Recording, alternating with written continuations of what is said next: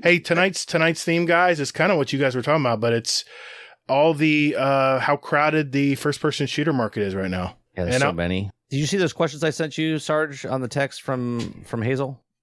Yeah, I don't know. I won't be able to answer it truthfully because why? The game that I want to have, they can't create. Like it's impossible. I just wanted to just kind of update and check in with you guys and before the year end here because we all seem to gel when we get in our little talks. So there's just so much. There's so much to say. It's overwhelming. I know.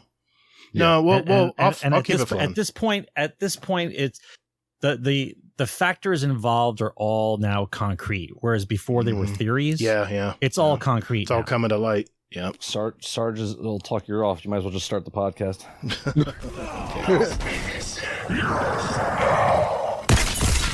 Guardian down.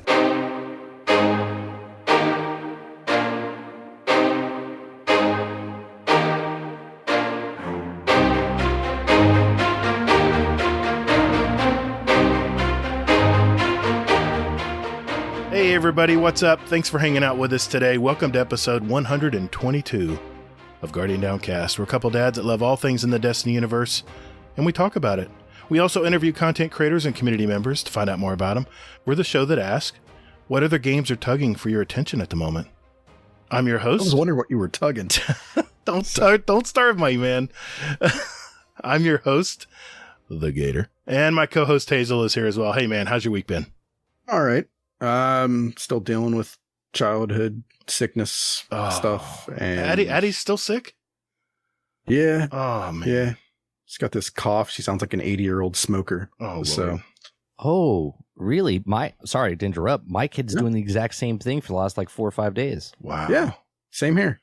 You sure it isn't the new COVID thing for kids? We got her tested. Yeah, we got her tested. Like COVID kids. Yeah. No, we got her tested for it, and it came back negative. And they tested her for strep too, and nothing there either. So wow. Well, yeah, she just sounds like she's been smoking since she's been born, and I'm like that's not natural. Gotta love it, man. So Dad, can I get a lollipop? Can I get a lollipop? So are you going to get any sleep anytime soon? I have a feeling no. Pretty much no, because I'll be sleeping, and I'm a light sleeper anyway. So all of a sudden I hear this, and I'm like, what the fuck? Oh, man. So that's a thing. Funny story for you though. Apparently, so she's in school and they have to wear masks during the day in school and everything. Mm-hmm. Well, because of whatever bug she has, I guess she sneezed. Oh no. And she sneezed all in this mask, and there was just so much snot in there. The teacher I guess laughed and was like, "Here, honey, let's put this away and let's give you a new mask." So, oh man, that's a trash mask. Yeah. I mean, at least it did what it was supposed to. Exactly, it stopped it. That's for sure. Holy shit. Oh wow. How are you, man? Getting prepared for Thanksgiving. I'm trying to get my clients' lawns looking good, get the pest out of their house for the holidays. It's a real busy time for me. And while working in 70-degree weather, it's beautiful, 50s at night. Yeah, it's been really good, man. I'm sorry, dude. It's fucking 36 here. Dude, it's just this time of year where we really 30 can talk, so can Sergeant McClusky. This is why you live here. This is why we live here when the snow hits you guys and all those nasty cold fronts. 36 is Celsius or Fahrenheit? No, he's in America. He's in America, Sergeant. Crikey.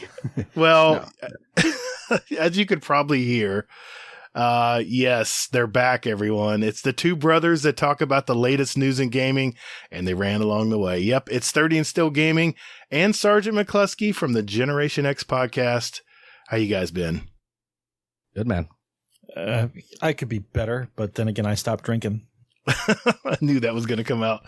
Well, if you guys don't already know about these guys, you can see and hear their podcast live every Thursday night at 8 o'clock Eastern on the 30 and Still Gaming YouTube channel. I'll have their link in the show notes when our episode comes out. They talk about some of the top stories in gaming and entertainment, and if you haven't tuned into them, you're in for a treat, so check them out. Well, just a quick preview of what we're going to talk about tonight. First, we're going to, of course, catch up and see how these two have been doing since their last visit, which was in April of this year, and that was episode 91. Jesus. Okay, Boomer. That was our title. I love that title. I think that phrase came up a lot back then. Next, Hazel's going to go over the TWAB for this 13th week of Season of the Lost. Then we're going to talk about the ever-crowded gaming environment that has started filling up for the holiday season. And then finally, we're going to answer questions from our community and add 2 songs each to our award-winning Guardian Downcast show playlist on Spotify and iTunes. All right, guys, let's do this.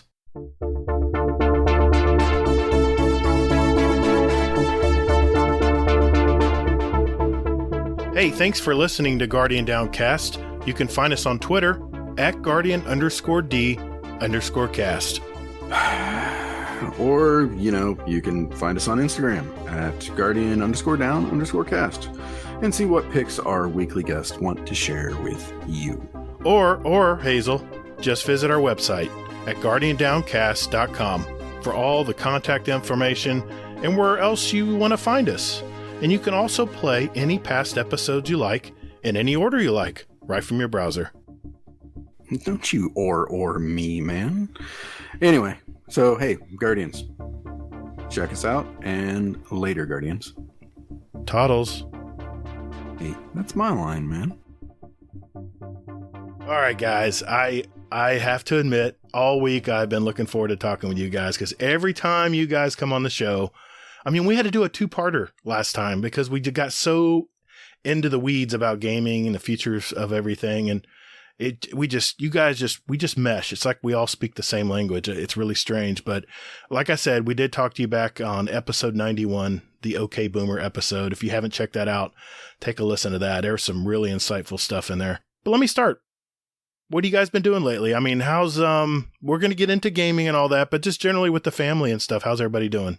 We were just when Hazel was talking just a couple of days ago. My son's got this like cough, like this really like raspy cough going on, and I don't know what it is. Don't know where he got it from. Obviously, school, but other than that, getting ready. We're going up to Wisconsin for Thanksgiving. Oh, so, nice. on purpose. Yeah, on purpose. Yeah. He's gonna see what Hazel's life's about up there. Yeah. Yeah. Is that where you are, Hazel? You're no, up there? he's a little further south, but not quite. I'm in Ohio. But Oh, okay.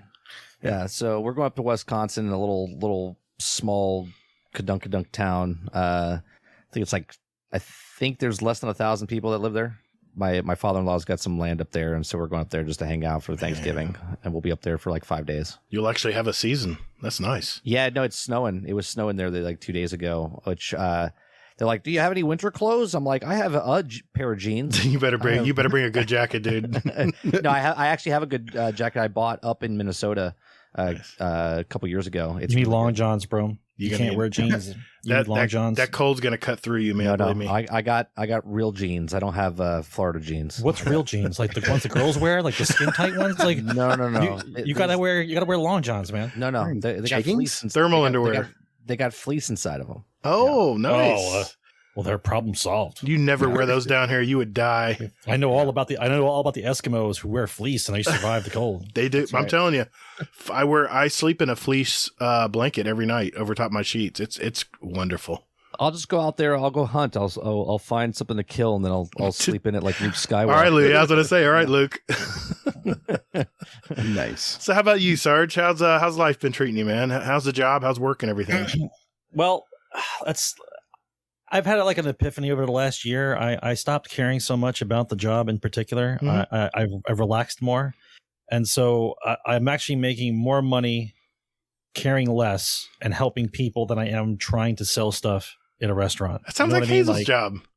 You know what I mean? Like I've reached this point now where they request you, they ask for you, and the ones that don't, I have this strange ability to walk up to a table, say, "Hello, how are you?" And then immediately after I leave to get a drink order, somebody goes up to the waiter, to the hostess stand and says, "I need a new server."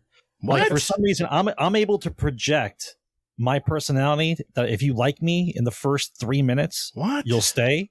Otherwise than that, they will ask at that point for a different server before I do anything else. You won't want those anyway. I think it's a special ability I've worked up over the years, and I'm kind of astonished by it.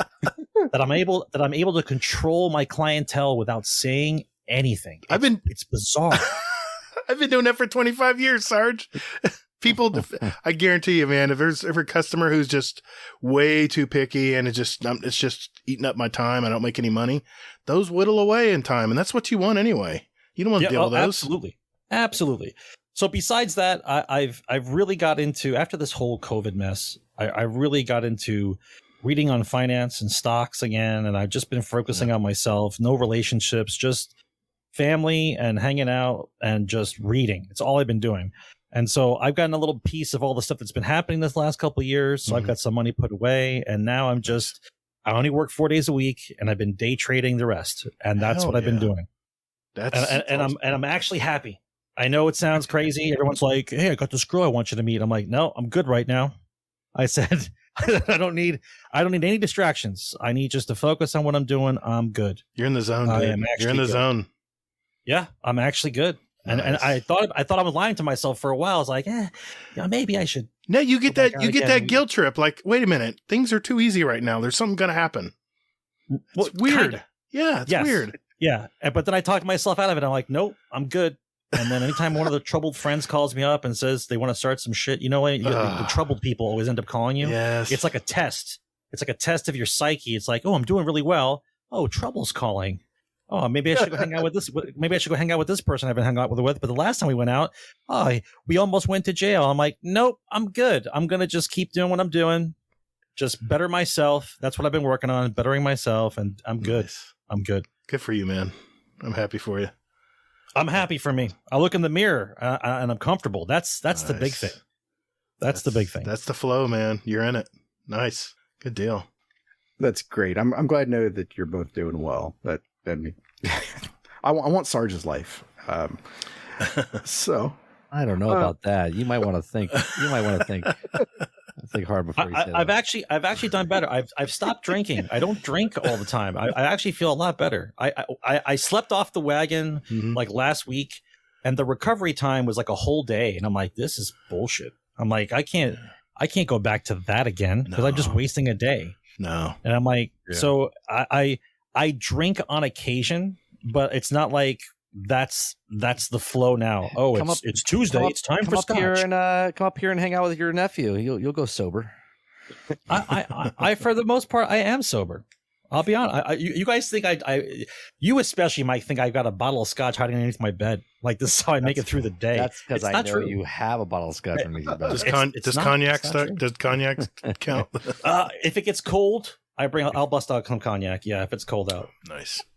There actually is certain social situations and liqueurs that go together, like fire pits and outside and a cognac or a nice scotch hanging out outside. Yeah, that's nice. Like anytime you can have a cocktail and you have to put no ice in it and it stays cold. Yes, that's like the perfect temperature for me. Other people think it's too cold out, and I'm like, well, that just eliminates a lot of the nonsense. Yeah, everybody's firing. There's people that want to hang out with you. Everybody's firing their fire pits up right now. You could smell burning stuff in everybody's yard right now. Where they're all sitting down. And we're T-minus 7 days from someone burning down their house for Thanksgiving. Yep, it's coming. Anybody want to do the over/under?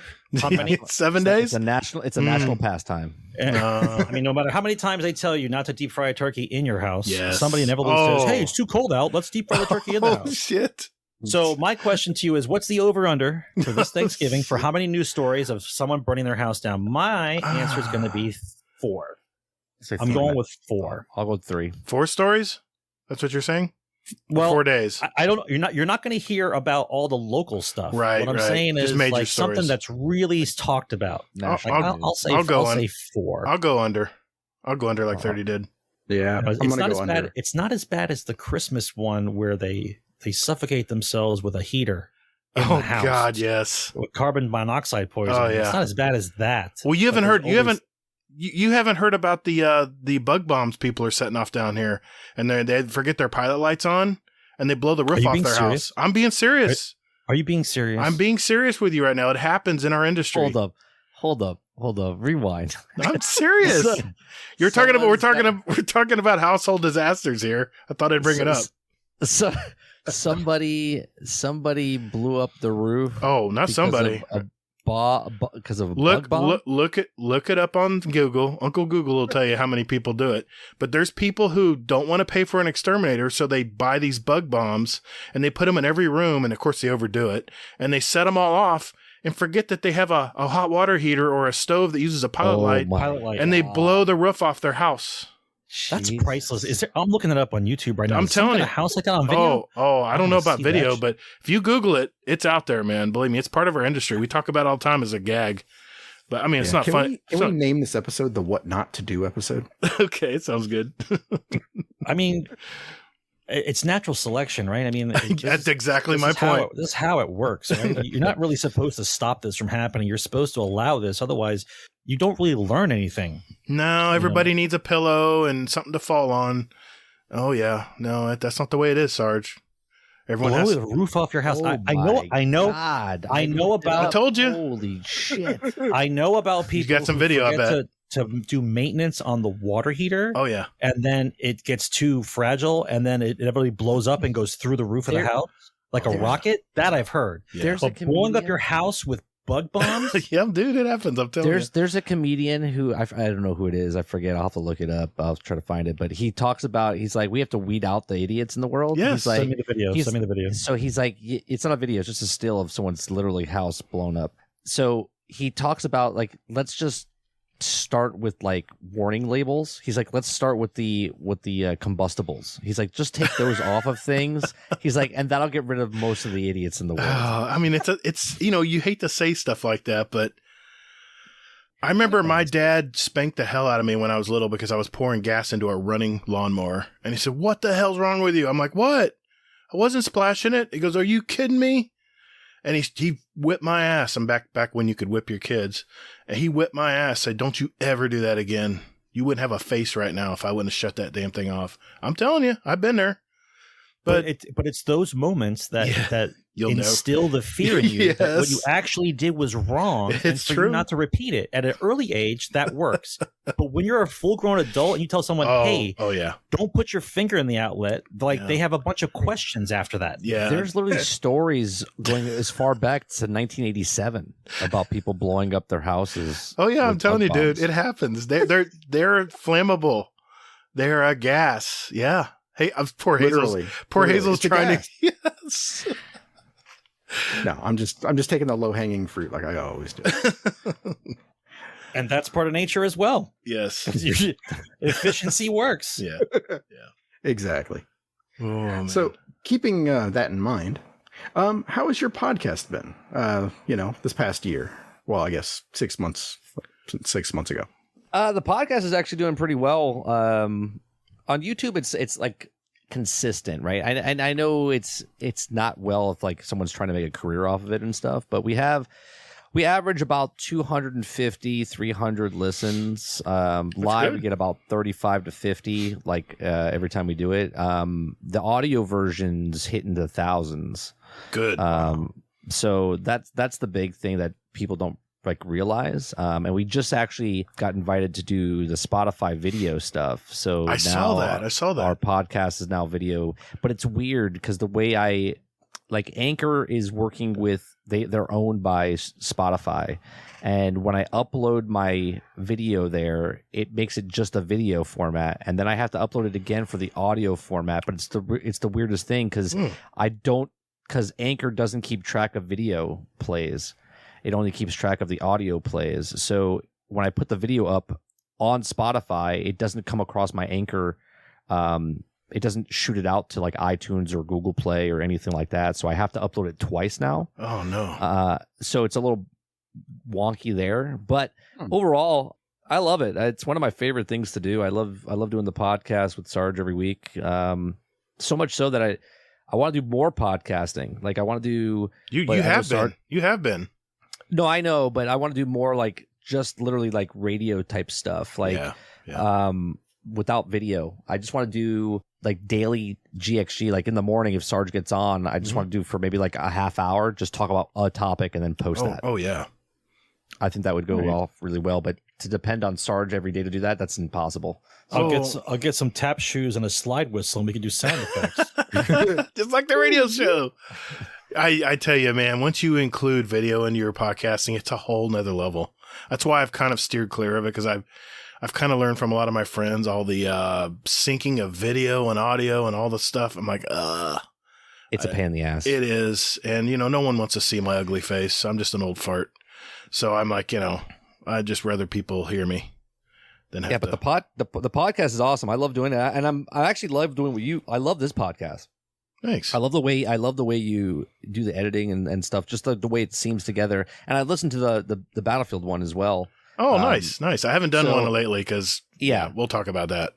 But I love podcasting. To me, podcasting is I have ideas for other podcasts where I want to just interview like devs. I've talked about this, I think, before, where I just want to talk about devs, but I don't want to talk about devs like they're working on a game and you're selling it to me, right? I want to talk to the devs that like, what motivated you to get in the industry? Like, what is it? How does the soup get made? You know what I mean? Yeah, like, questions. talk to us about that. Yeah, just deeper questions and stuff like that. And then, not even dealing with gaming, I have an idea for a podcast talking to business owners. Because I really am an entrepreneur. Like, I wanted to open up a business, and I don't have the means because of financial things, so I have to find like an angel investor or whatever to get it started. But I want to start a podcast where I talk to business owners all over. It doesn't matter if you own like a laundromat or if you're that's a great idea, man. Like you own your own business. Yeah, that's a great idea. Interview people like that, because there's people out there that want to start a business and they don't know how. Right. Yeah. And if they hear stories of how other people got started, then that could be the motivational, like a spark that could make someone else go into business and have ideas and stuff like that. So I'm in the works of trying to make something happen with that, which would be completely different than anything else I've done. It wouldn't be on my gaming channel or anything like that. Yeah, dude, sign me up. I'll be glad to participate. Hell cool. Yeah. I love talking about my past. Yep. People may not want to listen to it, but yeah. I think there is. I think there's a bunch of people that want to listen to stuff like that. Go ahead, Hazel. That's pretty cool. Yeah, because my wife, she got fired from her job because of downsizing and stuff like that this year, and she's like, okay, well, I don't know what the hell to do, and then she ended up basically starting her own business, and just. She was, now she's making more money than she was before. Good for her. And working less hours. And but see, if it wasn't for what happened, she would have never taken that step, right? Because she would be scared to do it. But when you're pushed to the limit of doing something, right? You're like, well, I have nothing to lose. I'm already at the bottom. So you're like, I got to do it. Don't you? Well, you have to. It's a have to. Right. You have to do it. Right. Don't you think that story that Hazel just told me about getting laid off, or COVID maybe eliminating your industry, at least for the time being, don't you think that that's probably the reason why our supply chain's so messed up right now with the low amount of truckers and people who are used to doing these jobs and are finding other ways to make money or better ways to make money where they don't even have to leave their house? I don't know. Oof. Okay. Damn, did I open a can of worms? I'm sorry. I haven't gotten enough information from the economics people. Right. Like, I've been trying to read up on it, but I think it's a combination of partially what they say are shit jobs, which are jobs that are just mundane, need to be done. They don't understand the value of what that job is, and so you're just doing a job. Right. And so what ended up happening was, because people were let go and then brought back, they realized that they have this awakening where not only did you get fired, but you had that rent moratorium, you had that mortgage moratorium where you didn't have to pay anything. So you got a chance for just a moment to just think. Pause. To think about your life, to think about what you're doing on a day-to-day basis. And a lot of people, according to statistics, about 6 million people said, I'm not doing this shit anymore. Yeah. And that's a lot. That's a lot for an epiphany to happen. Well, also there's people for years and years were told that they couldn't work from home with their job. Right. They weren't allowed to work at home. And then all of a sudden this hit, and then everyone was allowed to work at home. Right. And then now they're asking them to come back in the office. They're like, no. I can work where I'm at. Think about it. 20 years ago, 30 years ago, working from home, only jobs that were available were like doctor transcribing, envelope processing, bullshit jobs, menial jobs that machines do now. Yeah. And now that the internet is so broad and wide, there's so many different ways. I mean, both my kids graduated college. They both work from home. One is an assistant art director for a big giant company that does online ticketing systems for all the theme parks. My son just graduated with a computer engineering degree, and he works for a real estate development company that's just huge. It's one like the biggest. And all he does all day is create programs for their systems and stuff and integrates it into and they all get paid pretty good money and they never leave the house. Yeah. It's crazy. Which is good and bad. Which is good and bad, because then we start getting to be, if you were you become an introvert, right? Because then you're used to being at home and not around people, and which then is going to have its longer term problems down the road, because people by nature are creatures that need to interact with other people, even though we don't want to. Yeah. And because you want that sense, but obviously we always joke about this. If you ever see WALL-E, the movie from Disney where everyone's on a fucking spaceship. That's not a movie. That's reality. Documentary. Right? That's a documentary. It is now.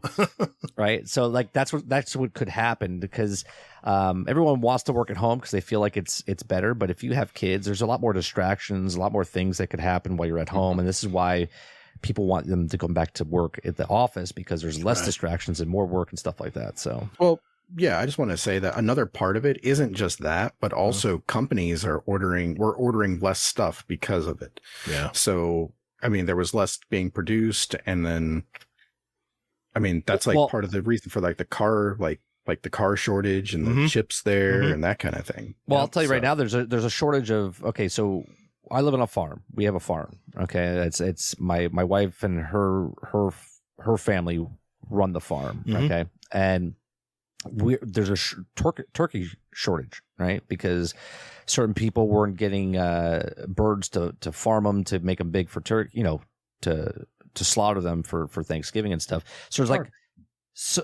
harvest them, slaughter them, whatever, so there's supply chains all over the place that are broke because of certain things, right? There was animals that they had too many of that they had to get rid of because it would cost the farmers too much to take maintain care of all them, those animals, right? Mm-hmm. So then they had to slaughter and then waste that meat and just dig a hole and bury all their cattle or their pigs or whatever else, right? Wow. That's what was happening early on in the stuff. Now there's stuff that, stores are out because they can't get all of it. So small farms like us get all the business now because we have, I think last year, we sold 270 turkeys. This year we sold 780 turkeys. Damn.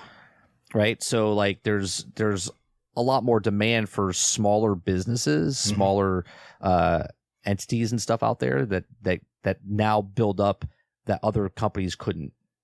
You know what I'm saying? So there's always something to take over. So for instance, the supply chains are broke, but yet there's more packages being delivered every day from Amazon and Uber, and you see what I'm saying? So there's like different ways and different jobs that are opening up, and less jobs for other sections. But like technology is switching and changing in ways. That's what I was gonna mention. Very quickly, like Elon Musk. Very quickly, compared Elon to what's Musk has got happening. the driveless trucks, right? Yeah, and those are supposed to be on the road next year. Now they might be up even sooner. If they're not already, we don't know about. Yeah, it's a conundrum, that's for sure. I mean, there's so many moving parts of this. I was watching the 60-minute story on that, and it wasn't just truckers. The truckers can't even return the containers to allow their flatbeds to be able to pick up a new container because there's a glut on storing them because nobody wants them back. It's crazy, man. It's such a we don't export anything. Yeah, we don't export anything. Yeah, that's a problem. And this one company, I mentioned this last week, but this one owner said, I used to pay $3,000 for a container. I paid $20,000 just last month for one container. Nuts. He says, I paid $1 million in containers, buying containers last month alone. I'm like, Jesus, how do you stay in business for that? I feel bad for anyone who has to maintain an inventory right now. I really do. Yeah. But, okay, I'll steer us back to gaming, because that's what this podcast is about. If you were to pick a theme for 2021 in gaming, I know it's a little deep question, but I came up with it. What would your overall theme for gaming be in 2021? Oh, that's easy. Okay. I think mine's going to be the same answer. It's the year of the remaster. Yes, Well, that's right. Oh, It's the year of the remaster. They have nothing else to do. They've got nothing else going on. They have to go back to their originals because the artistic years of the COVID nonsense have broken up their momentum, and so now they have to rely on older games, rehashing them to make their books look good. So you're saying Plan B? Basically, My answer was going to be nostalgia. Oh It's yeah. the year of nostalgia, Okay. right? Because everything that's coming out is either something that was better before, right? Now redone in a shittier way. Would you agree with that, Hazel? be honest now. He's playing a game. Don't worry about it. no, I'm just trying to think. Farmville to be mad. Is that still a thing? He's farming in Marvel's Avengers right now. Don't lie to me, Hazel. I'll log on and look. He blocked. I can't do it because I don't know how to like work at all because I have to stream it on the computer right now. So I got you. I'd have to figure that part out. But I mean, I think it's sort of like maybe like if you asked me this in 2020, I would have said the same thing. The year of the broke ass game. Oh yeah. Yeah, but no, a broke ass game and being nostalgia is different, right? So like, Well, that's why I'm saying like, yeah, I mean, I don't think it's, I mean, I understand nostalgia, but I mean, well, I just think that, I mean, it's that, I mean, there's just so many games that are just coming out that shouldn't be coming out right now, you know? Yeah. I mean, this whole year, I mean, in what way though? What way shouldn't they be coming out? They shouldn't be coming out because they're not finished, or should it be coming out because no one wants to buy that type of game? oh, well, I mean, I don't think anybody, I mean, I don't think there's one game that's come out that like is like, I would consider like too early, you know, like it's ahead of the curve almost.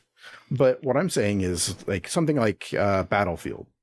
I know we're going to talk about that later, but I mean, Battlefield to me, I mean, when they delayed it 30 days, I laughed. Oh, so did I. I laughed. Yeah. I'm like, that's fucking useless. Yeah. What are you gonna do in 30 I'm like, days? you might as well just go like, you know, we're just pushing it back because we don't want to do something else, you know.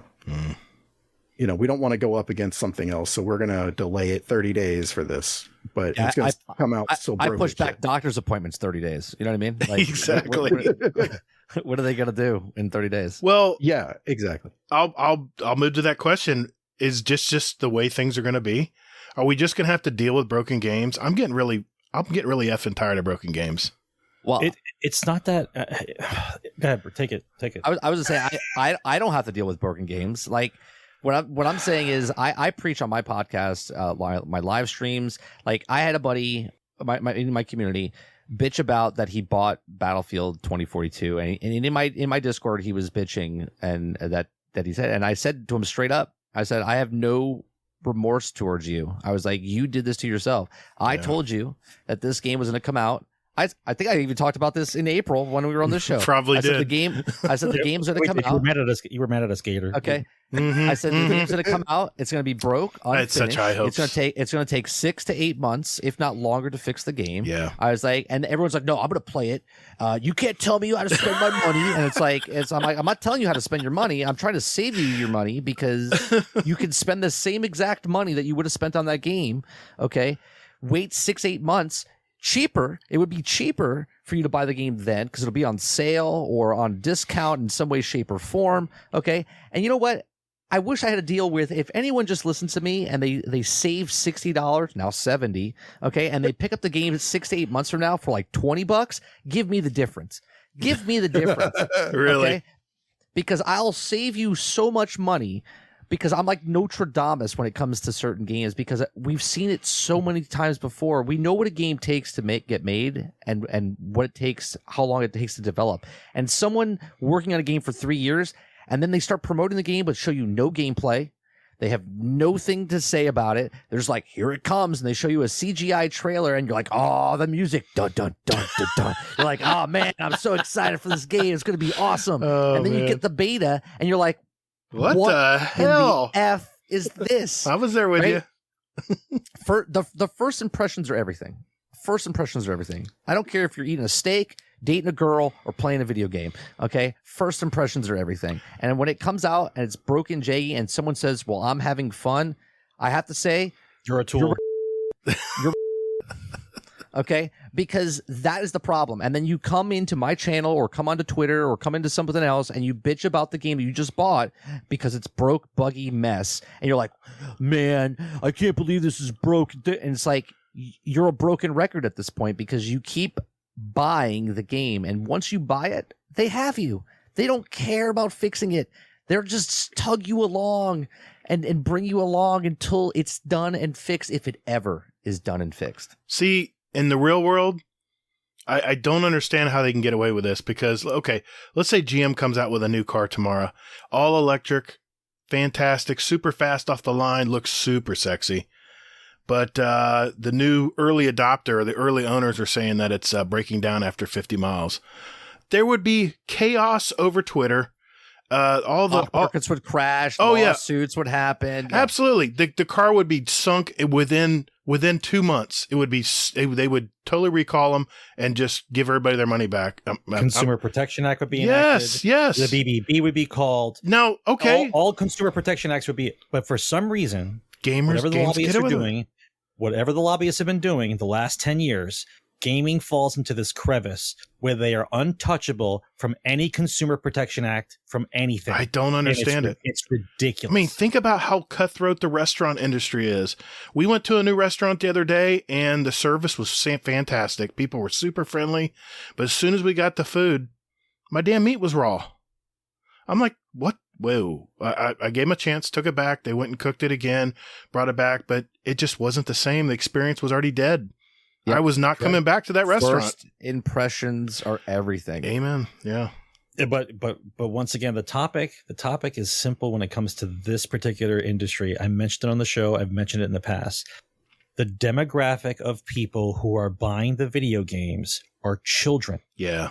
The major demographic is children. The hype and the marketing get children to say, mommy, get me the game, or they're still young adults in their part-time job. They get the game themselves. These are minors who are being manipulated into buying a product that is not good, but a promise of a better product will come. That section of the market does not exist in any other facet of our world except video games. Why You cannot do that anywhere else except here. It's broke, unfinished, and yet selling microtransactions while it's broken, unfinished. Well, I'm going to play devil's advocate here. What if the reason they're broken is because games are so much larger and immersive now that the technology just isn't there to do it effectively? I agree with you. I don't. But you have decided what the market would bear. You decided to make those innovations and to push the envelope to bring to the next level because you were trying to sell the product. Right. So now that we're at this new upper echelon of what normal is, it takes longer to make those games now. You decided that. I didn't decide that. Right. You decided that. Perfect example. So now that a game used to take 2 to 3 years to make is going to take 5 to 7 to make. Yeah. But we still have to see that profit margin be the same or better every year until the end of time. And so that is not sustainable. No market is sustainable. There's no such thing as forever growth, but that's the way they treat it. Gaming was an art that was sold to people who believed in the art. And if you made money, you made the money. If you didn't make as much money, you tried harder for the next time. Moving on. That was the industry. Yeah. But because of the way it is structured now with investors and stockholders, you need guaranteed money every year. And so they are trapped in this cycle now. It's not about art anymore. It's about the widget. And video games was never supposed to be about the widget, ever. It was never about the widget. It's games don't have to look. They're the ones that made it look prettier. They're the ones that raised the bar to make it look pretty and then put less in it. They're the ones that kept taking the stuff instead of owning or earning the gun or earning the armor. They took those out and then put them in behind a wall of a paywall. Like Microsoft is not changing Minecraft to have realistic graphics, right? They keep it simple. They keep it simple, and kids like Cash Shop is huge, bro. Love it. Why? Because they're giving you so much content and you feel that you could do anything in that game. You can build what you want. You can go explore what you want. Everything's there, right? And it's a low price points, like $30, $20. I think it's like $8 on mobile or whatever it is. Okay. And then they have microtransactions in there. And they're actually truly microtransactions. Okay. Like it's $8 for a complete level that was designed. Wow. Or, right? Like it's, and you can do what you want with it. It's not $8 for a vest? No, it is. They have, but it's a bundle. They'll have like if you buy a board in the marketplace. Sorry, I was being sarcastic. Sorry. No, I know, but what I want to make sure, like, because it's like let's say it's $8, and you'll get the board, you'll get the all the assets on the board, you'll get like 10 skins included in the thing for $8, right? Yeah, for $8. Not bad. Some are more, some are less, right? It all depends on what it is. Okay, and that's just one game that's actually doing it right. Okay, now, just a quick question about that. Yeah. Is the creator of that getting any of that money back? The creator of the skins and stuff? Yeah. Minecraft? Yeah. No. So no, they are. They've given out $350 million to creators that were people that don't work for Mojang or don't work for Microsoft, that they're modders that actually make stuff, and they can put it in the store as long as they have to go underneath a strict guideline of maybe making sure they're not trying to dick over anybody. You know what I'm saying? So the people that, like, if I create something, I can put it on the store and I can make money if I wanted to. Yeah, they've paid back the people that actually make the stuff, and then they make their own stuff. Like, for instance, on our story tonight, they teamed up with Disney World, and they created Magic Kingdom with Minecraft, and you can go around the Magic Kingdom park. Right, Nice. that's a Mojang like exclusive thing that they did. I don't think that was outsourced to a third party or whatever. Right. So, like, that's one game that's doing it. Then you have games like Marvel Avengers, where they're like, hey, we're not charging for anything. The game is $60, $80 when it came out. And then all of a sudden they're charging $14 for one skin, right? You paid $60 for a 15-hour campaign with 6 heroes with all fightable, all different types of poses and different animations and all this stuff. Now, they decided they wanted to put that in and add 3 more characters. Hey. But yet $14 for one skin. You buy 4 skins, 5 skins, you've paid for a full complete video. Hey, Fortnite's been doing it for years. Why not? Hey, right, and they're not even out. It's still in beta. Jeez. So they can bypass all the rigid testing. Yeah. Yeah. Yes. Yeah. Yeah. It's been out for 5 years. And they've been giving out microtransactions since day one. Even Halo, it's in beta, right? Halo's out, and that's right. it's got microtransaction store working just fine. Does it really already? For the multiplayer? Yep. No shit. Season pass. Oh my God. And I heard it lasts like 6 months. That's crazy, man. Wow. Poor Hazel. Season pass, you can go back to it. Yeah. It never ends. But Indefinitely. but each season is 6 months. 6 months. That's a long time. Well, that explains why the progression takes fucking forever. Oh, it's the worst. Yeah. It's the worst. I don't even. Everybody wants it now. Whoever came up with that idea, I want a baseball bat to the knee. Everybody wants it now, man. Well, I mean, they are tweaking that, they said, Well, of course they are, because it's still in beta. And that's the whole topic of the conversation, right? Games coming out broke and unfinished. Yep. And I would look, if I paid money for Battlefield, I paid $70 a week early so I can play the game and it's still broke, go F yourself. Okay, I should be getting it for $10 or free as the first beta tester. Users, as a beta tester. Okay, not play a premium price for your shit broken game, and then the people afterwards get to pay less than me, and then get a better experience. Yeah, completely. I mean, because I played that beta and I just was like, nah. I mean, it's kind of like what you said about that first impression, and I'm like, this is a shitty fucking first impression. Yeah. It was not good. It was not good. I played it, and I mean, I'm a casual Battlefield guy. I'm not like Gatr. I'm not like yourself, 30. I think Sarge, you played it a lot too. So I'm not like you three at all. I'm basically like a guy that played Bad Company 2 and enjoyed the shit out of it.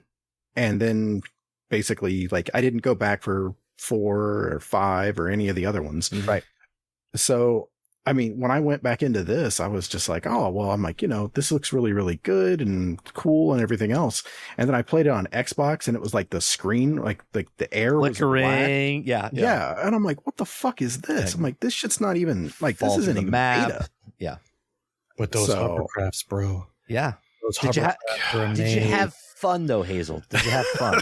No, I didn't, because I got to run around and trying to find somebody to fucking shoot. I remember I streamed at day one of the beta, and Hazel was on my stream, and he goes, "Dude, are you ever gonna fight anything?" I'm like, "I know, it's like the cardio simulator." I'm like running and running. I said, "This guy's got great cardio, though, man. He's got a nice rhythm, nice breathing rhythm and stuff. I see he must be in really great shape." But I was coming from an arena shooter like Destiny, where they're 6v6 into these giant worlds, I kind of got a little shocked because I forgot how long it took to get to the engagements. And then you'll be running and running and running into a flag, and there's 10 people camping it, and you get shot before you can even get back in the engagement. That's it. It's frustrating because I haven't played it in a while. And now I remember why sometimes it was frustrating to play. And I have a damn podcast about it. So it's because of nostalgia. It's nostalgia. Exactly. It is, dude. It is. I keep thinking of those Battlefield 4 days where I was in the fight boat. Yeah. Yep. Oh yeah. You know, that's the reason why God and everybody is like, Portal's awesome. I played it, but and it's like it's starting to come out. It's starting to come out that Portal doesn't do all the stuff that they say it's supposed to do. You cannot manipulate it's limited. You want to manipulate it. It's limited. I mean, it's but look, Portal's there to sell 2042 because us people that play the other Battlefields looked at 2042 and said that doesn't look appealing, but Portal does. And then the other people look at go, the hell's 1942? I don't want to play that shit. 2042 looks like the shit, right? Apex. Right. Oh, it's like Apex. It's like Apex. Oh, it's like Call of Duty, right? Oh, okay. And that's what it is. It's a shill of what a game. I said it before and I'll say it again. It's Battlefield by name only. That's it. It's not a Battlefield game anymore. It's definitely a newer game, and we might as well roll into this topic because I have a couple of questions before we move on. But since we're already talking about this, let's just get into it. I mean, there's 5 shooters right now that I can think of, not including PC shooters. 5 first-person shooters I can think of right now, and that's the new Halo Infinite multiplayer, Battlefield 2042, which we talked about. We got Call of Duty Vanguard. You guys are playing a new game called Hell Let Loose, and Destiny 2.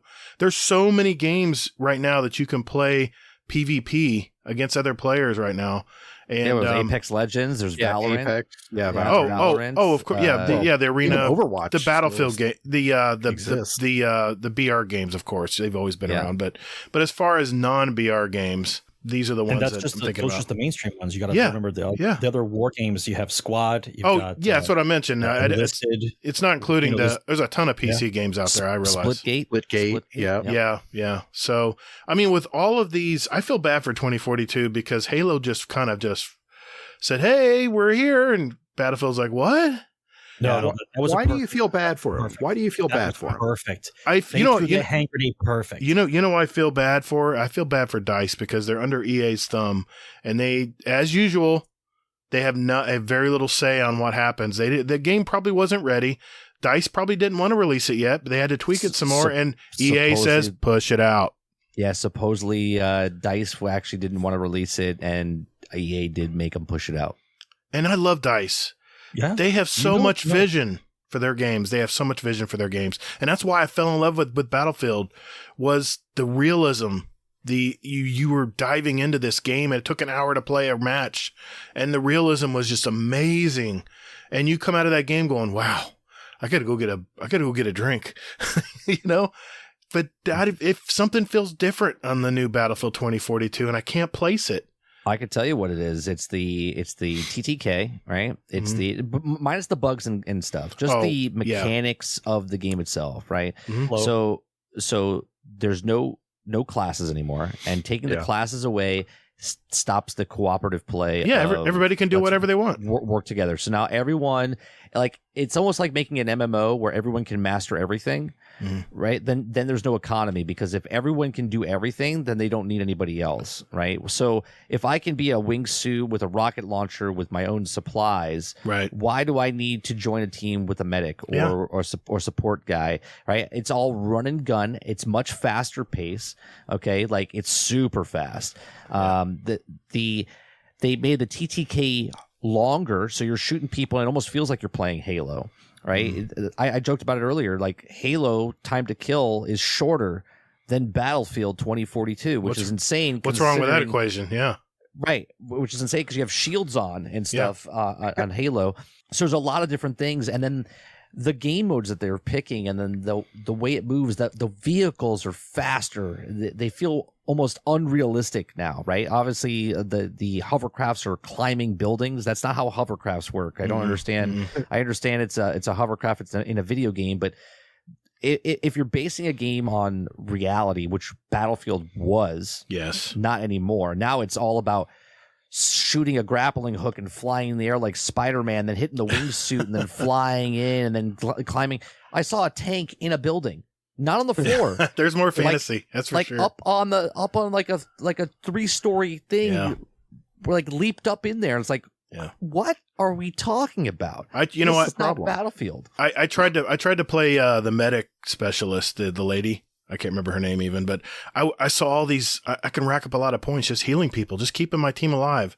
And I was running around, and people were giving up. I'm like, well, wait a minute. There's no way There's no way for me to tell them, hey, I'm coming to res you. Nope.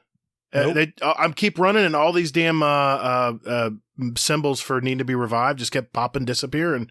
And I'm like, oh, what am I doing here? What am I doing? I'm running around like a chicken with my head cut off. I can't revive anybody because no one stays alive long enough. Well, yeah, because nobody is used to being rezzed. Right. You think that's it? The ADD. I'm down. I gotta get back in. I gotta get back in the game. That's that Call of Duty mentality. Well, no, that's a team thing. That's a team mechanic. Yeah. And if I'm out there on my own, why do I need anybody else? Oh, I died. I'll just res. And to be honest, I've been playing solo. And I tried to jump in the other day, just playing PS5, console only, and don't even get me started on the crossplay against the mouse and keyboard players that can just aim and shoot you in one shot and you're done, versus me stumbling around with thumbsticks. But is it crossplay? It's dude. It's crossplay. I turned it off. I was like, I want to play console, guys. You couldn't turn crossplay off in the beta, and everyone that just killed me quickly, they'd have the little TV screen emblem, but they were on PC. I'm like, no, this game's I'm already having to get used to this game already. And for me to go up against mouse and keyboard players, no way, man. So I turned it off. I was playing only on PlayStation, only other PlayStation players. But I tell you what, the hitching was so bad, it took me all out of the game. I would be going forward and then backward 5 times and forward. And you hear this? You guys hear this? Right, that's my money that I've saved not buying a Battlefield. But I tell you what I did do, and I want to mention this. They have it where you can play a solo in a game now where you play against AI. And I will tell you this, as you rank up, the AI ranks up with you. And I'm telling you, I got my ass kicked against some of these AI. They're not stupid ones like in Vanguard that don't even shoot you. These guys know where you're at. They zero in on you really quick. You can't hide from them. So you're playing bots, right? I'm playing bots just mainly because one, I want to rank my guns up. I want to get my attachments, which I love doing. But also, I haven't played Battlefield in a while. But you know what's funny? It ran smooth as silk because I'm not playing against other players. The reason they have bots in the game is because the AI needs to learn and adapt. And every time you play it, it does it in Halo as well. Okay, the AI learns and it becomes better and better over time. Now, if you have thousands and thousands of people playing, the AI is going to learn much faster, right? Oh, yeah. You ever watched the movie War Games? Oh, right? Yeah. Okay. So basically, the AI is going to become where indistinguishable. You're not even going to be able to tell if it's a real player or if it's a bot. Okay. It's almost that way now. It's pretty close. Right. Because the game is going to suck balls. No one's going to play it. But yet they're going to make it look like it's a big hit. It's going to make it look like there's people playing the game and servers are full. There's a reason there's no scoreboard either. Exactly. There's no scoreboard. The reason the scoreboard is not in there, I don't care what they tell you. It's been in every game since the beginning of time. Yes. It was part of Battlefield. That was one of the things to do. And if you're telling me they took it out because of people don't want to know and they're sad because they're dead last, they took the scoreboard away because the bots are hidden. Okay. And if the bots can hide, they can give them fake names, real names. You don't know which. But as AI in parentheses next to it. Right. Well, now it does. Yeah. Now it does. Okay. Until it becomes indistinguishable. Oh, that's going to be crazy. And you can't tell the difference between an AI and a regular player. There goes Johnny 5. Look, Fortnite already does this. Okay? Do they really? Yeah, it was established like 2 years ago. No right? shit. The patents were out. I did not know this. We were discussing this 2 years ago about how they had patents for AI. Bots are in the game now. Bots are in Fortnite as far as like they had an event last time I played with the Marvels event and like I forget who was out there. I think it was the Mandalorian was out by a crashed ship or whatever, and he would fight you with his. But there's actual bots before they introduce those things. All of a sudden, you would play. This is like 2018, 2019, or beginning of 2019. I would run around, and I was like, that guy's acting strange. I was like, it almost looks like it's a bot. I was like, there's no bots in this, right? Because there wasn't. At that time, there was no bots. Yeah. And everyone's like, nah, it's not a bot. It's not a bot. It's just someone that's new or whatever. And then weeks and weeks that went by, and then people started reporting that I think that's a bot, right? And that's what they did. They make it seem like it's more filled, right? Because there's no way. Look, I'm good at gaming. I'm not fantastic gaming. Okay. So when I walk into a battle royale that I haven't played in 6 months and I can win my first match, I have questions. There's something up there. Okay. I wasn't like a lucky person. Like maybe I was lucky. Maybe I won. I won 3 fucking matches. Okay. Because it knows I'm shitty. So it put me in a shitty server with bots. So I feel better about myself. And I'm like, hey man, I could do this. Right. There's Maybe no I'll difference. buy a skin. Yes, exactly. Especially when they make those skins on the NPCs. So when you see a new skin and one of the NPCs is wearing it, you're like, oh, that's a cool skin. It's a moving billboard. It's you free got to be marketing. shitting me. That's exactly what it is. Now for Battlefield, we talked about a patent a while ago that Call of Duty was trying to do, where all of a sudden you would join a game and you would get murdered by the said gun. Okay, let's just call it an M16. Okay, that person killed you with the M16 over and over, and you kept losing. So what do? They show you that the M16's in the microtransaction store, And it's on sale. Right, it's on sale. So then you purchase the microtransaction. Okay, and they say this is not in games yet, but we'll see. Okay.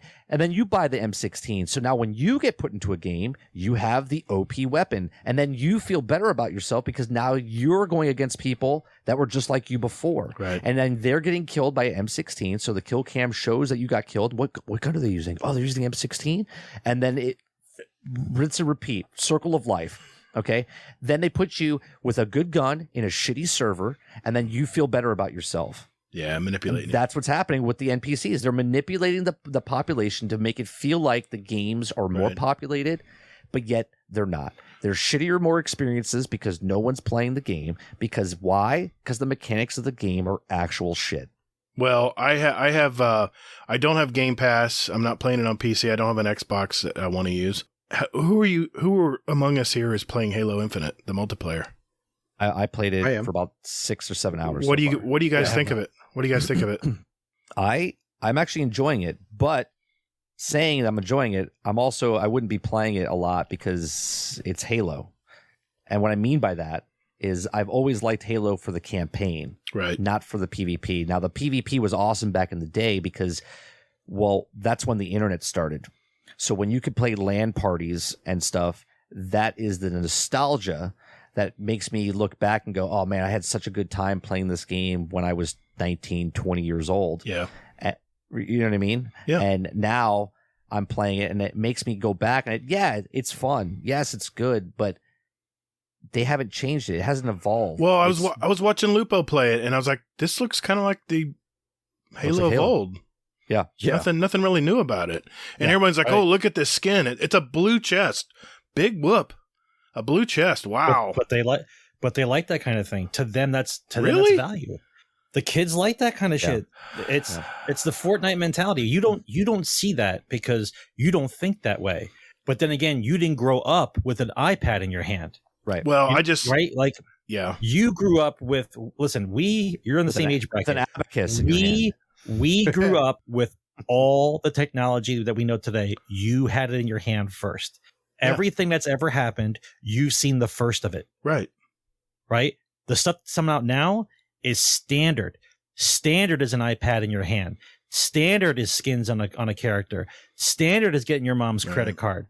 Like their brains have turned different. There's no looking at a product and saying, is this a good product or bad product? They're giving products to show it. Well, this is the product. This is what you get. Like this is the game. This is what you get. Well, so I need that credit card, Mom. I need that. I need to get this because that's what this is. It just looked like the regular old Halo that I watched years ago. Hazel, which is no problem with it. Yeah, it's just Halo. It's just Halo. What's your take, Hazel? Nostalgia. I mean, is that what it is? Just nostalgia? Yeah. I mean, 110%. I mean, I played it and immediately I mean, it was like I already knew what to do because I put so much time into Halo. Right. Yep. And people tonight, I was saying it didn't impress me. And your chat was like, no, they've added a bunch of new things. Well, what have they added? Grapple hook. Can you sprint? Yeah. Can you sprint or no sprint? You can sprint. I didn't play it. That's why I'm asking you. I heard the thing to do is to get the sniper rifle. Is that the thing to do? Yeah, but then you have to be good at sniper. Oh, right. Like if you can't, it's very fast paced moving, right? But and the grapple hook, right? I thought it was kind of slow, actually. Really? I no, mean, well, that's because you're used to playing Destiny, Hazel.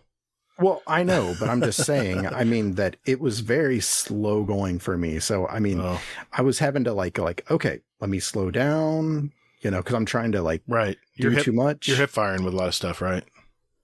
No. Well, I mean, the original rifle, the auto rifle, yeah. Right. Yeah. But, I mean, there are other, but that's the one, it's actually a decent gun. No, I know, but you got to empty like a clip and a half into somebody. Yeah. Those TTKs are something else. I mean, not as bad as Battlefield. Apparently, use the human pistol, whatever it was, like the pistol. The sidearm's actually pretty good. The sidearm's actually pretty good. That's like where the skill pay stuff was. Like they would all empty clips at each other and dodge, and they would come down to like dual pistols. Like everyone's got a pistol in their hand. Like those used to be critical matches, right? Going for the headshot with the pistol. Yeah, right. Yeah. What I like I played the big team battles and even the small area ones. What's different and what's nice about Halo is that you're I would say every 5 seconds you're going to get in some sort of firefight, right? Even on the bigger maps, there's a car coming at you, someone long distance is shooting at you. You're always getting interacted. You're not running across these like giant maps like you are in Battlefield. Battlefield's maps are enormous. Yeah. So it has a good flow, like when you're fighting. But I have to say, when I was playing it, I was getting over it pretty fast personally because there's not enough maps. Okay. Yeah. Now again, this game was supposed to come out last year, and now it's out a year later, and there's still not enough maps. But then again, it's still someone listening right now is going, 30 doesn't know what he's talking about because it's only in beta and it comes out a month from now, right? That person thinks that there's going to be like 1,000 maps coming out next month. But meanwhile, there's going to be like 4, right? So there's going to be like the 2 that you're rotating now plus an additional 4 or whatever it is. Yeah, but 4 over the next year. Right, over the next season. 6 months. 6 months, Yeah, so to me, the matches move super fast because you're done with the match. Oh, it was fast paced. Yeah, you're done with the match really fast. The big team battles last a little longer because the maps are bigger. So they last, I think it's like 12 minutes or 15 minutes or whatever it is. But the mundane of the same map over and over, and they swap it up with capture the flag or oddball. Oh, you don't have your choice? It's just random? You can pick. You can go. I think you can go into like a playlist. I always just do big team battles, and then it rotates between. I got you. Capture the flag, take the point. There's these containers that you have to capture. I forget what it's called, but it's also like capture the flag. It's capture more flags, basically. It's just an assortment of different ways. And then there's like team deathmatch where you have to kill 100 people before the other team kills 100 people for the big team battles. Now the smaller maps are actually pretty fun because it almost reminds me, which is funny because Halo's Halo, but then Destiny's D1's Crucible, it reminded me when I was playing Halo. I was like, oh, this reminds me of Crucible, but Crucible is actually off of the original Halo anyway. So it felt good, but at the same time, I was just like, this is fun to like pop on for like 30 minutes, maybe to an hour, and be done with it, and then you move on. But it's not that game. It's not that game that I want to like sink my teeth into. Now the campaign comes out, and it's supposed to be open worldish like God of War and Assassin's Creed, and then you keep me interested for a little bit longer. But then it might also get mundane like Assassin's Creed, like you know what I mean? These open world type. Yeah, games I always just played the campaigns. I never played the Crucible part. The multiplayer. Hey, Hazel, I'm curious, how long you think you'll play it before you start getting bored of the multiplayer? Or will you? We'll know in about a month. Yeah, exactly. You'll know his answer in a month. I mean, my thought, honestly, is that I think that what's really going to make a game last for somebody is going to be what I saw when I watched Jack Frags play Battlefield. I watched him play. I've never seen this guy play before. He's big. Or anything else. He's like millions of followers. Yeah. Sure. But so yeah, I've never watched this guy play, but I watched him and a squad play, him and his friends. And that's what's going to make a game last. Yeah. Definitely. Teamwork. Yeah. The community and teamwork. Yeah. Yeah. And that's the thing that, I mean, you know, because I've seen like H, he's been playing the hell out of Halo, and I saw RNG on, and I'm like, you know, like if I were playing with them, I mean, you know, I could see myself. Yeah, exactly. I could see myself like actually like shunning Destiny PvP. Right. Yeah. How dare you? Yeah, I said that on the podcast tonight. I said I see it taking some people away from Destiny because they're just not getting, because they're just tired of waiting on Destiny to get their shit together with PvP, where Halo is just that fun moment. I played a couple matches with my friends the other night in Halo, and it was better than me playing solo. And it's always like that. This is why me and Sarge play Hell Let Loose, because of the teamwork. Well, let's talk about that, because we're not going to talk about Call of Duty Vanguard. That is such a clusterfuck right now, and nobody's talking about it. Activision is such a disaster right now, and I'm so glad Bungie separated themselves from them. Hell Let Loose. I watched you guys stream this a little bit when it first came out. What is it? What's the appeal of this game, guys? Go ahead, Sarge. Did you want to take that one first? I'll take it. No, go ahead. Well, for me, it's an age thing first, because I know the mentality of what it takes to play that kind of game. And so it brings in those kind of players. So for me, leaving out the graphics for being like super fun and fast paced, it's a very strategical game that you must communicate with your squad members, and you must work together in order to achieve the goals. Now, the way the game is structured, it's more like an onion than it is a piece of candy, right? You can suck on a piece of candy and you're done with it. This, you got to peel away. The missions in the game are not given to you. The mission in the games are brought forth to you depending on the situation of the game that's happening. Really? So in case of a defensive posture, you have to defend a point. So you realize that the tactics have to change. I know we have to now analyze where they're coming from and push to those directions and get to those places where they have the spawn beacons that the actual players construct. So it becomes a chess match of understanding where the enemy is putting their spawns as a comparison to where you're putting yours. All the while, the major goal is to take an actual point. And they do it well, whereas like in a battlefield where I can go to any point to take over any point at any time. So it's this constant chaos of going from A to B to C to D, and just points are being changed constantly. Right. Whereas in Hell Let Loose, the map is constringent in certain game modes where 2 points are active at any one time. And so you can have an element or a recon team scout out another point, but they can't do anything about it. They can recon, they can figure out what's there, they can figure out if anybody else is trying to construct anything there, but that point will not be affected until the point before it is in competition.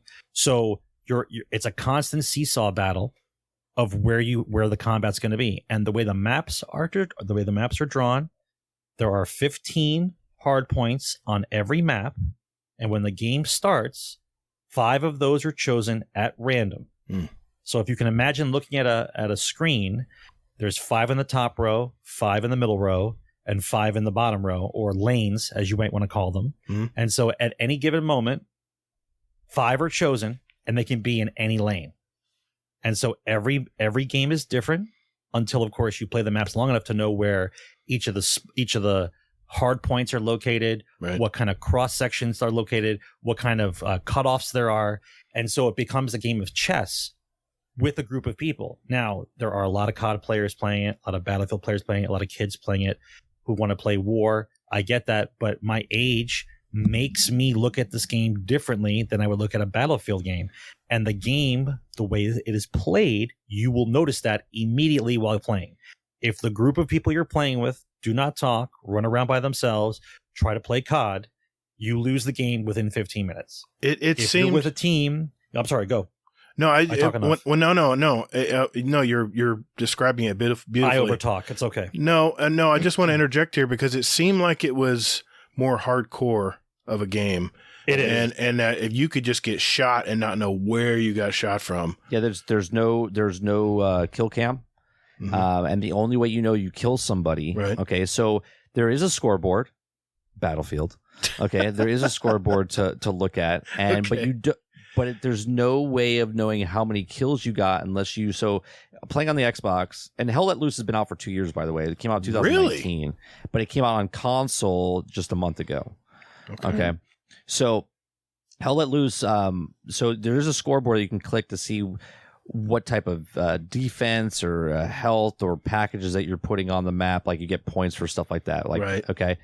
But there's an actual scoreboard. If you push down the left analog while you're in the scoreboard, it gives you your personal stats. Okay. I see. So while you're killing someone, or if someone's running across the map, the only way you know you kill someone in the head is there's a little ding like that happens. Okay. It's like a little noise that happens, so you know you got a headshot.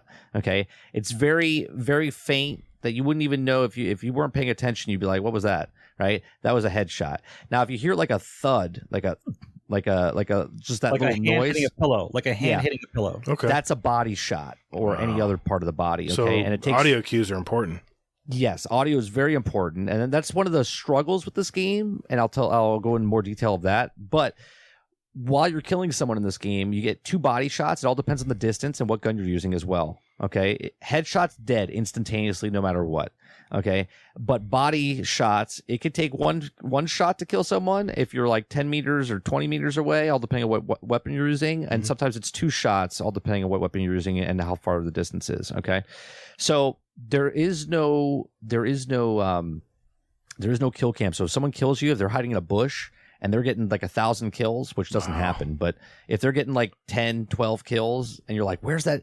You have to look for the muzzle flash that's coming from a bush. There's no radar or anything like that? There's no radar. Oh, okay. boy. That's hardcore. There's sound, so you know, like, oh, there's a shot coming from my left, and then you like 220 southeast gunfire coming from there, right? And then someone's a spotter, which is usually the officer, takes his binoculars out and looks at that location, goes, got him. He'll spot him, mark it for everybody else, okay? And then only the officer can mark it where he puts an actual infantry logo here, okay? Everybody else in your squad, there's hierarchy in this as well, which is beautiful, okay? Wow. This is why I love it. The very first moment I got into this game, all of a sudden, someone said, hey, I'm an engineer. Where are we going? All right, Captain, we're going over here. And I was like, what is happening right now? I was like, people are talking? There's people like talking. I'm sold. Right? Exactly, Hazel. Right? Wait, Hazel. Let him finish, and I'll give you the rebuttal. So all of a sudden, you'll hear an officer on your team hears everybody on your squad. Okay, there's 6 people in the squad, and your officer can talk to everybody. You could talk to everybody. There's 3 separate channels. You can have a group chat, you can have a squad channel, and then you can have an open mic, which is proximity chat. Like wherever somebody, yeah. So you just hold LB on your PlayStation or Xbox controller, move the right analog stick on blue, white, or green, and you're talking in that channel instantaneously. That's crazy. Okay? So then all the officers can talk to all the other officers, okay, that are in each of the groups on your team, okay? And there's a commander who's in charge of everybody, okay? So now there's a hierarchy of a commander telling his officers what he needs, and then the officers telling their squad what to do. So the commander's like, I need a barricade. I need some supplies at this point. Okay. And then squad leaders go, okay, engineer, we need to support an engineer, bring it to this point. And then those people put the supplies down, drive a truck, drop the supplies, and then start building defensive points like sandbags and walls and barbed wire and like there's an actual chain, and that's the coolest part. And then when you die, okay, medics actually have an actual duty, and your timer when you're dead is literally like 1.5 minutes. Okay, it ticks so fucking slow because it gives the medic time to come pick your ass up, because you need the people to revive them where they are, so when the push is happening, you can keep the front line going, okay? Where other games, everyone could be a medic, everyone could be a sniper, everyone could be... In this game, only one person could be an engineer per squad, one anti-tank per squad, one medic per squad, one recon per squad. Now, there's a recon unit separate from all the other units, and there's only 2 of those. And there's only 2 snipers that could be snipers and 2 lookouts for those snipers. Wow. So you have a spotter and you have a recon, right? And then you have a tank division. And in the tank division, you have a gunner, you have a lookout, and then you have the driver. And that's all you do. Driving a stick shift tank, you can't see anything. You're claustrophobic inside the viewpoint because you're driving a tank. Like, I don't know if your audience can hear the passion in my voice when I'm talking about this. I can tell you're excited about it. Okay. Like, I'm getting goosebumps on the back of my neck and my arms just talking about it, because this game is what Battlefield used to be. Yes. But with better comms, much better comms. Okay. Because now the downside of this is because when you're an officer. I'll take the downside. Yeah, go ahead. Go ahead. I'll take the downside. I'm the negative guy anyway. All right, Hazel. So here's the part that you're not going to like. If you're not in a game where people know to put down the spawn points and know how to talk to the actual officers and the rest of their squads, you'll be running for 10 minutes, then get shot. You'll be running for 10 minutes, then get shot. You'll be running for 10 minutes and then get shot. Wait a minute, that's Battlefield. And that will be repeated for the hour and a half you might be in that game, and you'll be so mad because it's not working out for you. See, that's what happened to me. You'll quit the game. I tried it. You cannot play that game. You cannot play that game like a COD game or a Battlefield game. When you're walking around, it's like you have to pretend like that's your life. And so how would you approach getting from A to B without getting shot? That's how you have to approach it. You can't just run out in the open, right? And so in the communications area, when you're an officer, if people do not know how to communicate, it's a clusterfuck of if sound. people don't know how to communicate effectively and in short bursts, you're hearing 8 or 9 guys try to talk all at the same time in your head. A lot of people don't like to be officer because they can't weed out what's going on, because everyone's talking and telling stories and doing all this kind of crazy shit while you're trying to play the game. And they don't realize that their comms is on for the rest of the group. So I have to usually spend the first 10 minutes of a game deciding which guys are worth listening to and mute the rest. I have to mute them, because otherwise it's just an open mic and everyone's just talk over each other. And that's another downside.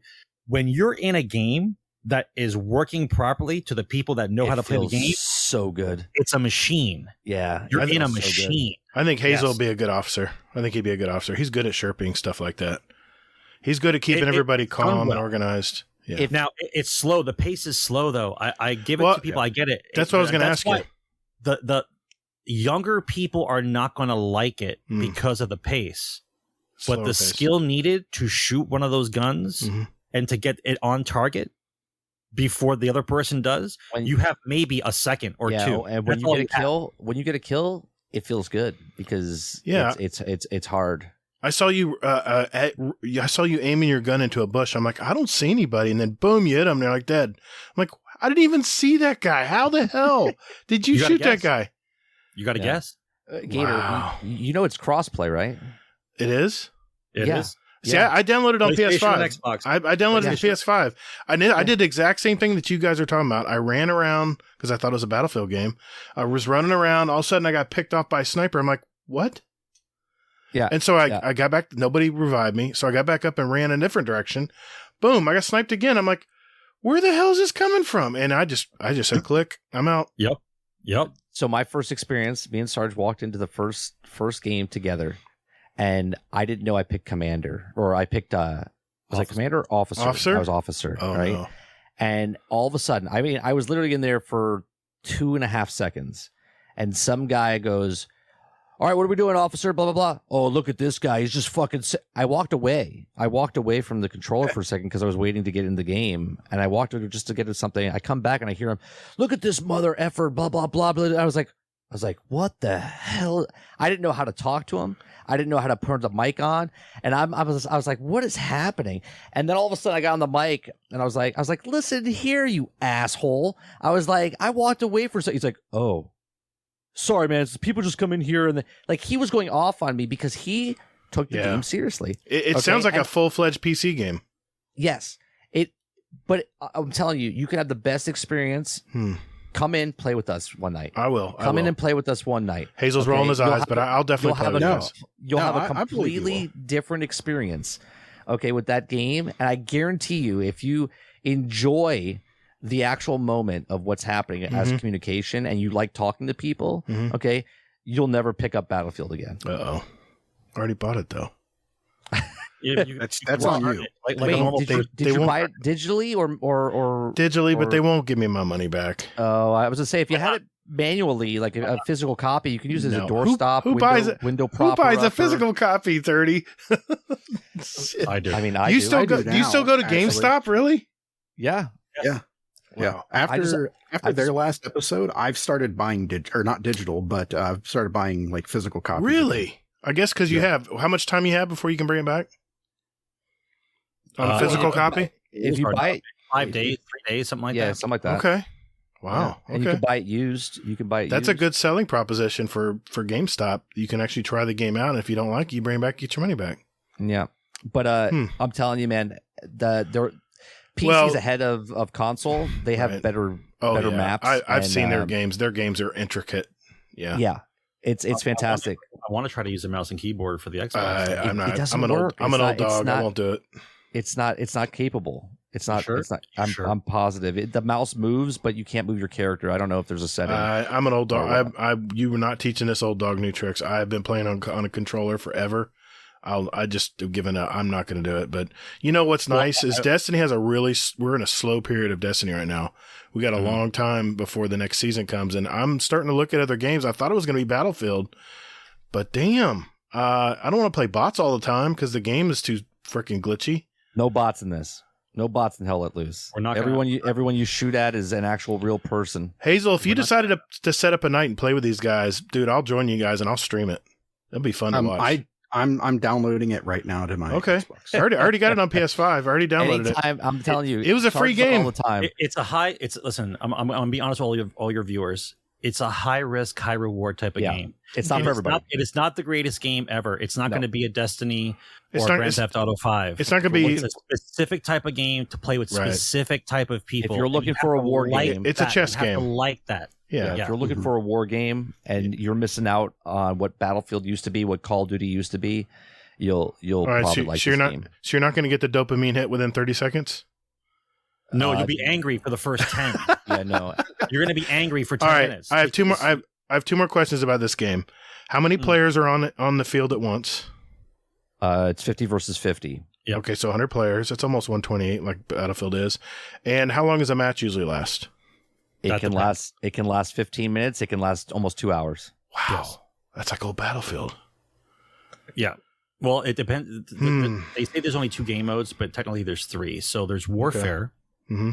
And you're going to be fighting over 5 points, and 2 points are always active at one time. Conquest, basically. Okay, that's warfare. Then the one you're protecting and the one you're going for. Then there's offensive, where you start off on one side of the map, and you have got 30 minutes to take over the first point. And if you take over the first point, the next one opens up. Sort of like Rush. That's breakthrough on Battlefield 2042. Yeah. But once you take over the point, you can never be go back. From that's breakthrough. So the only way the defenders win is to keep you from taking all 5. Eliminate all your tickets. If you don't take all 5, the offensive team loses outright. So it's either all or nothing. Either you take all 5 or you lose. Is it unlimited? Is it unlimited revives or is it ticket based like Battlefield? Okay, so no, unlimited. It's unlimited revives. It's just timed. Except that there are 3 types of resources. There is manpower, munitions, and fuel. Okay. If your team sucks really bad and you go down on manpower to the point where there's nothing left, you'll revive, but the timers to redeploy get longer and longer. Oh, that's not frustrating. And then also if you get a headshot, there's no revive. So we'll be playing with you guys, so you guys know what the hell you're doing. There's no revive on a headshot. Body shots, you can revive as many times as you want. Every problem in the game, like an episode you're having that's having issues in the game, is solved by somebody on the team that knows how to solve that problem. So if you're running low on munitions, the engineer is supposed to build nodes that provide more resources. I'm just making sure. Yeah. It's a delicate balance, and once you have the people that know how to play, you're basically part of a cog in a machine. Well, on top of that, the maps themselves is like a completely different beast, because certain maps there might be long stretches of open field, there might be water stopping you from crossing, there might be trenches, there might be barbed wire, there might be it's beautiful. There might be a thick forest in front of you. You might be out in the middle of winter farm area. So there's like these long stretches, and all of a sudden you think you're safe, and then all of a sudden the 39 just shooting through the fucking trees, and you have to hit the deck and it's crawling like 100 yards on your stomach, waiting to get through as your tank armor division comes up on you behind you and saves you. It's amazing. I knew you guys were going to sell me on this. I knew it. I knew when I listed it in the notes I was going to be buying this game or playing this game. But you have to like that type of game. It's not for everybody. It's free. Yeah, it's free. It was a PlayStation Plus free game. I think it's last worth month. the $40. Yeah, $40 is worth. It might. It's free. I mean, isn't it? Maybe Game Pass. PlayStation guys, it is. I'm pretty sure it is. Yeah, it is. Is that time period over? I got it free. I thought it was free. Xbox is $40. It should be. Yeah, I'm pretty sure it was a PlayStation Plus game. I'm pretty sure it was a PlayStation Plus game because they alerted me about it. Yeah, like, it was. You guys were talking. I think I saw you stream it once. I was like, okay, what the hell? I'll download it. It's free. I don't think it's free anymore. I think they took it off. Oh yeah, but I got it. I got it free. That's all that matters. I just want to make sure our listeners knew, what this game was about. And as me and Hazel are going to talk about, Destiny 2's PvP is going to undertake a whole new change, and we'll get into that when we get into the TWAB. But I have, I don't know about you, Hazel, but I have a couple more questions I want to ask.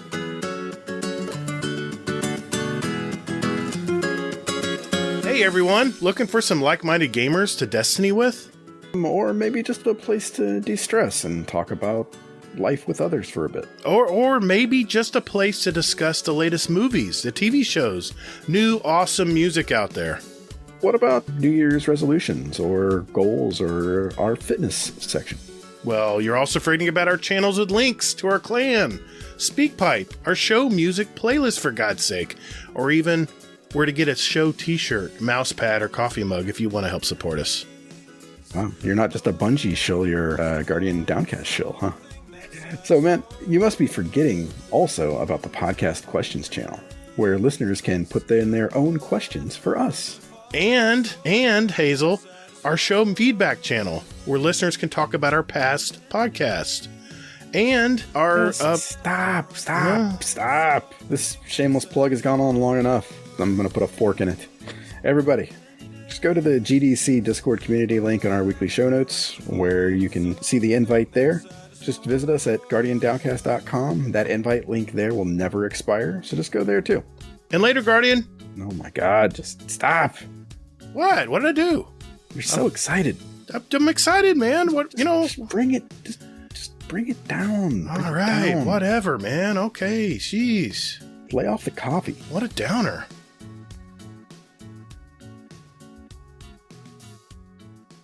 I've got a question. Go for it. So, now I know this is kind of like a big question here, but what makes a game popular today? Oh, yeah, good one. Oh, different for the age bracket. Yeah, for me or for a kid?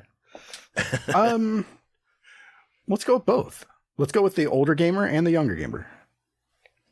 For me personally, a game has to have good mechanics. Like if it's a looter, okay, I want a good story, like a Destiny, like a good story like Destiny had.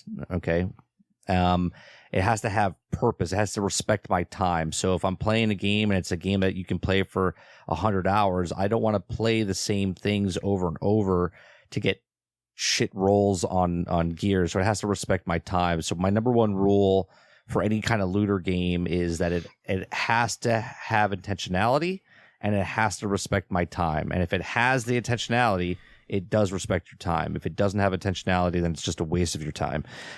So that to me is what I'm looking for into a looter. If it's a single player game, I'm looking for like it's a movie, like it's a good story, a written good writing, good story. Like if I sit down for 3 hours that night to play it, I want to like I'm watching a mini series. You know what I mean? Like I control that person. You want to consume it.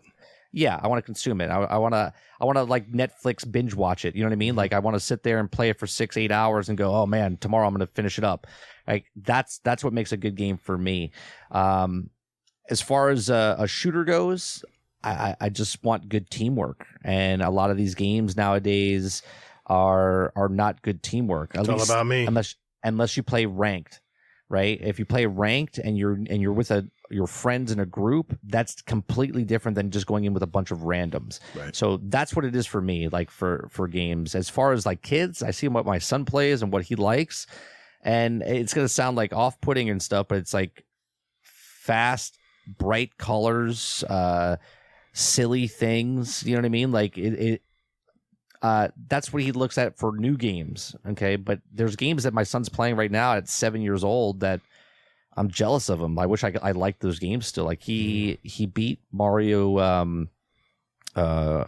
World. Is that what it's called? The World 3D, whatever the main one is on the Nintendo Switch. Did he actually beat it?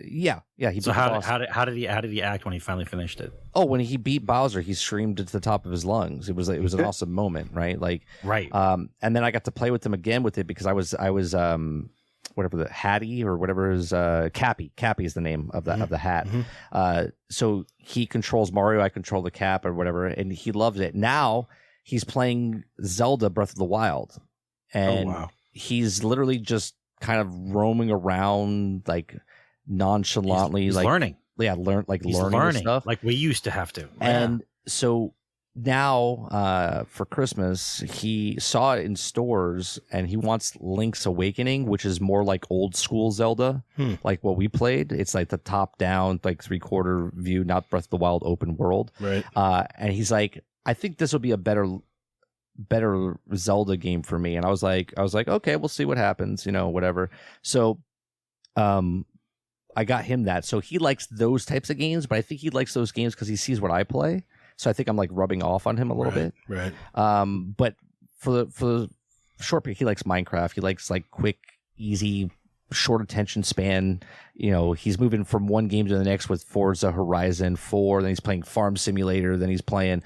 So I don't know what makes a good game. I don't have the answer for the kids. To me, I think it's just a short attention span. What keeps them entertained for that 30 minutes or 30 seconds to keep them the endorphins going in their brain cells. You know what I'm saying? Right. Yeah. That's that dopamine hit. Yeah, that dopamine hit of like he puts a block down. What's that block going to do in Minecraft, and what can he build next? And then Forza, he drives as fast as possible until he gets bored, and then he goes to the next thing. But there's those games like the Mario 3D World or the Zeldas that he plays that I'm super intrigued by. Like because I wasn't playing open world games at that age. No way. Right. Open world? What the hell was open world back then? It was all all scripted. Like, N64 was the first open world game we had with Mario 3D. I was open to go left or right. That was my open world. I think I think one of the first open world games was Pitfall 2. Pitfall 2, Red Dead? On the Atari, if you think about it. No, what I'm Hidden Doors and stuff? Open world. No. But when I'm talking about open world, like it's one fucking giant world you're running around. Right. It has an overview, right? I get it, but Pitfall 2, I got you. One giant map. You ran around. There was no screen change. The camera kept moving, and you basically ran through the entire mine shaft. It was a puzzle to try to get out of it. That would technically can be considered like beginnings of an open world. The original Pitfall game, you only ran to the right, left and right. That was it. Yep. Or left. I forget which way it was. If you messed up and you're like, going back. But that game, you kind of just roamed around. Just right. Yeah, but when I say open world, I meant 3D though. Like right, he's talking about the new version. Right. Yeah. I get what you're saying. For me, once again, age matters, right? What holds your attention when you're younger doesn't seem to work. And I've tried playing the games I once liked to see, and it doesn't hold my attention anymore. See, that's me too. For me, I'm only doing this because I self-evaluate too much because I am a chess player and I'm always looking at the next moves that are going to happen. Mm-hmm. So when I look at a game, I look for depth. I want a game that's going to indulge my brain to where I'm going to have to try to figure out what to do in this game. Yes. Whether it be an adventure game, an RPG, a looter, where a certain gear or a certain thing I'm going to need to find or get in order to defeat whatever guy I have to fight. Yeah, he's like a Skyrim, Fallout. He likes those. I need different levels of complexity. So you need different branches. Yeah. So for me, in the beginning, I played everything. I played all the driving games. I played all the fighting games. I played all the action adventure games. I played everything. Mm. At my age bracket now, I play action RPGs, right? I play strategy games, and I play what is it called? Oh Christ! real-time strategy. RTS, real-time right? strategy. Yeah. RTSs. Like that's pretty much Those are where I fun. live.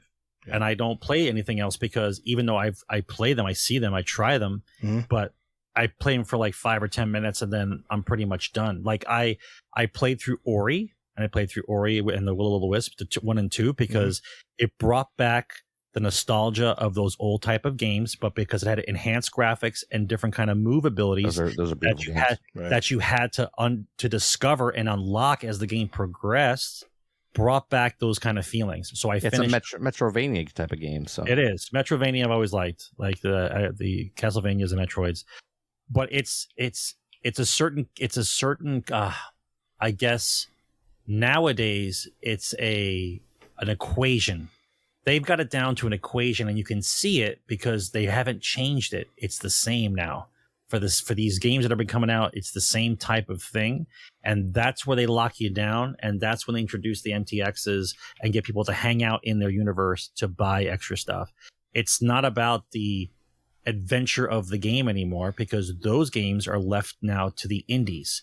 The indies are trying to get noticed, and so they make the cute, quirky adventure games that get them noticed or story driven, and you notice them and you kind of build a community around them. But the AAA titles and the AA titles, you see them all. They're all the same. There's no difference. Right. There's lack of innovation now. And the reason for that is because you don't need it. I have the formula and you see the formula and it works because you see Activision and EA and you see the games that they make. Yeah. Flashy lights, no reason dopamine hit. Moving on. Yeah. That's it. It's unfortunate, but at the same time, we have the luxury of saying, I have seen everything. And I mean that truthfully. We have. I have seen every video game since the beginning of video games. Yeah, me too. Like the basis of it, yeah. And so when we look at it, you can't really make me feel awesome about some kind of a game. I've seen 8 versions of that game. Right. And unless you're doing something like, for me, the next thing, unfortunately, I got to be honest, the next thing for me that would make me wow me like a kid would be full blown VR that looks amazing. Man, I tell you, I'm like playing Beat Saber. where I'm in the game, and it looks just as amazing, then we're talking again. VR's come a long way, man. Yeah, it will. Right? Listen, we talked about on the last show, I remember 30 and I, where once Facebook wants to become Meta, and I'm never calling them Meta, by the way, they're Facebook. Okay. Once they have it in their mind that that's what they want to do, you better believe the rest of these companies are now coming out with stuff to interact with what Facebook wants to do. Right. Yeah. And that's going to bring the price down. And that's going to mean that it's going to be inside everyone's house. And they're going to find the number it's going to be like buying your first big TV. Remember that big purchase you had? That first big TV cost $1,000 and everyone was like, I can't afford that shit. And then of course, Best Buy and Costco and everyone's like, you could just get a credit card. You could just get a credit card and put it on there from our store and you could just get it. Like that will be the beginning of the VR sets. It'll be like that kind of deal. It'll be a credit card. You pay $50 a month for it. No one will pay attention to it. And then the price will keep coming down further and further and further until basically you're buying a VR set like you're buying a pair of sneakers. That's basically what's going to come down to $150, $200 for sneakers. I get a VR set.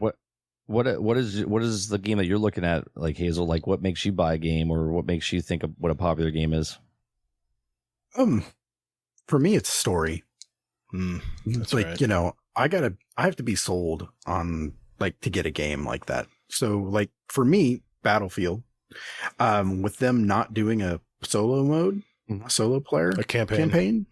I'm like, no, I mean, it's like they can't just throw some shit together and put it on here. I mean, it just seemed really, I don't know, like an odd move for me because I like playing that. I mean, as shitty and as short as Call of Duty campaigns are, it's still something, there's still a little bit of spectacle in there to wow me where I'm like, oh, that's a really cool move or that's a really cool thing, something like that. But yeah, that's the main thing for me is just it's the game before the game, right? You played the campaign and then after the campaign you had the multiplayer. Right. Yeah. That's the way we always played it. Because they don't need they figured out that we're wasting too much time on the campaign. We could just make multiplayer. Well, they would spend all their high dollars. they'd spent all their development dollars on the campaign and realized that once everybody played it once, they were on to multiplayer and no one came back. Yeah, Right. But it's so stupid. The mentality of that is like, well, I made the movie. Now, after they watched it, they stopped watching it. And now no one's going to listen to the podcast. Yeah. Yeah, it's like, Yeah. it's I know. It's They just have dumb. bookkeepers, man. They've got bookkeepers, and they keep track of everything. They see what the engagement is Right. for demographics of age brackets, how long they play. Why do you think every game has to be online? They know exactly how long you're playing everything. Oh, the data's everywhere. Yeah. Mhm. You'll like the Marvel story, Hazel. It's a good 20, 25 hours worth of story. Well, you know what got me about that? So yeah, I don't think I mentioned it yet in the actual live episode, but so I started playing it, and I mean, I'm just in the beginning, so I'm just playing as Thor, and by God, you know what? I fucking feel like Thor. Yeah. Exactly. It's good. It's good for that. Why that game struggles is because of it's a looter and it's got shitty end game and no content. But for the campaign, Crystal Dynamics makes good stories. Tomb Raider. I don't know if you've played through the Tomb Raider series. I haven't played they're- all of them. But the first one that they did. They're great. The Tomb Raider stories are great that Crystal Dynamics did the reboot on. And this story is just like that. It's like a Tomb Raider. Less puzzles, but the story's good with the 6 main characters and then the 2 or 3 expansions now. So Yeah. you'll like it. Yeah, I mean, I'm loving the beginning of it. I really, truly am. I mean, I've seen like other people play it and everything, and I mean, it looked cool, but there's nothing like playing this and actually being Thor, and I mean, eventually being the Hulk. I watched you this morning playing it, and I mean, you just made it look so much fun. I mean, granted, you've been playing for 900 hours. 900 hours, yeah. So. That's all he talked about for the longest time. Yeah. Every Yeah, time I tuned in, he's playing Marvel. Okay. Yeah. All right. What's the game? What's the game that you like? What gets you? See, like Sarge, I started from the beginning. I knew what everything started at, and I'm amazed at how far shooters have come lately. Yeah. And I was raised on shooter games. That's what I love playing. Don't get me wrong. I played the racing games. I played the Gran Turismos. I played the 007 games. I played Metal Gear Solid. I used to love those stories and getting into that, but I don't know what's happened. But it's all about shooters now for me, and I can't get swayed by anything else. And when it comes to a shooter, it's all about progression for me. Everyone asked, hey, Gatr, why the hell do you make these alt accounts? You know why I like these alt accounts? Because I get to relive the progression. I'm reliving that progression feed. That's what I need. I gotta, when I come home from work, I want to just sit down and work towards something. You know, I want to work toward unlocking the new, the new sight for this gun, or I want to unlock, I want to try to get this. I mean, this is why Destiny works so well for me, because you get different loot guns and stuff, and you're always looking for that god roll. It's always a continuous search. Right. And I'll be honest, Halo, Battlefield, I haven't, fully played Hell Let Loose yet, but nothing has swayed me from Destiny. Hell Let Loose has a little bit of progression. Like you only can go up 8 levels with each of the characters, and you do unlock certain things, but you're not going to get like scopes. But the progression in that game is your advanced teamwork. I could see how that works. It's like chess. You get better at chess. The progression of the game starts to get much deeper than if you were just coming in to move pawns forward and move your bishop out, Right. But for me, it's just the progression. It's that loop. I love that progression loop. And Call of Duty used to have me. It used to be all about prestiging, right? I want to get that new emblem. I want to get that new prestige so I can show it off to my friends that I game with every night. And then it used to be, okay, I want to get that diamond skin. So I get headshots with this gun. So I get that diamond skin for that SMG in Call of Duty. But Call of Duty has lost its luster. I haven't bought a Call of Duty game in a long time. And this is the reason Destiny has me. Now, if Destiny started adding gun skins and camos and stuff, I would be even more happy. And in Witch Queen, they're talking about gun building and gun crafting. We'll see how far it goes. But every time everything that they talk about gun, I know, but every time they talk about gun crafting and stuff, I think of what you told me a long time ago.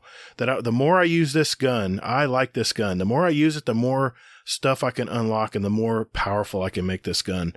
And they just don't have that yet. It's not there yet. So I'm not going to go down the Destiny hole because me and Hazel got a lot to talk about as far as the TWAB. But I wanted to end on 2 questions. The last time we talked to you guys, we talked about how barren the movie theaters were. And I've still been going to this day. I still go to movie theaters because I've been going. I'm in Florida. It's buck naked wild down here.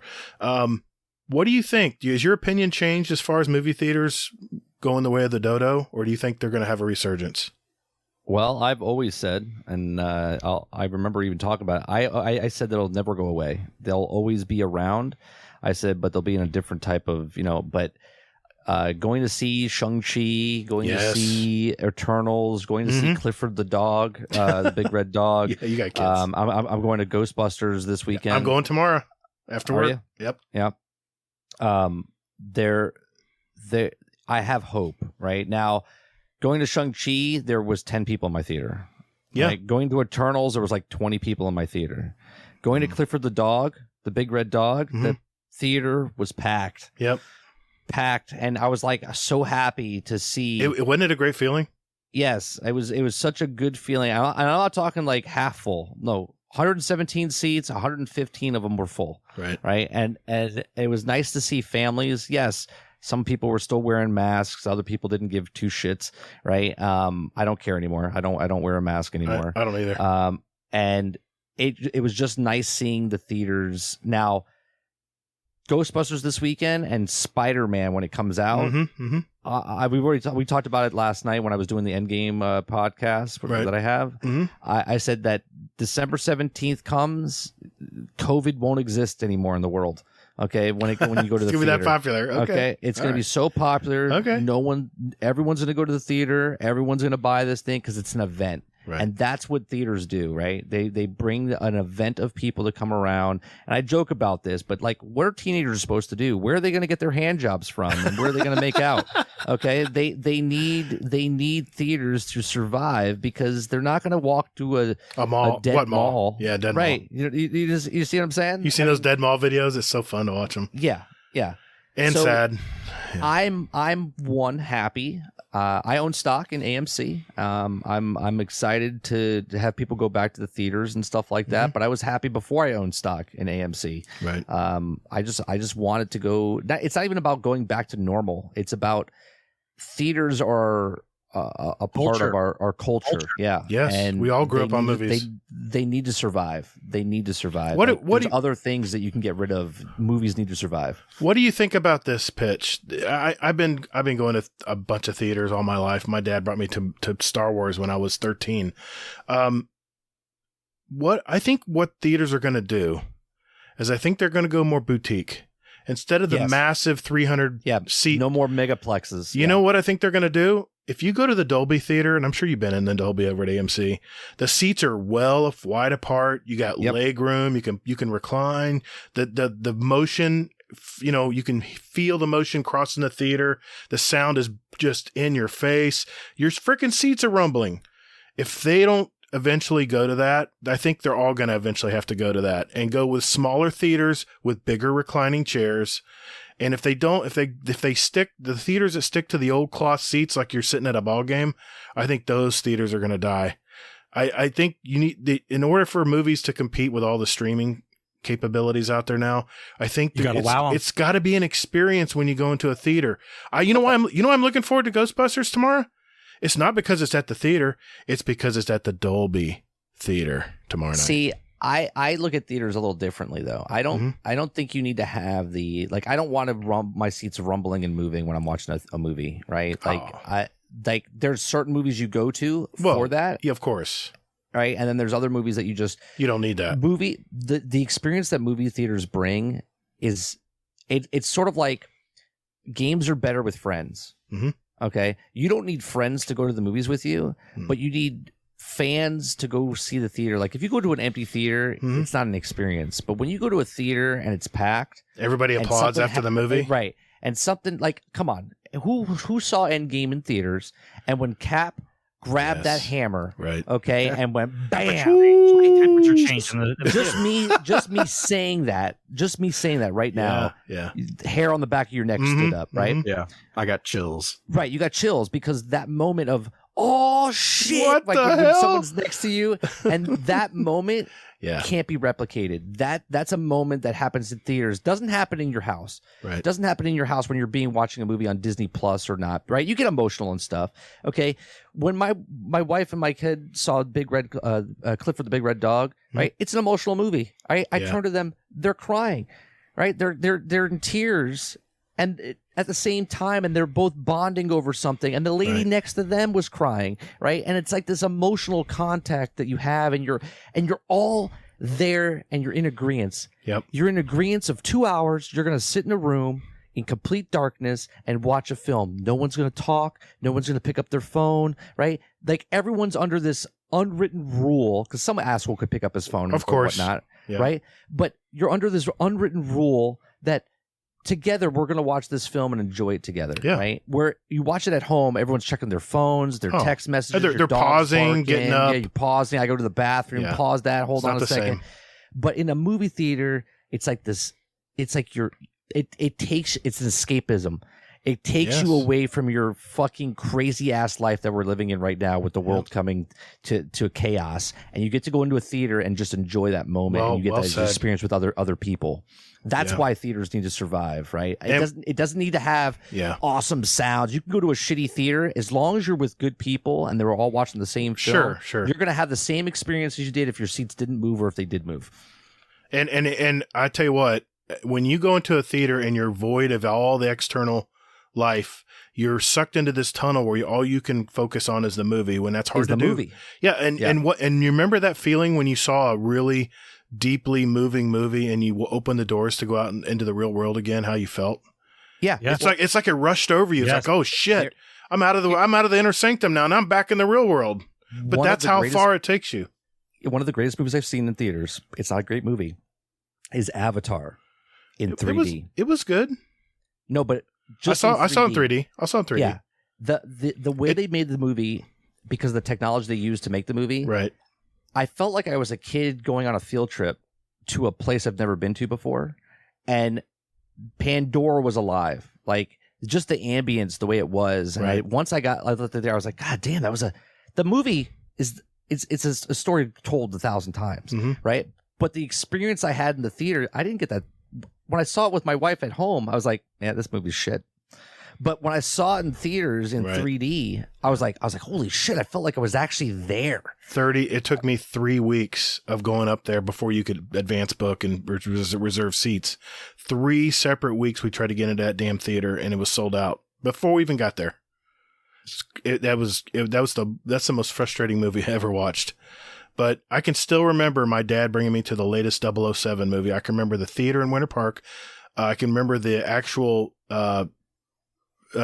lobby area, what it looked like. I can remember the smell of the popcorn. I can remember every detail of my dad bringing me to see the latest 007 James Bond movie. And those are the moments you just can't create at home when you're streaming something. I remember the theater I went to go see Return of the Jedi. I remember that the theater had the decorations of the netting up on the ceiling with the Ewoks on the side. I remember seeing Roger Rabbit for the verse in the theater, what theater I saw it and who I saw it with. Yeah. Right? Yep. I like, these are moments that you don't have when you're just watching a movie in your house. Right. Okay. The streaming services are just the bargain bin. It's a generic form. Yeah, it's a generic form of the entertainment. If you just want to binge and just say you've watched it, and we all do that. I mean, I watched Red Notice last night. If I saw it at the movie theater, it probably would have been a little better. But dude, I couldn't have said it better myself. Me and you are on the same wavelength there, and I'm sure Sarge and Hazel are too. I don't know. I wouldn't say that streaming is like the bargain bin kind of thing. It's just convenient. Yeah, I know. But see, here's the thing. Here's the thing, Hazel. You have your phone with you. You're talking with your wife during the movie. The dogs, like you said, the dogs are barking. Addie's up. Is that That's what I'm saying, though, is that it's convenient. It's real life still. You're not disconnecting from that. Look at what I'm talking about. Bargain bin movies is like they just came out with Home Alone on Disney Plus. I saw that. Yeah. I saw it looks that. Fucking terrible. It does. Okay, there's more movies like that, right? And I used to work on a bunch of these movies, like straight to home video. Okay, that's all streaming services are. Yeah. Okay, there are more straight to home video movies than they are blockbuster films. The production value of them are lower. The price of them, the budgeting is lower. They just are. Mm-hmm. You have to pad out the thing because you got to get people to subscribe. Right. Yeah. It's volume. I see this. I can't even speak. I'm speaking too quickly. I see this as a transition period, especially between the medium of theaters and the medium of streaming services. How so? We are in a state of flux right now because of the pandemic. Right, the streaming services were coming around before the pandemic. The streaming services got a bump, in their nonsense because of it. From it, I don't think a lot of them will survive the long term because trying to get all these services is going to be more than you're capable. The whole point of getting rid of your cable was you were done with the whole nonsense of 400 channels was just garbage. Nothing. Let me just watch what I want to watch. Right. So now they fan out. Everybody gets all the channels that they want, depending on what that, and then you realize how big your cable bill is, and then eventually it's going to shrink back down to them buying each other out to the point where you're watching a specific cable show again or a specific set of channels again. Right. I mean, the convenience of having 400 channels sounds great, but the ratio is still the same. Yeah. Right. 300 channels are garbage. 10 are good. 6 are movie channels and 10 are sports. Like you have the same bracket. It's just a different ratio. Right. I don't see theaters ever going away, and I agree. I could never follow up with what my brother had said, but for me, eventually I'll go back to theaters. I just have it in my mindset that all the stuff that comes out right now is all been there, done that, right, and not theater it's worthy, not. It's just scraps. Yeah. All the major productions were delayed, so now you got to put something out. Right. Same thing with theaters as it is streaming services. Yeah. Well, I would love to own a theater. Gaming. Yeah, exactly. Yeah, you're right. Yeah. I would love to own a theater. I would love to own like a four like room theater. That's it, and just do niche a niche boutique, like you said, like a boutique type of thing. I would love to do that. Yeah, that would be. I don't know. Hazel, do you have one more thing? Yeah, it's funny because my wife and I, we were toying around with the idea of buying there was like right near us, there's a drive-in. And we were toying around with the idea of buying it like back, I want to say in maybe June or July of last year. The business? Yeah. Really? Buying a drive-in. Because nostalgia, dude. Well, it wasn't even that. It was just because of COVID and everything along those lines. We have 40 acres where we live right now. Mm-hmm. And we were debating if to build a drive-in theater on the property. The projector would be the expensive part. Yeah. Right. But just to, I would do it. If you have the opportunity and you have the cash, I would do it. You would make a killing. Especially in the good months of weather. Yeah. People would love to go outside and watch. I miss going to drive-in theaters. God, I do too. drive-in theaters. There's nothing around in either, is there? Well, I think Winter Garden had some place, but I think that's even closed now. Yeah. That was the last vestige of drive-thru. I don't think the swap shop works either anymore. I don't think the swap shop does anything anymore. I'm not sure. Wow. It's sad. It's like an age has died. Oh God, all the times we'd pile up the car with everyone and hang out, and we had to put those little remember those mosquito rings you lit on the end that you hung on all the doors, and it didn't work worth a damn. You still got mosquitoes everywhere. God, I miss those days. That's called a microtransaction. That's what that is. All right. I know we've been talking a long time here, and I don't want us to go 5 hours again, but I have one more question. And Hazel, if you have one after this, that'll be fine. Podcasting. Podcasting's been out probably since what? The 2000s, I think, with the earliest podcast. 2000, yeah, like back 2003, yeah, something like that. 2003, yeah. Yep. Now, podcasting's nothing new. It's been out a while. It's just now it's catching fire, where a lot of people are listening to podcasts. A lot more people are creating podcasts. Where are we going with this? Do you think it's gonna? How long do you think this will last? Do you think this will get only stronger as a strong arm of media, or do you think this is just a fad? No, I think this is. I'll let Sarge actually. You go first, bud. You speak first on this one. I mean, I've noticed podcasts over the years. I never thought of it as a mainstream type of media, but the longer I've been listening to it, it's basically like the revival of radio, just done in a different format. Yep. And I think that because of how it's structured, anybody who's passionate enough to want to do something, it's like the old days of trying to get on PBS as getting your show on. Like anybody can do whatever they want, get yourself on a platform, build a show from the ground up, express yourself, express the art that you're trying to do, and get noticed all by your lonesome. Whereas before, the old days, you had to be on a network. You had to pass the tests. You had to do what they wanted you to do. Those days are over. I can start a show in less than a week, write a script, get some stuff done, get some equipment. I'm on.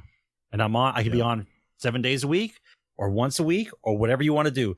The freedom to do your own medium is now available around the world instantaneously. I don't see how that can ever go away.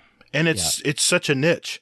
I've heard podcasting that talks about horses, people who raise horses. There's a whole podcasting network about horses. Yeah. Where can you go out there and look for a horse network channel that talks about people who raise horses?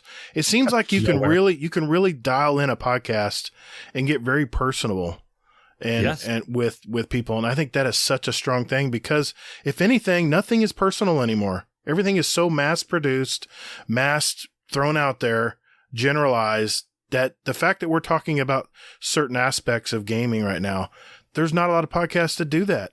You know, if we're looking in the grand scheme of not podcasts, but of news shows or CBS, ABC, anything out there right now, you have to go with what pretty much they give you. And what I love about podcasting is that you can talk to your listener directly in their earbuds right now. And you hear me, Mr. Fudd? It just seems like such a, I don't know, just seems like such a specialized form of media. And I just was curious what your take was on it. I love podcasting. I've loved it since I've had a podcast since 2002, 2003. I tried little things here and there, but obviously it wasn't easy to make your own podcast back in the day. You had to get your own RSS feed. You had to pay for servers. Right. You had to do all this stuff. Yeah. Okay. I listened to Leo Laporte. He is. If you guys don't know who Leo Laporte is, he works, has his own network. It's called TWIT, which is This Week in Tech. Okay. I've heard of it. They're on Twitch. But he used to be on ZNet TV. He used to be on G4 TV. He was a host, and then they let him go and they fired him. And then he's like the godfather of podcasting. Really? Okay. Everyone thinks it's like Joe Rogan or shit. No. Or was it the Ace Man? What's his name? Adam Carolla. Adam Carolla. Thank you. He is the lead guy. He's the guy who created it. But Leo Laporte is the one that brought it up to like the next freaking level. Okay, so he started with Twit, This Week in Tech, and in his attic in California. It was just him taking calls, helping people, like a radio show on how to fix their computer or how to do stuff, right? Just This Week in Tech. Okay, and then it turned, and he's got like 50 something shows now. He's got a whole freaking studio with multiple employees. You got to watch him. They have a whole network. It's fantastic, right? Mm-hmm. He built it literally brick by brick with the listeners. That you could buy a brick and you could build the studio. And he's been doing it. And I've been listening to him. And I used to listen to him on my iPod back in the day. And that's struck me. And I was like, I want to do this. While I was in the film industry, I was like, I want to be a podcaster. And you could talk about anything, basket weaving, how to clean your car, how to set up your computer, how to, pick up a girl, whatever. Mm-hmm. You can make a podcast about everything, and there's someone out there that will listen to it and go, man, I didn't know this was a thing. This is pretty cool. And they'll listen to it. It doesn't matter if it's the average. When I heard this number about a podcast, a successful podcast, how many people do you think need to listen to a podcast to be successful? You mean downloads? just on average, a podcast right now. What do you think? I think the average is downloads. the average listener for a podcast. I think it's about 150, I believe. It's 48. What? 48 people? Yes. Wow. I heard that number. I was like 48? I was like 48, like 4,800? And no, 48. The average podcast gets 48 listeners, and that could make you money. Wow. Okay. That's crazy. So much so that even Anchor that does the podcasting, right? If you hit, I think it's 40. I think if you hit 40 average people, you get monetized. Wow. Okay. And I was like, this is insane, right? So to think about, like, you're a stay-at-home mom, or you're a guy that like works the wood shop or in your garage, right? You could just take your cell phone, record some audio, and then you could post it. And if you have 40 people listening, you can make money. You can make 4 cents per listen, or $1. I was going to say, it's not a ton of money, but it's a start. No, it's a start. Yeah. Okay. Yeah. And that to me is amazing. And it's the new radio. It's the new thing. You can listen to it in the car, on your phone, in the bathroom, and no matter where you are, you can take it and listen to it with you at all times, at any moment. People always ask us, I mean, your podcast is 3 hours long. What the hell? Why is it so long? I'm like, that long. Yeah. Well, the thing is, it's like an old time radio show. We have segments. And when we move on, we're done with this segment, we'll move on to the next segment. And we have 4 or 5 segments, Hazel? And it's not that we have a long droning on podcast. We just have a lot of things that we pack into one radio show every week. Yeah. But you choose what you want to listen to. It's not like they have to listen to it. No. Like you break it into segments, they listen to whatever segments they want. They can move on to the next segment if they don't want to hear us drone on about the TWAB.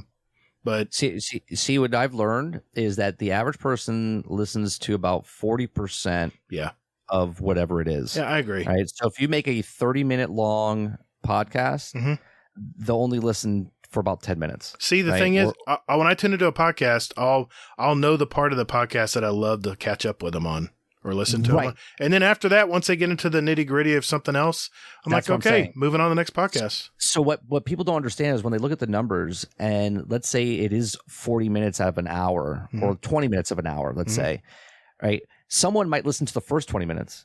Someone might listen 20 minutes in to the next 20 minutes. Someone might listen to the last 20 minutes. Okay. The average person only listens to, but they only listen to the segments they want to listen to. Yeah. Right. And this is why I put my time capsules in my YouTube channels now, so they can pick the stories and they just click it and they can just listen.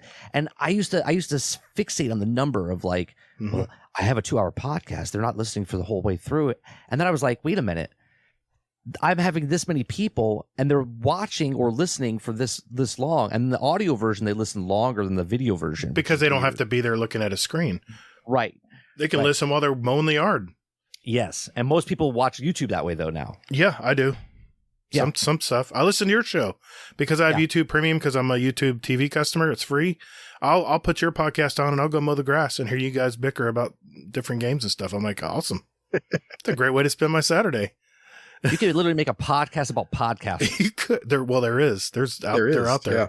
There's all kinds of Ask the Podcast Coach, all kinds of podcasting podcasts. I'm serious. I listened to some of them. Well, yeah. I mean, one of them was from Gimlet. I listened to it, and it's basically this guy, and he's like talking about how he got his podcast off the ground, and he met with like an angel investor and everything else, and it grew from just this guy just doing one simple podcast to him having a whole network that Spotify bought.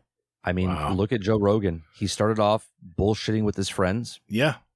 Yep. And now he's the largest podcaster ever. You know what? It's something about Joe Rogan. He's just interesting to listen to. You want to think, okay, that's a 3-hour podcast, but every second he talks, it's pretty interesting and riveting. The conversations he gets into are interesting. Yeah, I listened to one just recently from Joe Rogan. Remember Jewel? Yeah. Right? The singer. Yeah. Yeah, the singer. Right. Yeah. Her story, she was on there and they talked for like 2.5, 3 hours. I was like, I want to like go listen to her music again. Yeah. Right. Because she was so personable, and the stories she had to tell of how she made it, I was like, this is fucking amazing. And where are you going to get that? you're not going to get it anywhere. Nowhere. Right? And that is what I want to do for like game devs and other people. Yeah. Like, I don't want to interview somebody. I just want to have a conversation with somebody. I mean, look, we have a general outline of notes tonight, and I haven't even gotten into half of them. And I know we were going to talk deeply about anything we mentioned. We would just start talking to it and get into what I like the word dialogue. That's what I love about podcasting. It's getting into that dialogue. And everyone may not agree. And if everyone did agree, it'd probably be pretty damn boring. That's why me and Hazel kind of work well together, because I'm the shill. He's the realist. And when it comes to Destiny, that's a great title, by the way. The shill and the realist. The shill and the realist. There we go, Hazel. Actually, if you reverse that, that's your next show. It's called Real Shill. Anyway, I think Hazel had one more question before we move on to our TWAB. So go ahead, Hazel. All right. Loaded question. Tell me about your ideal game that you would make. You want to go first, Sarge? I mean, I could go first. Now, wait a minute. You guys did make a board game. Just, I don't know if my listeners knew that. Yes. Are you talking about a video game? No, video game. Yeah. Or a just video game. Yeah. Well, see, for me, once again, I've seen too much and I know too much, so I wouldn't account for it to be wanting it to be a smash hit AAA title. The first thing would have to be the game would have to be complete. It'd have to be a piece of art and have to be complete. Number one, complete. Mm-hmm. That's number one. Number two, it has to challenge the player. And I don't mean challenge has to be skill-wise, but on some level of sensor, like visually, auditory, skill-based. It has to challenge somebody in some way. And maybe along the way, teach someone something or learn about something as you're playing the game. Something that makes you grounded in a video game, something that makes you want to play it, like you're interested in it, not just a mindless runaround of whatever it is. You're thinking about it when you're not playing it. Yeah, like that's the kind of game I would make. Now, of course, it wouldn't be that popular, but I'd be okay with that because I know who I'm making the game for. That's the type of game I would make. Now, once again, the genre doesn't really matter. It could be sci-fi, it could be fantasy. But the idea would be something complete and honest and about the art and about whatever it is you're pushing. And then you see from that point on where you could improve or where you could do the sequel from. But it's not about having to win the competition of how many copies I sell, because we've lost sight of that. It never was supposed to be about the widget. It was supposed to be about the art. Yeah, back in the day. My game, I've talked about it multiple times. It's got to have a good IP. So because of my age, okay, I have a couple of ideas for games. Like Transformers is my number one go-to. Okay, I want a good Transformers game. Whatever that game is, I don't care if it's technically I want it to be like Destiny, but with Transformers. Okay. No microtransactions, none of that shit, right? Complete game, and you can play it and be both sides. You can make multiple characters. You can just grind. There's more story-driven stuff. Like each character would have their own story-driven type of stuff. So if you want to make your own character, you make your own character, and there's a story of why you picked Autobots, or there's a story why you picked Decepticons. If you want to be Optimus Prime, there's like stories that you use Optimus Prime, and like it would go into more depth of his story, of his backstory, of whatnot, of why he is who he is, right? So like that's the type of game I would want. But one of the passion things, I played Division a lot. And every time I played Division, I always saw it as not the game that it is, but as Ghostbusters. Oh, wow. Okay. So the proton packs on the back, like they already have big backpacks on and they're shooting guns. I was like, what about if they took Division and just made it Ghostbusters? Right? I beg anyone that's out there listening to this, okay, if you are a modder and you can mod Division 1 or Division 2 to mod the characters to be the original cast of Ghostbusters, and then take the characters, like they fight, instead of shooting guns at them, it's shooting the proton pack at the ghosts. So the game would be that you're the Ghostbusters and the story going through, and it's an open world, and you're literally starting your own Ghostbuster firm, right? It's like so you start off And remember the old Ghostbusters game on the Apple IIc? Do you guys remember this? I never used Apple computers. Okay, well, it's a top-down map, and you would take jobs, you would take phone calls, and you would ride your vehicle, the Ecto-1, to the map, to the location, and then you would have to get the ghosts, right? And then you would build up money, and then you would add bonuses to your car for more proton, more machines, more gear. Would you be talking progression? Yes, it would be a progression, right? So in Division, I'm using Division, but picture them as a group of 4, and you're a Ghostbuster building up your own business, and you would go around going into the buildings and blasting ghosts and being bosses and doing different mini bosses and then doing world bosses and stuff, but it's Ghostbusters instead of shooting guns, because you don't always have to shoot guns, right? Like, what? I don't know if you guys played the Ghostbusters game back in 2012. I think it was 2012 or 2008. That's fantastic. Was it on fantastic? Was it on Atari? Yeah. Was it on? What was it on? No, it was on computer. Xbox. Oh no, it was Xbox 360 and PlayStation 3. PlayStation 3. Oh, PlayStation 3. Yeah, I probably did then. It's been a while. You can actually get the remake of it. They re-released it. Really? Just recently. Yeah, okay. It's on Xbox now. But fantastic game. It's better than the movies. Okay, but that's what I would build. I would build a good IP game that is open world. I like the open world games, but I hate the fact that they do what they do as far as drip feed content. Like, I like what Outriders did. They just put the game out and it was done. Just sell me a DLC. Just sell me DLCs later on. Right? Make something good and sell me something. But that's what I would build. That's the way Destiny used to be. IP, Ghostbusters, IP. That's my game. No, good answer. Like it. Satisfied, Hazel? I'd buy that. I would play a shit of a Transformer game if it was like Destiny. Oh, yes. Yeah. Who wouldn't? I mean, you guys, I know your attitude toward Destiny. I know I've heard your outtakes on it, but you have to admit, Destiny was a big leap forward for gaming. Yes. And also a big step backwards. Well, yes, I know that's Destiny's way, but I think what's going to advance gaming is I think a studio is going to come out with superior technology in developing, and I think they're going to make something like. And I heard this story tonight on your podcast, and I was just on the floor. The Beyond Good and Evil 2. Oh, Beyond Good and Evil 2? I know it was CGI, but if they could actually pull that game off, that would have been the next level of gaming. Yes. But it didn't make it. Maybe they ran out of money. I don't know. I think there might be a conversation that has to happen. I think we've been caught in this loop for so long. Like, nobody's really talking about like next gen systems, next gen engines, like what they're working on. Like, somebody's working on something, but nobody's talking about anything. And I'm waiting. Sarge, I'm just waiting for that next quantum leap in gaming, and I'll be there. Well, I'll tell you who it's going to be. Go for it. It's going to be Epic. Okay, I know they have their Unreal Engine, right? It's Epic with the Unreal Engine 5 is going to come out, and they're going to make something with along the lines of Fortnite, but they're going to system they have, right? It's not going to be a battle royale, but it's going to be some game they come out with. It's got to be deep progression. It's got to be deep story. It's going to be something like a Destiny, like a Fortnite. Okay, but just take Fortnite progression. If they did save the world instead of battle royale, but they're going to make it with the Unreal Engine 5, and they're going to blow people away with the face recognition, the body recognition stuff that they've bought up. Yeah. I'm telling you, they're coming out with something big, because I'm waiting. All the things they've bought in the last year and the money they're making and the stuff that they can put in, the assets, the IPs that they've signed for Fortnite, they're the only company that's gotten DC and Marvel together, right?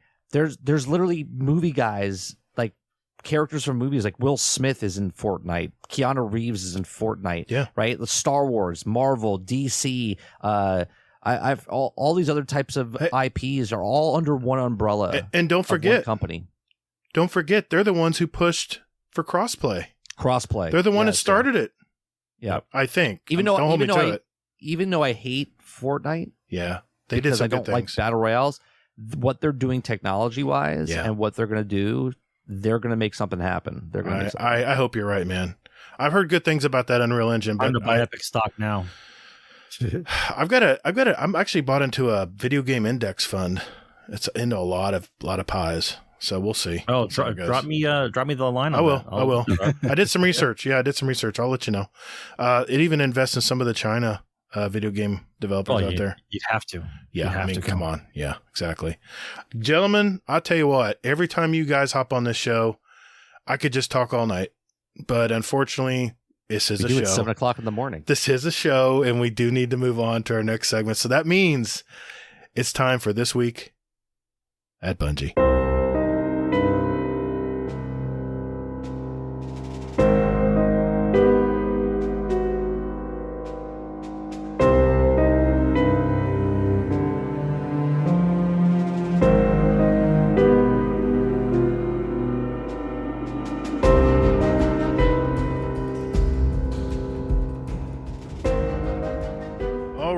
This week at Bungie, 13th week of Season of the Lost. I know it's pretty light this week, Hazel, but try to embellish a little bit. Let's try to stretch this out. Yeah. You know how they say like they have like meaty TWABs and that kind of thing? Yeah. This is like the fucking Arby's of TWABs. This is a hamburger, dude. No. This is the Arby's. Oh, we got the meats. Yep, exactly. Perfect. Yeah. They have all the fucking meat in this one. You nailed it, man. Nice. So, yeah. All right. So, getting into it here. Okay. So, they start off with what's the sandbox. So, for anybody who doesn't know and you're listening to us, what the sandbox is basically it's the playground. So, it's basically any time that you're in an area using your weapon and that. So, that's the playground or the sandbox. Here we go. So, this whole big thing is all about ability changes. So with these ability changes is basically, well, real quick here, these are going to go into effect on December 7th. So as we all thought it was going to be the damn 30th anniversary is going to be on the 7th. You mean the 35th anniversary edition? Oh, no, 30th. Sorry, my bad. Math is hard. It is. Yeah. Reading is significantly easier because they tell you the answer. But yeah, so they're going to go with the 30th anniversary edition. So there we go, which is less than 19 days away. Man, so that's crazy. You have less than 19 days to enjoy all the fun shit that you can do right now in PvP. We're going streaking. So, pretty much. We're going fucking shatter diving. Chaos reaching. Yeah, exactly. We're using our abilities like they're going out of style because they are. Spoiler alert. All right. So next week, expect a very light TWAB because of Thanksgiving. Fun fact there. All of the Crucible changes all the changes I'm going to mention are basic. I'm not going to go into all of them because you don't have that much time and neither do we. So for that, it's basically going to be that these are all designed to bring about a more gun game for Crucible. So anything that we mention is all going to be PvP focused. Exactly. Yes. Give it to me. Ugh. I hate some people sometimes. But regardless, what is going to happen is Bungie, in their efforts to make the game more of a gun game and less of what we basically currently know the game as, they are basically separating things out that typically you couldn't separate or they couldn't separate before. I.e., like, so if you think about grenades, so whatever class you run, typically you get your 3 grenades. And all 3 of those grenades had the same cooldown timer, which means that they had to keep them all sort of in line regarding damage. Well, no longer is that the case. And they give an example here of a flux grenade. So the flux grenade is the grenade for the Arc Strider Titan, or I'm sorry, Arc Strider Hunter. Yeah, it's a sticky. Well, it will be sticky now. Mm-hmm. And it's basically going to be a one-shot kill. Now, before you freak out, I paused there for, effect. But this has a 3-minute cooldown. Yeah. It's an epic cooldown. So you may get 3 of these in a match, basically. Maybe if you're lucky. And then on top of that, it's basically, this is high risk, high reward. So you're going to get this grenade, you're going to throw it, and if you miss, you're SOL for 3 minutes of your life. Now again, that does depend on your cooldown and things like that. So that's the jumping off point here, is that basically some of the grenades, they didn't go into detail too much with these, except for the flux grenade, which is that one, which basically has no basically tracking whatsoever. And it's a small amount of aim assist. So you still have to be on target with this in order to kill somebody.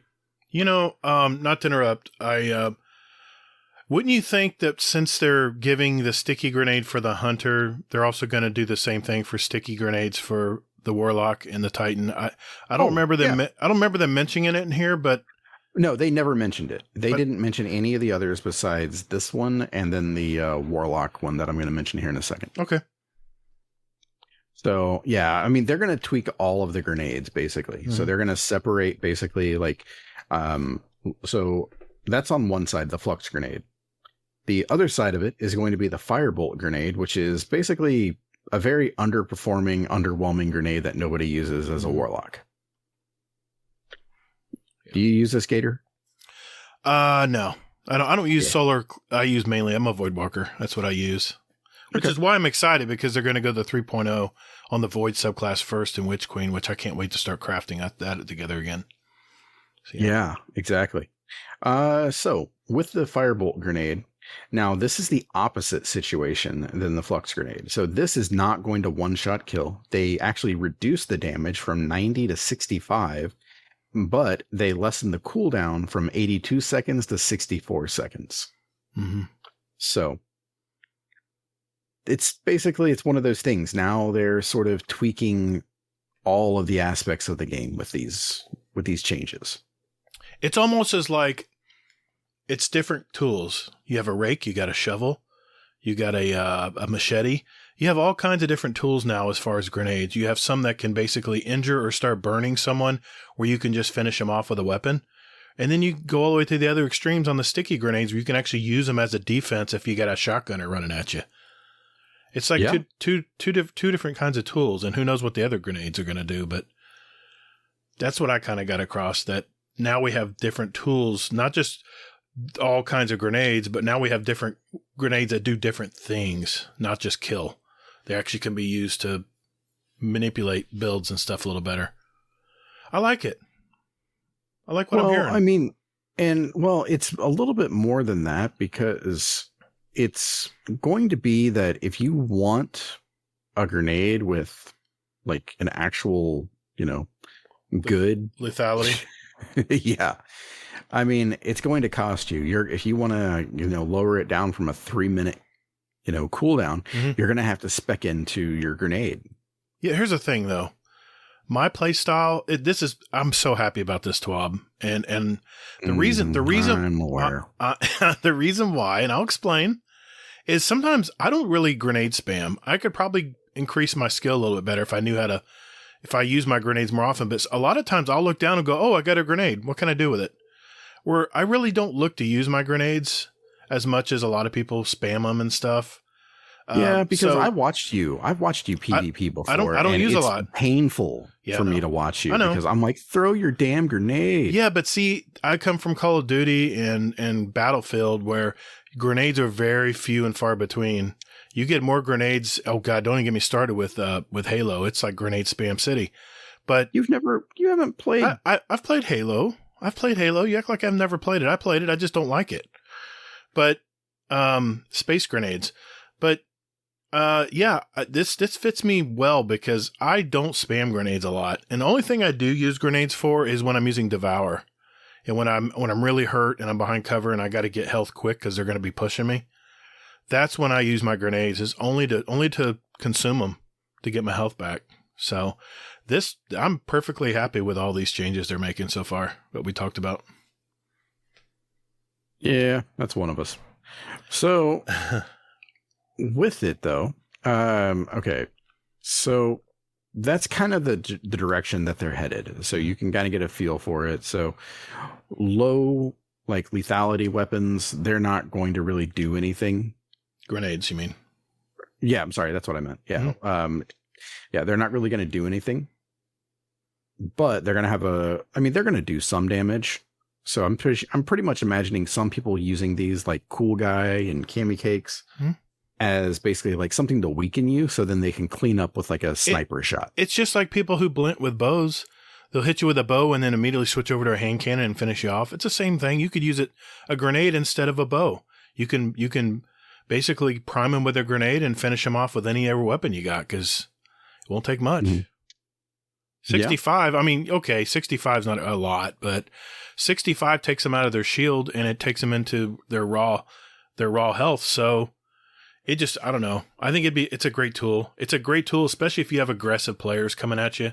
You can get them burning, and my God, you can build, burning mods. There's all kinds of burning type builds you can put together with that arc, not arc bolt, but the firebolt grenades. So. Yeah, I mean, there's a lot of different stuff there. There's a lot of stuff that you can do with these, a lot of different utility, basically. Yeah. So it's going to be interesting. It really will be to see what the community comes up with and see the YouTube videos that come out and all that good stuff. Whole new world. Yeah. Yeah. Unfortunately.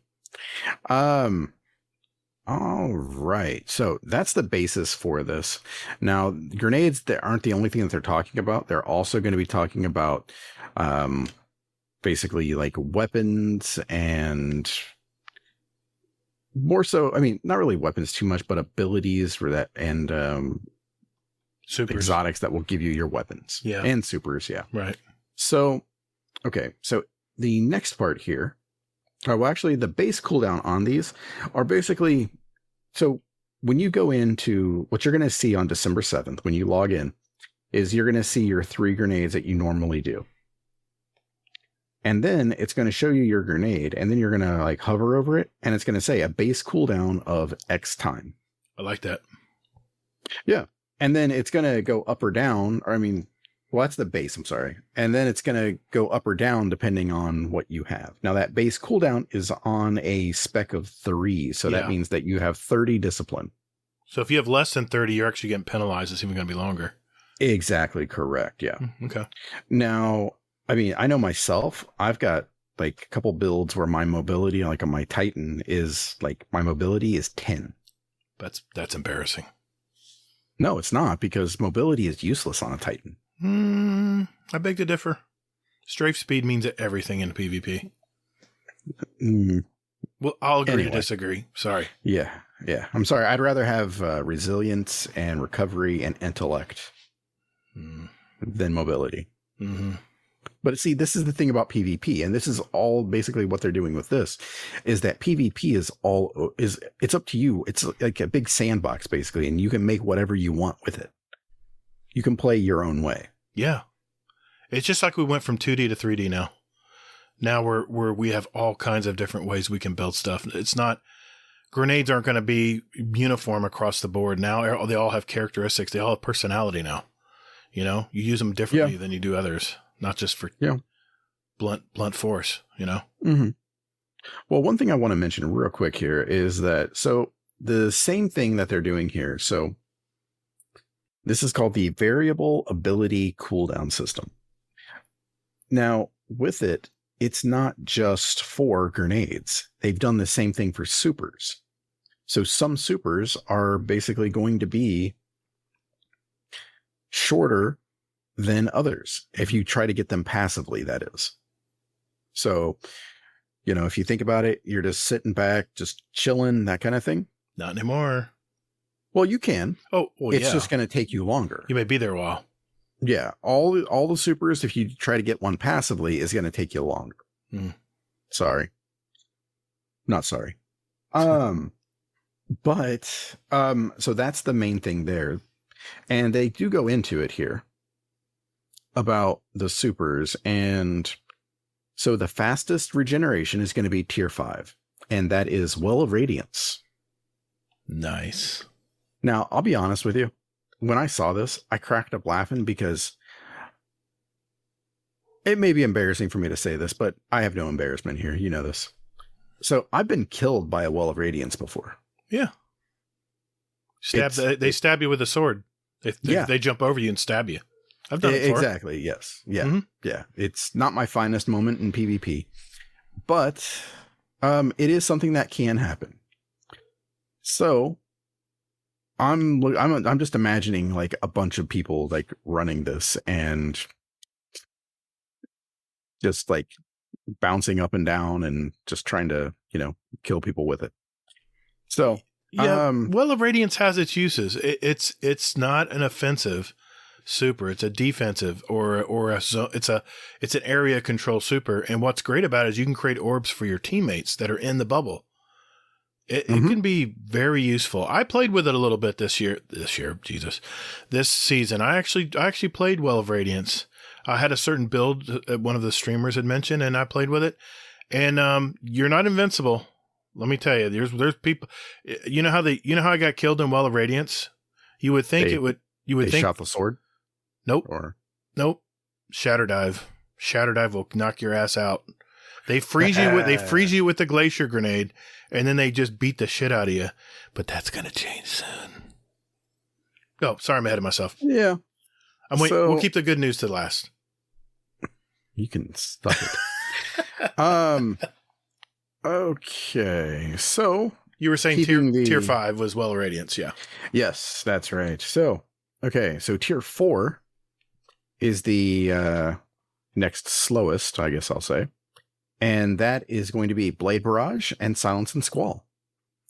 Now, again, these cooldowns that I'm talking about here are the base cooldowns. So this does not include the build that you go for and all that good stuff. So because nobody knows what the hell that's going to be. That's true. They don't give you any times here. Nope, none whatsoever. But go figure, it's Bungie. Silence and Squall need to be down there a little further. That's a very lethal super. I mean, not only is it area control, but it's offensive too because it can actually chase people and freeze them. I don't know. But you can outrun it though. I've tried. I usually get hit directly with it. I'll usually get when they throw the first tomahawk or whatever it is. Yeah, I get frozen, and pretty much if you get hit directly, it's like someone hit you with a Nova bomb. You just give up. You're dead. But not only that, but I've done this before because I play Silence and Squall when I'm playing Crucible this season on my hunter, and I'll throw it on a flag.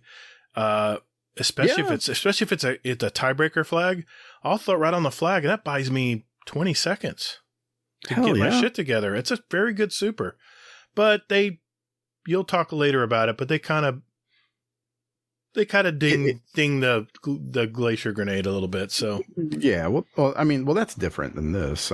But they're throwing them a bone here. They want to make it where it's not completely useless in a Crucible. Exactly. Yeah. So I'm looking forward to Blade Barrage, quite frankly. Gosh, that is such because I love Blade Barrage. I do. I know that it's absolutely useless, but I love it. You're running that in shards, and it's just a good time. See, I used to play Blade Barrage all the time until Silence and Squall came around, because Silence and Squall does so many different things. Blade Barrage, I like using supers that shut down other supers or shut down a group or someone who's at a zone cap area. I like the burst supers like Blade Barrage, but man, you better make sure you're close enough to them to use it, because those blades separate so quickly for the further they have to go. They do. They do, but it's still one of those. It's like, to me, it's like one of the most fun supers. You jump up in the air. Oh, it is.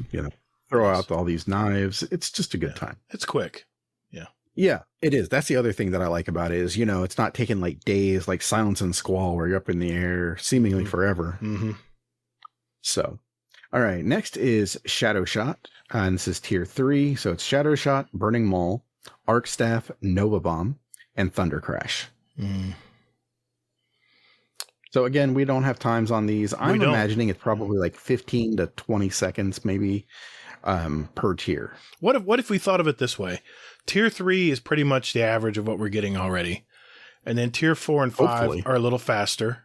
And then tier 5 is much faster. It's going to be longer. Okay. And then tier 2 and tier 1 are considered kind of below the bell curve where you're going to wait even longer than you're used to. Yeah. I mean, I don't think that tier 3 is going to be, I'm thinking tier 5 might actually be our current right now. Oh God, let's hope not. Oh, I've got thoughts. Like, okay. We'll have closing thoughts on okay. this. Sounds good. So, I mean, that's my thought. I'm thinking tier 5 is going to be our current, maybe a little bit faster. But then tier 4 is going to be longer than what we have now. And then 3 is going to be longer. 2 is going to be even longer. And then tier 1 is going to be even longer than that. Shadow Shot's getting abused. That Shadow Shot is getting, they're getting whipped unnecessarily because that's not already a weak super. Anyway, I'm sorry. Go ahead. I mean, you're kind of right. I mean, Arc Staff too. I mean, that's no. I see Kato running at me with I think it's Middle Tree Arc Staff, and I can't kill him. I'm just run. I just run. I run until he runs out, and then I come running back at him. Yeah, but how long did it take you to learn to back away from that? He uses it well, and people who are skilled at using Middle Tree Arc Staff are very good in the PvP space. Yep. So, and we'll talk about Middle Tree everything coming up too. Okay.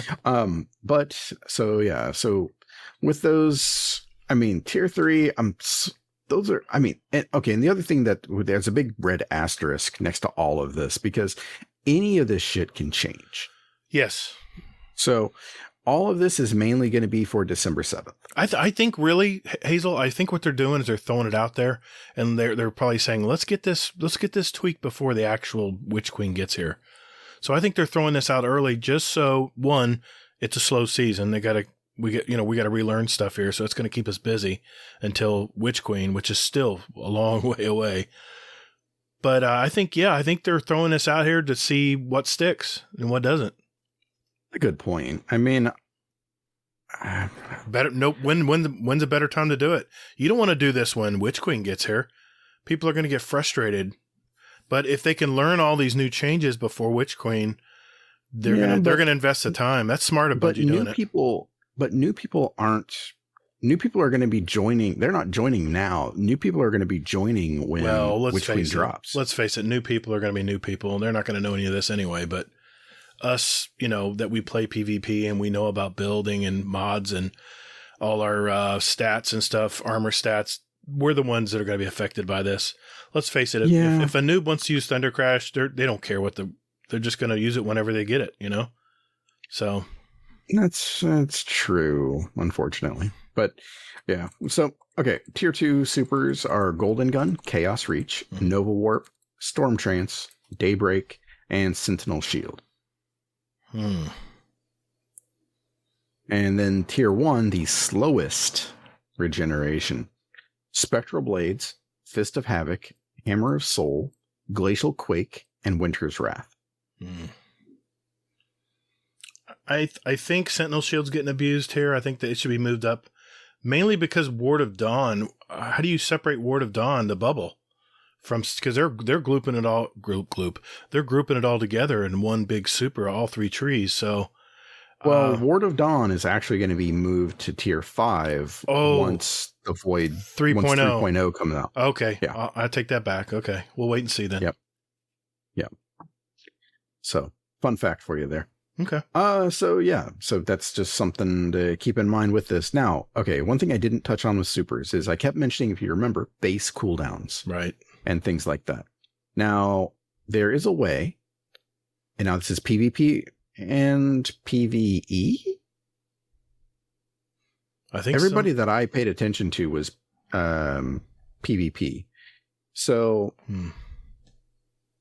Okay, so PvP or PvE is going to be mainly unchanged.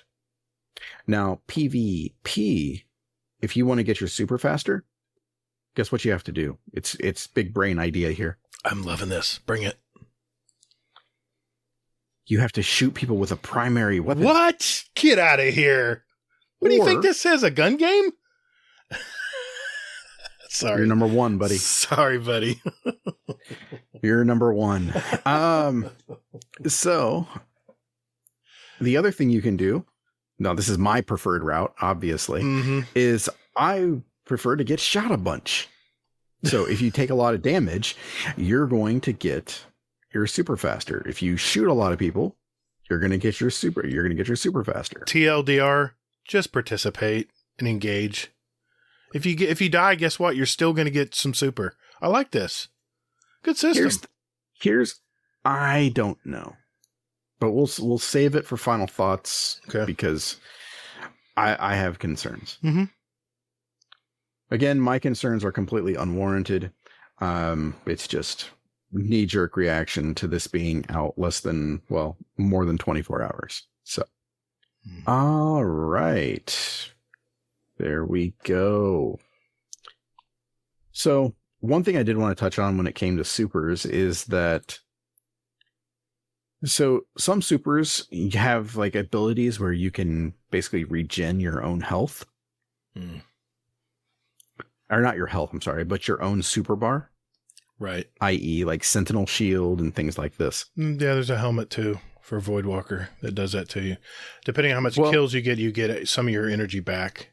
Yeah. Well, they're capping all of that, basically. Yeah, right. They're capping all of it at 3 kills, basically. So you get a super, you're guaranteed pretty much at most 3 kills. Now, there are going to be, other supers or dumbasses that are standing together holding hands that you can get more than that. But for the most part, it's going to, like, if you're getting your health or your super back, your energy back, you're only going to be able to cap that at 3. Okay, that's fair. Getting a triple kill with a super is not as easy as it sounds. Yeah, but things like Storm Trance, I mean, is going to give you, you're going to be able to still rack up the kills with that. See, Sentinel Shield, you're not going to be able to. See, there again, I use burst, I use shutdown supers, so that I already expect that. But for your roaming supers, like your tickle fingers and stuff, I could see that. That makes sense. Yeah. Now, wait a minute. I got a question. Are they going to do anything to stop this bullshit where I get killed by this roaming super and I spawn and get killed by that same effing super? Well, are they doing anything about this? Yeah. I mean, they are. Now, but part of that comes from the fact that, the super uptime is what they call that. Oh. And with it, they're changing that too. Okay. So, yeah, super uptime is going to be, like, in PvP only, is going to be lessened. And they like the time in PvE. They're like, we're happy with that. That's not going to change. Right. Okay. So, yeah, it's going to be a whole new ball game. Man, I can't wait. I can, because it's like these big sweeping changes that just make me uncomfortable. You got to relearn the game, man. You got to change your style. But and they come out and they say that this is the biggest change that they've made to the game, and they don't know when. It's pretty big. I'm trying to remember back when they did something. When Destiny 2 came out, the first year of Destiny 2, it was all about the team shot meta. And that got old really quick because teams that knew what they were doing would just stay in a big clump and play passively. And that was annoying as hell, but I don't think they went that far. I think they kind of are in the middle here. I don't think this is the same thing. I think this is good. Thoughts. Okay. All right. I won't get ahead then. Okay. So yeah, there's, some things here that, are interesting to say the least about where the game is going. And they nerfed a lot of exotic armor here. Wow. Yeah, exactly. And for the most part, they also touch on stasis. So things like neutral game perks, pretty much anything that would impact your abilities has been reduced by half in PvP. Oof, that's brutal. So, and you have mods too that do it, and those have been reduced by half. Oh, they're no fun. No shit, Sherlock, right? That's not fun. You want to be able to build up to, well, I guess that keeps people from circumventing the system. Yeah. I get it. Yeah. So, they have, again, like all the, the ones that the pieces that they mentioned regarding exotic armor, are basically that things like Frosties, this no longer stacks multiplicatively in PvP with other regenerative buffs. This is now an additive scaler. So no change in PvE. Again, all of this stuff is all PvP. So if anything, the PvE changes that they did mention in here are only for the good. No, basically, they increased everything by 15% damage across the board, basically. I got a question. Yeah. All right. You said they're changing all the cooldowns for mods. The grenades. No. For the going back to the grenades. I think they said they were going to increase the grenades pretty much across the board in PvE, like 15%. Yeah, that's what I just said. Yeah. So the reason they're doing that is probably because those cooldowns are going to be effective in PvE as well. Am I right there? Yes, those those cooldowns are going to be a little bit higher, but it sounds like that's the only thing that's going to be affected in PvE is just the cooldowns of the grenades, maybe. And even it looks like even the buffs they did to all these exotics, every sentence says no change in PvE. So yeah, they don't want to leave anything to chance there. So okay. Okay. Yeah, they mentioned Crown of Tempest, Shinobu's Vow, thank God. Doomfang. Well, Shinobu's Vow, they fucking beat the shit out of that. Dude, that's an annoying. Reduced grenade energy gain on hits versus players by 66%. Good. You ever been dude? You ever been spammed by those damn grenades? You can't even enter an area because they just keep throwing them. It's ridiculous. What? No, this is a gun game. Get your gun and shoot somebody. But if somebody specs into that, then they should be able to use it. I mean, I'm all for space magic, man. Don't get me wrong. But when you're spamming grenades and not using your gun that Bungie handed to you, nice and shiny with a pretty little camo on it, come on, man, use your gun. Use your gun skill. Trying to poke you're just trying to get me going. I'm not drunk enough for this shit yet. Keep drinking. And then if I were drunk enough, then I would probably entertain this and this would go on for fucking 3 more hours. All right. So basically name a mod, one of the kickstarts, perpetuation, bomber, rip, all of it reduced by half. Distribution, dynamo, impact induction. Okay. Yeah.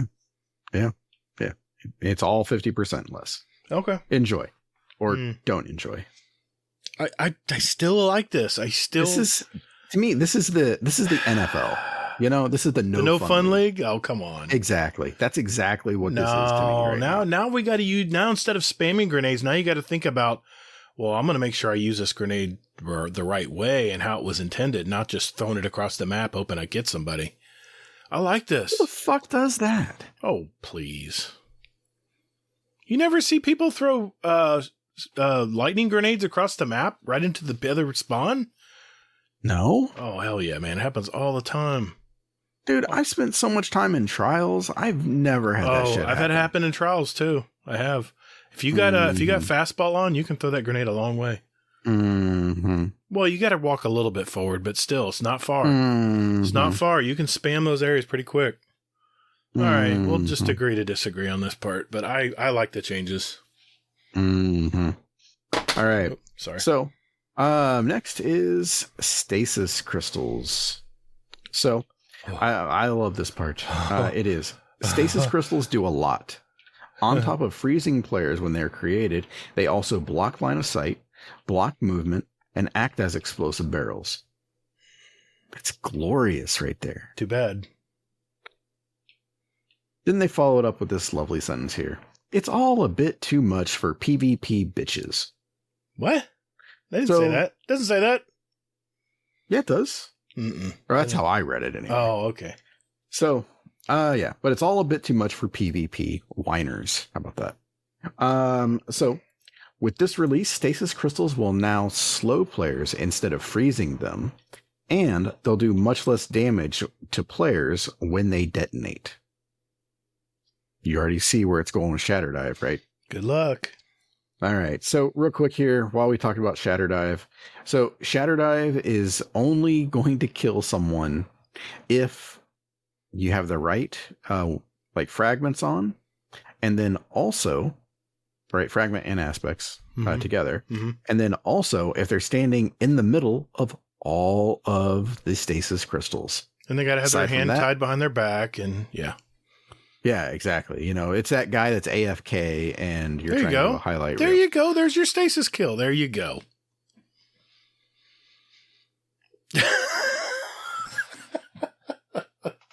I'm sorry. I'm trying not to gloat. I'll try to be quiet. Okay, go ahead. Ladies and germs, this will be my last episode of Guardian Podcast. All right. So, as far as PvE is concerned, stasis crystals will still freeze combatants. So PvE, basically, it's still working as intended there. Now, fun fact with Shatter Dive, it's these mad lads, they fucking took with Shatter Dive, and they made it so that it does 100% more damage in PvE. Yeah, go run along. Play with your Shatter Dive in PvE. Go bring it to the Vault of Glass. Run along. You're number one, buddy. See, I'm more upset than Respawn was tonight. Respawn was upset? I didn't hear about this. No. Respawn was like, he was like a whipped puppy. What? He was like, yeah, this is what's going on. Oh. Exactly. It's Two Titans and a Warlock podcast. Ooh. Ouch. Ooh. Yeah. I almost want to play Warlock exclusively just so that way I can like tweak shit and stuff like this. So then Bungie will be like, oh my God, people are using Warlocks. We need to nerf them now. Never And then I'll go to Titan, and then they'll be like, oh my God, people are playing Titan so much. We need to nerf them now. And then I can go back to Hunter and be like, good luck. Granted, it's going to take me like 3 fucking years to get to that point. If not longer. Yeah, exactly. So actually, probably at that point, they'll just deactivate Hunters. All right. I'm sorry. I'm just a little giddy. I love this. Yeah. We are not prone here to hyperbole in the Guardian Downcast. I just want to say that. So, all right. Oh, yeah, that's right. The pissing on Hunters continues. So, Hunter Dodge. This one, I mean, is getting basically nerfed as well. So with tier 10 mobility, the dodge, it goes from 11 seconds to 14 seconds. The base cooldown at 3 mobility is 29 seconds. Oof. Is that normally what it is? Or is that going to be the new cooldown at 3 base?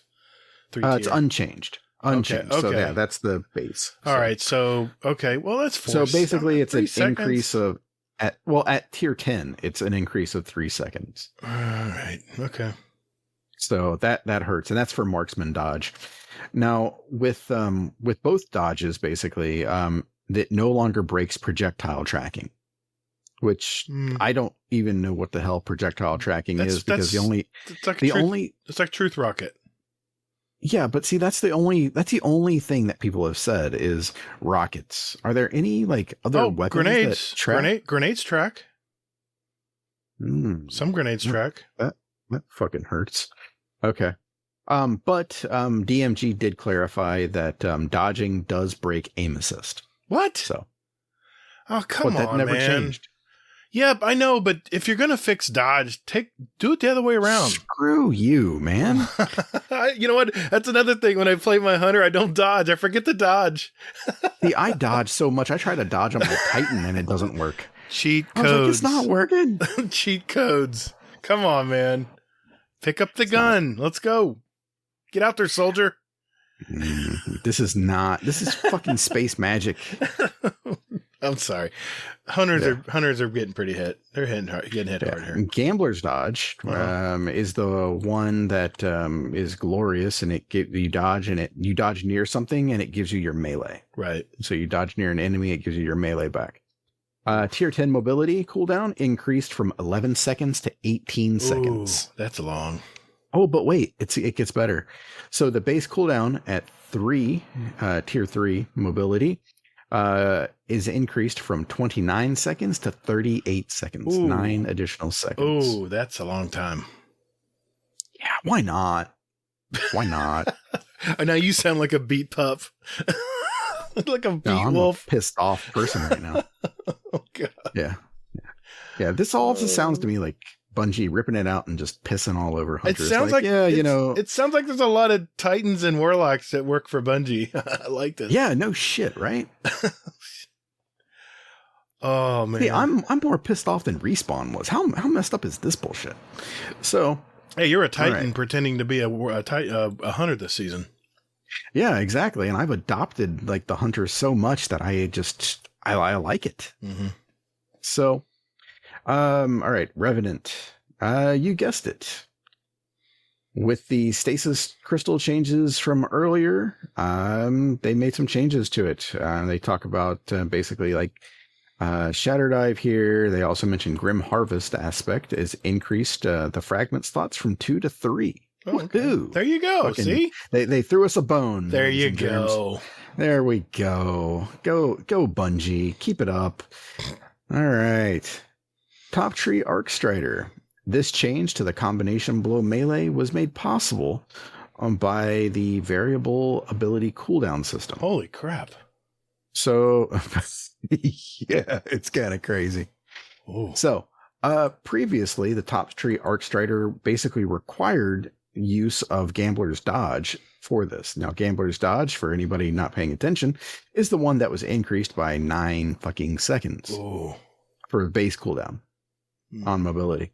So, what they've done, if you're using this with combination blow, they reduced the base cooldown from 96 seconds to 15 seconds. Oh. Boing. Wow.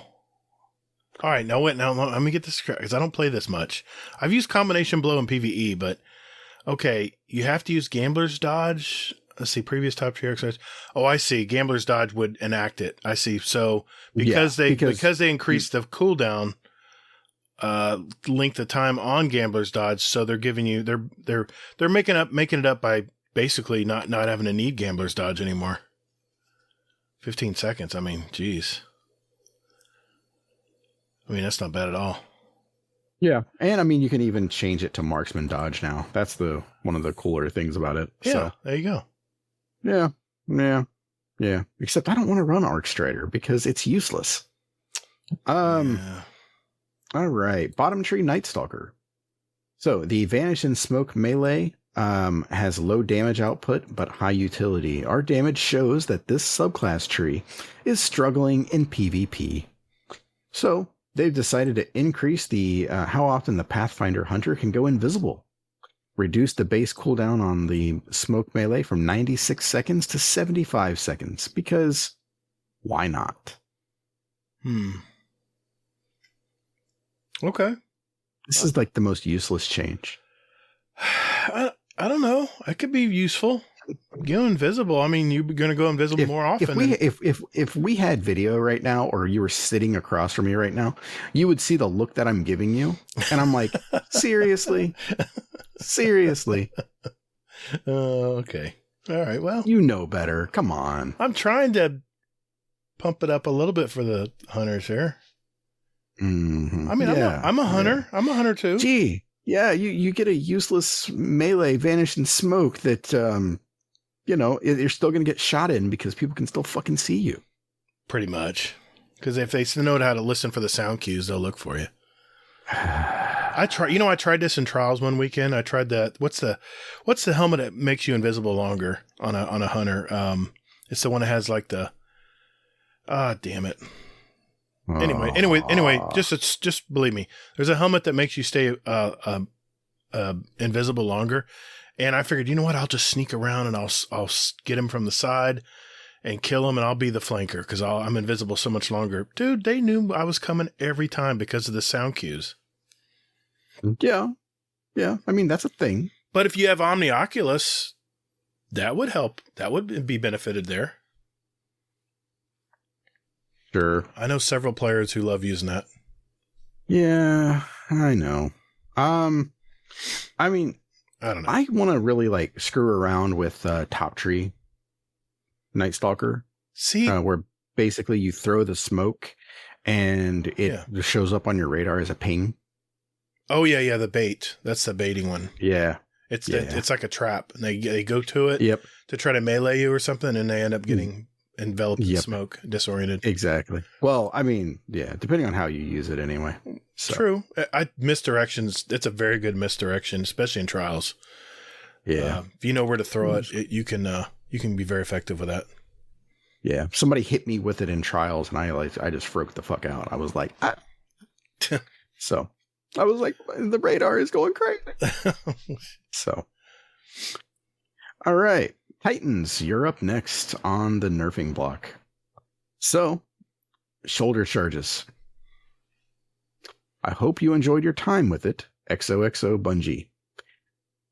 All shoulder charges no longer one-shot players. Now, this does not include Peregrine Greaves, so you can still use that and one hit people. But that's the thing, is it's basically, it's not going to do anything. It's going to, if you're using Seismic Strike, that one now blinds people when you hit them. And they reduce the AoE damage on it. And Shoulder Bash, they reduce the AoE. It doesn't blind or anything like that, but it already suppresses them when they hit them. And then the Hammer Strike, they reduce the damage on that, and they increase the base cooldown on all of these as well. So, yeah. But they increase the width of the targeting cone, so you're going to have better aim assist when you're running at someone with it. Just be ready to follow it up with a shotgun or something. Once you get out the animation. Yeah. See, I listened to Two Titans and 100 this right before we got on here, and I was cracking up at them because, I mean, like, Night Demon was actually pissed off about this. What? Yeah. I don't see anything wrong here. Obviously you don't. But hey, Titans, it could be worse, okay? It could be worse, all right? Thank you, Bungie. Merry Christmas, everybody.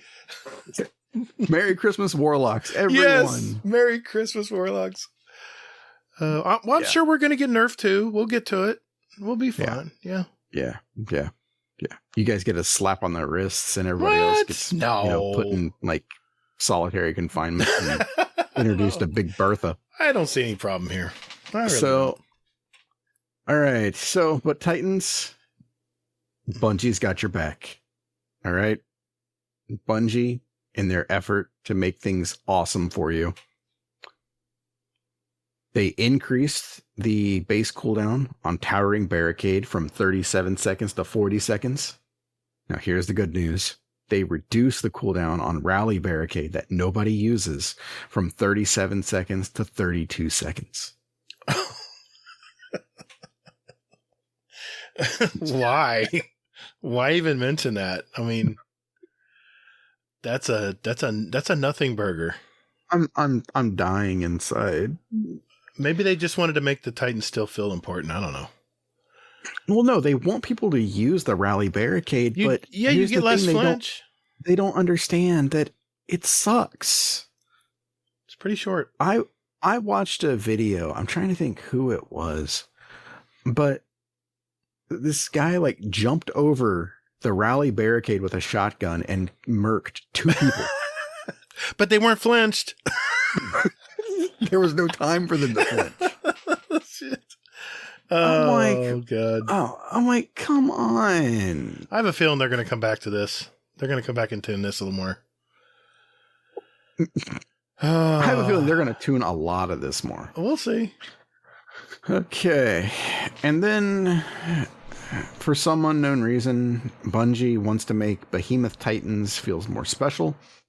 So they're making Diamond Lance try to be something. So with it, basically, now when you do this, like, it was funny. I was listening to, who the hell it was. Maybe it was Two Titans and a Hunter, and I've listened to so many videos about this and listened to so many people about this. A lot of people don't even know what Diamond Lance is. Now, how I know what Diamond Lance is because of Esoteric's video about soloing the Queen's Walk on Stasis. Last Wish. Yeah. So basically you just keep like, using this and picking it up and that kind of thing. I haven't even unlocked all my stasis on my Titan yet.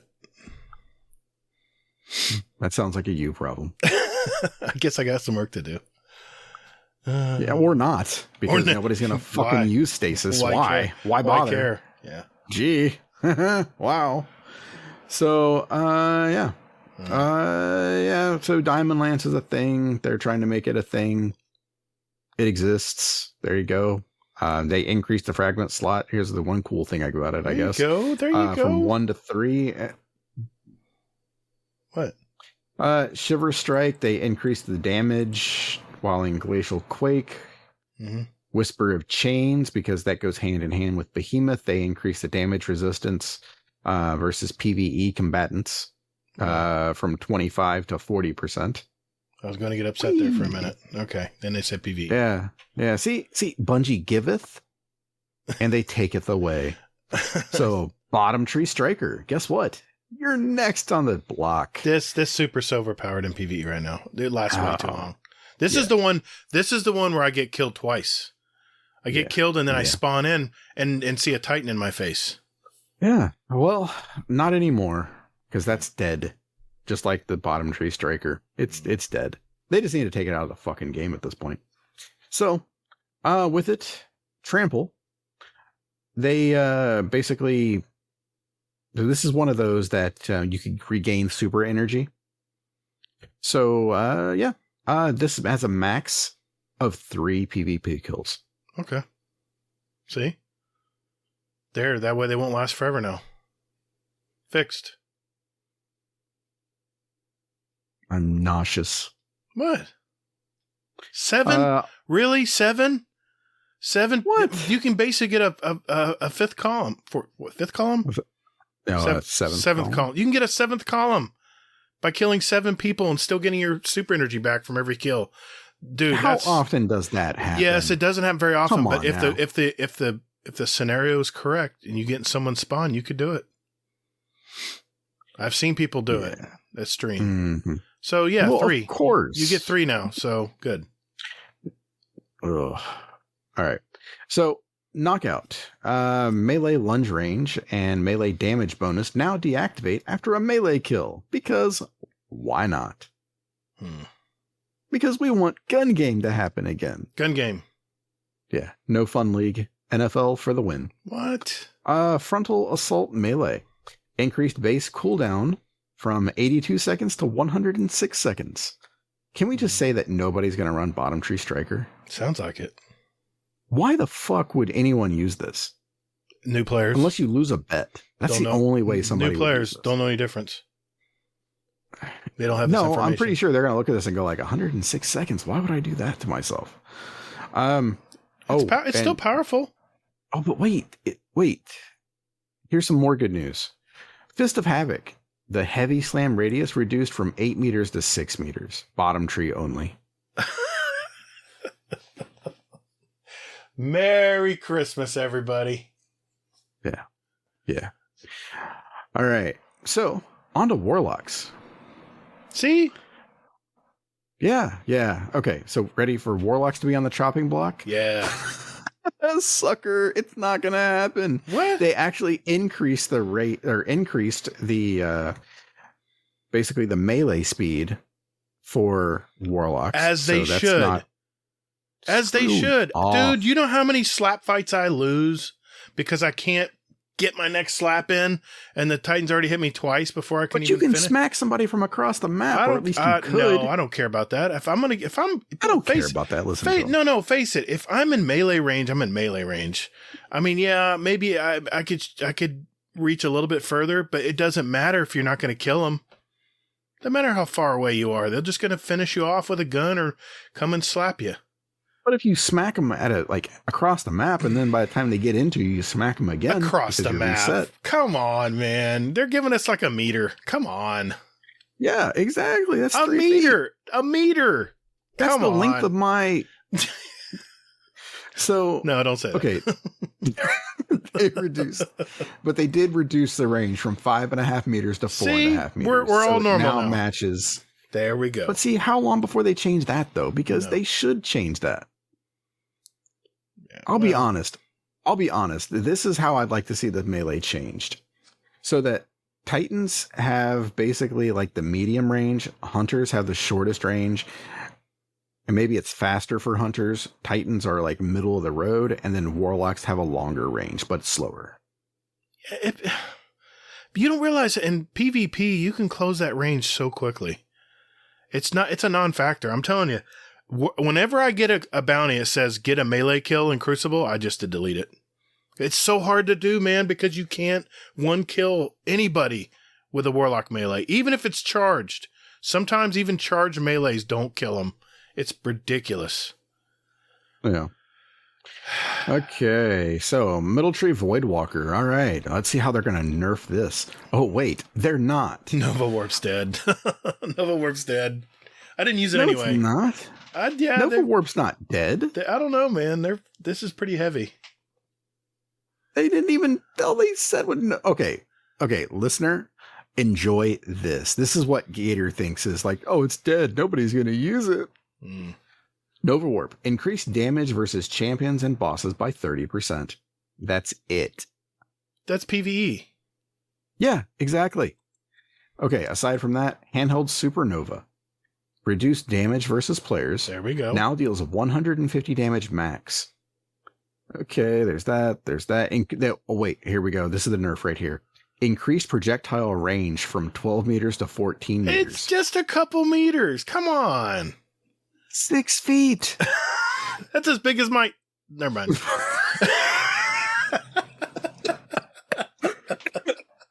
I had to come back on that one. That's my line, man. I'm sorry. Don't or me, man. All right. Shit. But this is one thing I am interested to see, though. So handheld Supernova now pushes targets away from the Warlock on detonation. I don't know how effective that's. It's interesting to me. I'll have to see. I'll have to play with that and see how it works. I don't even use this much, but the little bit I have, I remember it used to kill. You could kill yourself with it if you didn't use it right. I've heard some people say that what they want to try doing is basically seeing if this can propel you up in the air. Oh, didn't think of that. So that's yeah. So that's the nerfs to Voidwalker, Middle Tree, and the nerf to melees that didn't happen. And then okay, so Shadebinder.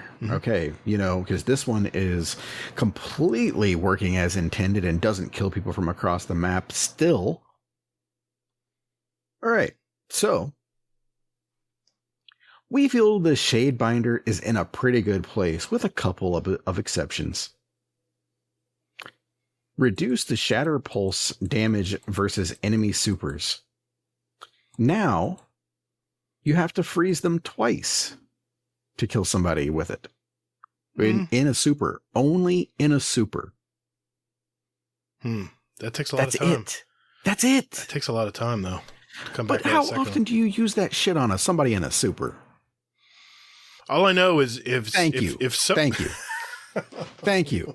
You proved my point. Exactly. Never mind, you're going to murder a whole team and they're going to be like, never mind, it's working as intended. I don't use this much, for the record. I don't like the ice show. Only on hunters. You used this in scrims on Monday. I did. I was trying something new. I was trying to do something off meta.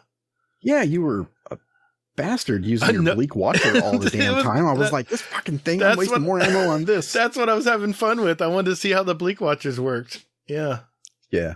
It was, I could tell you were having fun with it by how much you were throwing that shit out there. So I do give you credit.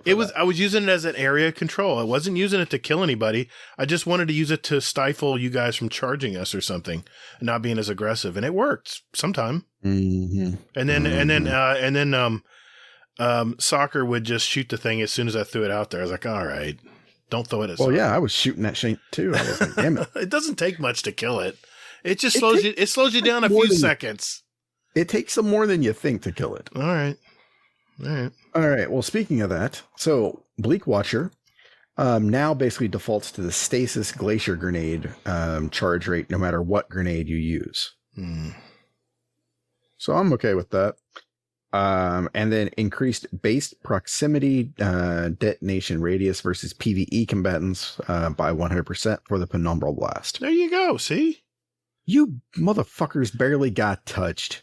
Everybody else got just destroyed. I don't see anything that's wrong here. I think this is great. Merry Christmas, everybody.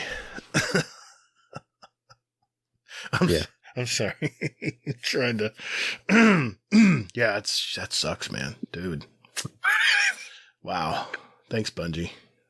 Again, all of these changes, they do go live on December 7th.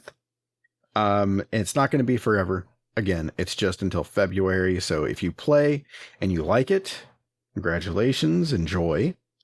If you're a warlock, that is. If you're any other class, hold out for hopefully February when they'll kind of change some of this some more. Yeah, like I said, I think they're going to throw it out early. I mean, it's smart because everyone's playing a million other shooters right now. We've been talking about that earlier tonight, how there's so many different shooter games out there right now. And the Generation X guys, 30 and Sarge, were talking about all the games they're playing that isn't Destiny. So this is smart of them to throw this out now. Give us a new sandbox to start tweaking. Let us start researching how we can build around these new tweaks. And I think what would really help with this would be if they did a refresh of the Trials loot. Yeah, good luck. That would be a cool moment for them to do that, and then also accompany that with, the new gun changes and everything. Yeah, Bungie's not listening. Bungie's not listening, Hazel. Yeah. Be ready. I can't wait for that first name change. I've already contacted the community. I said I want some ideas, guys. I want some ideas on Hazel's name change until February. I may rotate it. I may rotate the name too.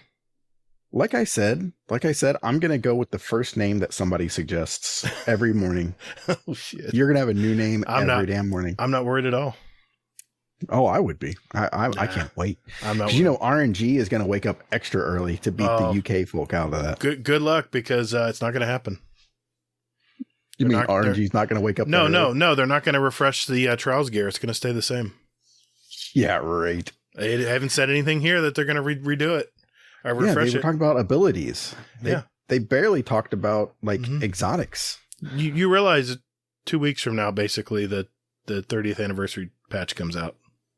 Basically 2 weeks. Yeah. And next week they're doing a light TWAB, and the TWAB after that is going to be they're going to talk about armor. Oh, let me guess. The light TWAB, they're going to say, "Oh, by the way, we're going to renew all the Trials gear for the new patch." Nah, ain't gonna happen. I would love it. I would put many eggplant emojis. I will hide all morning if that happens, but I'm telling you, it ain't gonna happen, man. What you see is what you get. Bungie. What you see is what you get in Trials right now. So, no way. We'll see. We'll see. Trials is kind of weak right now, I think. It's because there's a lot of competition for competitive shooters right now. Yeah, exactly. That's why they need to revive it. Yeah, you made my point for me. Bungie's not listening, Hazel. Bungie's not listening, man. Keep telling yourself that. Anyway, back to the TWAB. Yes. So, all right. So with this, this is the back to the now. So this is the Destiny player support team. All right. So I gotta get this out now. So Destiny 2 is leaving Xbox Game Pass for consoles. Okay. So what this means is this is leaving on December 8th. Okay. So with that, so if you're one of the people that play on Xbox Game Pass for console and, you haven't bought the game yet and you log in on December 8th, you are going to lose access to campaign missions, expansions. It's like raids, dungeons, hunts, exo challenges, nightfall strikes, and access to Trials of Osiris. The Stasis subclass, which is Beyond Light specific, the Middle Tree supers for each subclass. I cannot darn forsaken. Yeah. And then the 10% off perk for silver purchases and other game add-ons. So, But the good news is that items such as exotics already acquired will be available for players who earned them, and previously purchased season passes will remain active. Players who wish to continue playing Destiny 2 on Xbox should look for the Destiny 2 expansion discounts that will be available soon. As a reminder, the Witch Queen will not be available on console or PC Xbox Game Pass when it launches in February. Okay, I just have one comment to make here. I feel bad for the Xboxers out there that use Game Pass, but this only reinforces the reason I don't have Game Pass is because you're renting the games. They're not yours. And yes, I know we can go down this hole, but they can take games away at any time and you're left holding the bag. This is why I just don't, I mean, it's $10 a month or $15 a month if you want the all access stuff, but this is the reason why I don't like Game Pass is because, well, one, they're not targeting me because I only play a few games. For the person who wants to try a lot of different things, it's a great thing for that.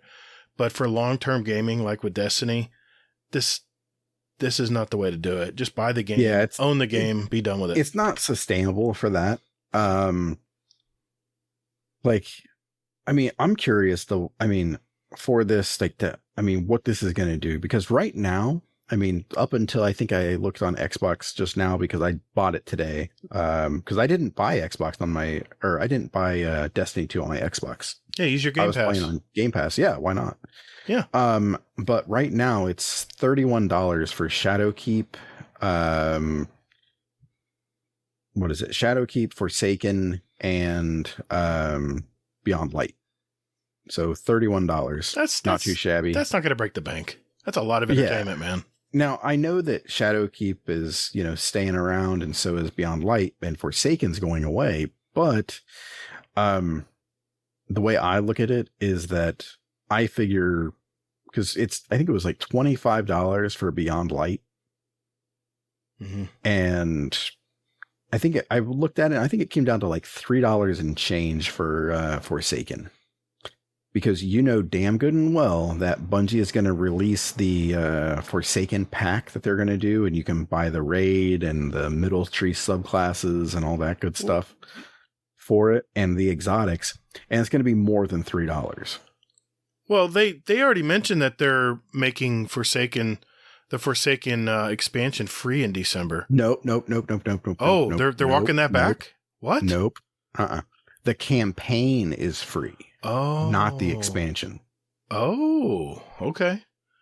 Yes. My bad. I read that wrong. No, I just wanted to make sure that we clarified that because I remember them mentioning it was coming free. So yeah, the campaign is free, not the expansion itself. I remember I had an alt account and I wanted to get some of the Forsaken exotics, like the Truth Rocket and stuff. I wanted to do those missions. And I had to buy Forsaken, and this was during Beyond Light, and it was $24.99 for just the Forsaken. So $31 for all this. That's a no-brainer, man. If you're gonna play Destiny long term, just lock it in. You get all your. Yeah, I mean, they're taking away stasis. They're taking away your middle tree subclasses, dude. We just talked about all that. You want all that. Now, one thing I did want to do is I just want to do the math real quick here. So it's $31. So for anybody joining right now, so it's $31 for all of that. And Forsaken, Shadowkeep, and Beyond Light. Yep. And then the deluxe edition, I'm assuming you're not going to do the 30th anniversary bundle. I'm just looking to see how much that one is. I know the deluxe one was, I think, $99. I think it was $98 and it included the 30th. That's what I bought. Right. It includes all 4 seasons for next year. Includes the Witch Queen and the dungeons and the 30th for $98. I mean, think about it. What are you going to spend $98 on that's going to give you year-round entertainment? I went to the movies tonight. I mean, I got a little bag of candy and a large drink, and it was $12. Yeah. Yeah. Let me see. I know not everyone has a ton of money out there. I get it. Sometimes $100 is a lot of money. That's like a chunk of your paycheck, but just save up for it. I mean, we got time here, and if you're in it, you're going to play it. It's worth the money. Yeah. So I just wanted to see here. So, okay. So it's $31 for those pieces, and then it's $79.99 for the deluxe edition. Right. That's right. It's 20. You're paying 20, So, basically $20 for the 30th anniversary. well, no, the 30th anniversary is not included with this, I don't think. No, it's $20 more. It's like 98. Right. So, yeah. So, okay, the math comes out to $110.99. That's not bad. So, and that's just the deluxe edition that does not include the 30th anniversary pack. Now, Dude. if you want the 30th anniversary pack, then add on, I think it's like $20. What is one skin cost in Fortnite? Or what is one, I don't know, one skin in Call of Duty cost? I mean, Hey, I have the perfect answer for that. Ready? Mm-hmm. I don't know, dude. I just play Destiny. I'm saving that. That's going later in the year. I'm saving that. That was priceless. See. That's why you listen to us, because we're funny, or we think we are anyway. So it's $110.99 up to like $131. So, I mean, it's a little bit much, but at least it's $31 now, and then you can pay the $79.99 later, or even go with the standard edition and, just get that for now, and then you can add on the extra pieces later. 30s just rolling around right now. God, Destiny Shell. $98. Come on. I mean, but that's the thing though, is that, okay, so in the true spirit of 30 and still gaming, it comes out to $9.25 a month. There you go. That's your subscription. That's what Game Pass is. There you go. Same price as Game Pass per month. No, it's not. Well, Game Pass is $9.99, right? And then it's $15.99 if you get the deluxe edition Game Pass. Fuck if I know. I don't know. I do the ultimate just because. Ultimate's $15, but I think there's a I base keep one. buying it on sale for like $30. There you go. So even better. Yeah. I mean, come on. I was glad it went on sale actually, because damn, it was getting close, and I'm like, oh shit, am I going to have to pay full price? Too bad you can't pay $10 a month, but oh well. I swear I think they should give you the option to just subscribe, but have subscriptions. Yeah. And I mean, $100. Just give me a that's a big 12-month option, and I'll fucking just do that. Yeah. I mean, I like this bullshit. Buy a damn phone these days. You can pay all of it all at once, or you can pay it in payments over 2 years. I mean, come on. So, yeah.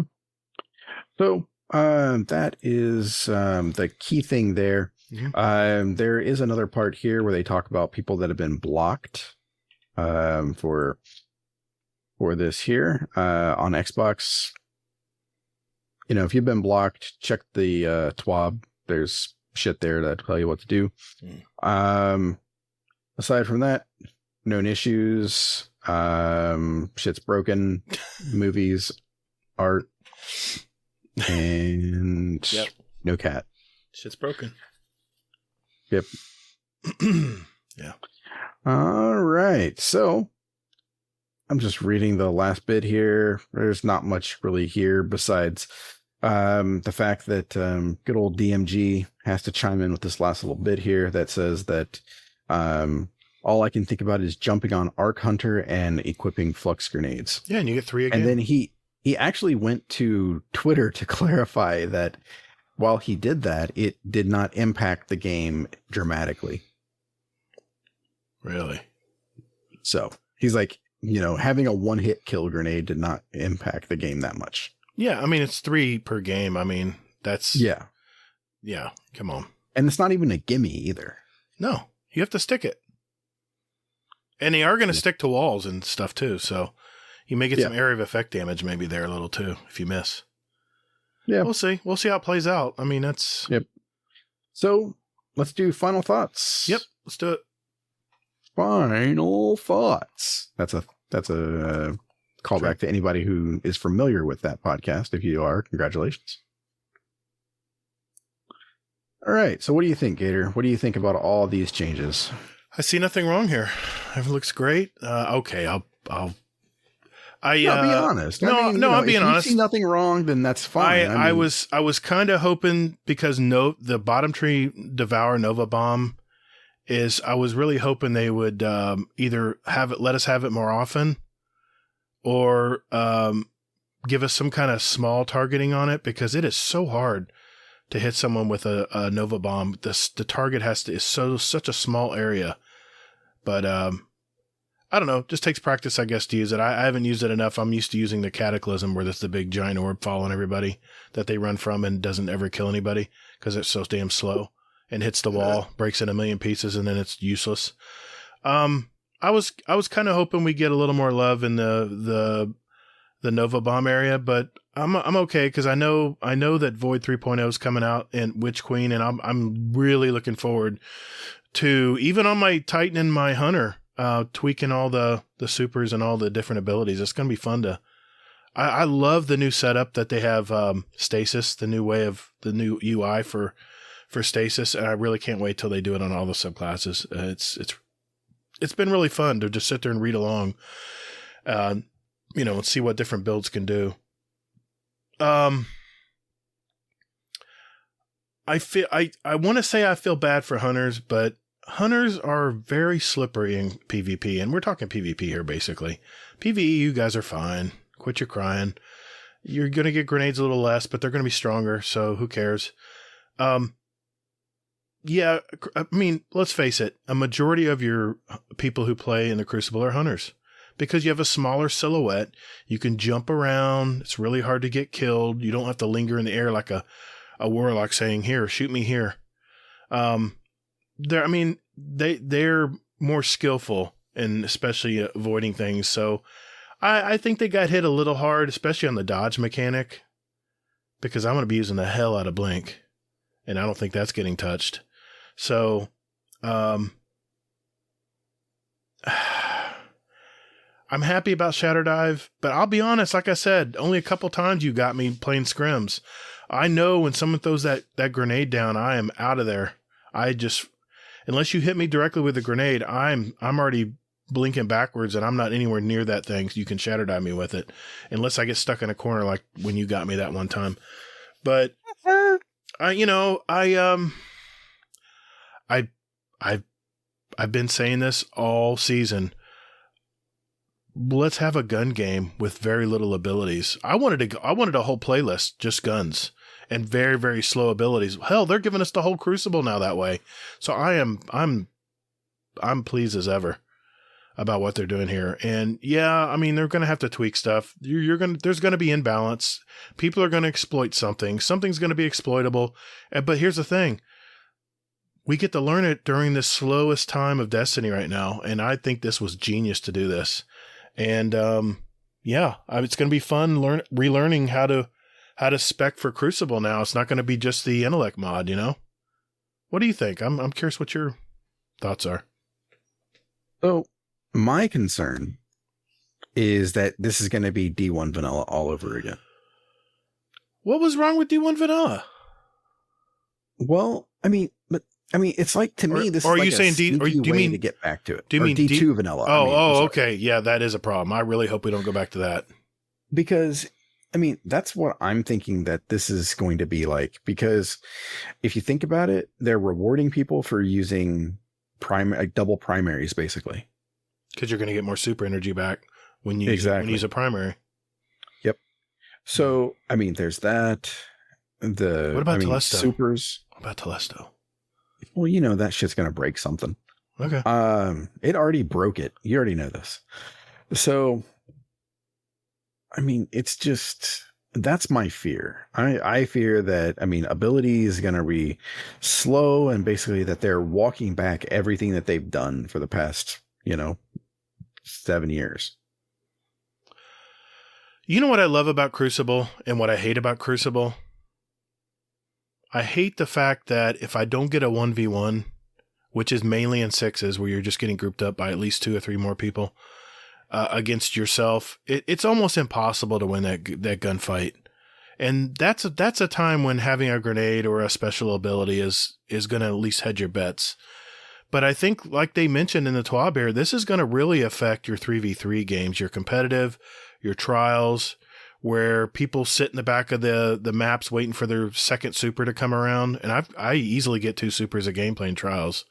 or competitive. I'm doing the competitive playlist trial, a 30-day experiment right now, and I easily have two Nova bombs every game, and I'm not even at 100% intellect, but I really love being able to 1v1 people, and you get that chance so many more times when you play 3v3 versus the chaotic Iron Banner or 6v6 playlist. So I don't know. I'm looking forward to this. I've blabbered enough about it, but yeah, I mean, I'm looking forward to this. This is what I've always wanted. I've always wanted more of a gun game and more abilities being used as tools, not oppressive. We'll see. Yeah, and I mean, I do think that, I mean, I'll be honest and say that it does feel like abilities are oppressive right now, to use your word. But I think that there's a happy medium between this TWAB and where we are now. God help us. I really hope we don't go to D2 vanilla. That was a dreadful time to play. You definitely had to play as a team or you were just toast. And that's the thing. Like, imagine that. Okay. So imagine team shotting right now, because I mean, we're assuming that nothing else is really going to change besides the abilities and that kind of thing. So imagine team shotting right now. I mean, you're going to steamroll teams. Mm-hmm. The teams that are good stay together. And I mean, I play a lot of comp and I played some trials now. If you're not sticking with your team and you're wandering off by yourself, your odds of dying go up exponentially, because all you have, I mean, we have people who try to come around and flank us, and the two of us just say, okay, you wait here and keep these guys busy. We're going to go knock this guy out. And 9 times out of 10, that guy's toast because it's 2v1. Mm-hmm. So, oh God, I really hope it doesn't come. I'm just getting flashbacks of Mida multi-tools in my face. Like four of them. Everybody sits in the back of the map. Though. I mean, but that's the, I mean, yeah, but depends on the meta. Okay. All right. 3 or 4 messengers all pointing at me. You know what I'm saying? So I really, that's when you just stand on the cap point and you just, you know, I didn't bubble tighten. I did not like the passive play of Destiny 2 vanilla. And I don't think they're ever going to go back to that. God, I hope not. But I think this is a happy medium. I think it is. I don't think we're going back to D2 vanilla. I know you're fearing that, but I don't think we're going that far back. I think it's going to be somewhere in between. No, I mean, I do feel like this is doom and gloom for me, but it's just, I mean, again, we haven't had our hands on this. We don't know what it's like. You know, this is going to make Scrim so much more fun on Mondays once this patch comes out. So we're going to be able to test all kinds of stuff. To me, I think it's going to open up weapons more. Yes. Because, I mean, who knows? Maybe we can bring back in DMT. Don't get me fucking started with that gun. Converse fails. You're on my list, buddy. You're on my list. I jest. I'll be honest. I've been using DMT on PC, and it is fucking glorious. It's a dart, man. Mouse and keyboard. I love it. It's a dart.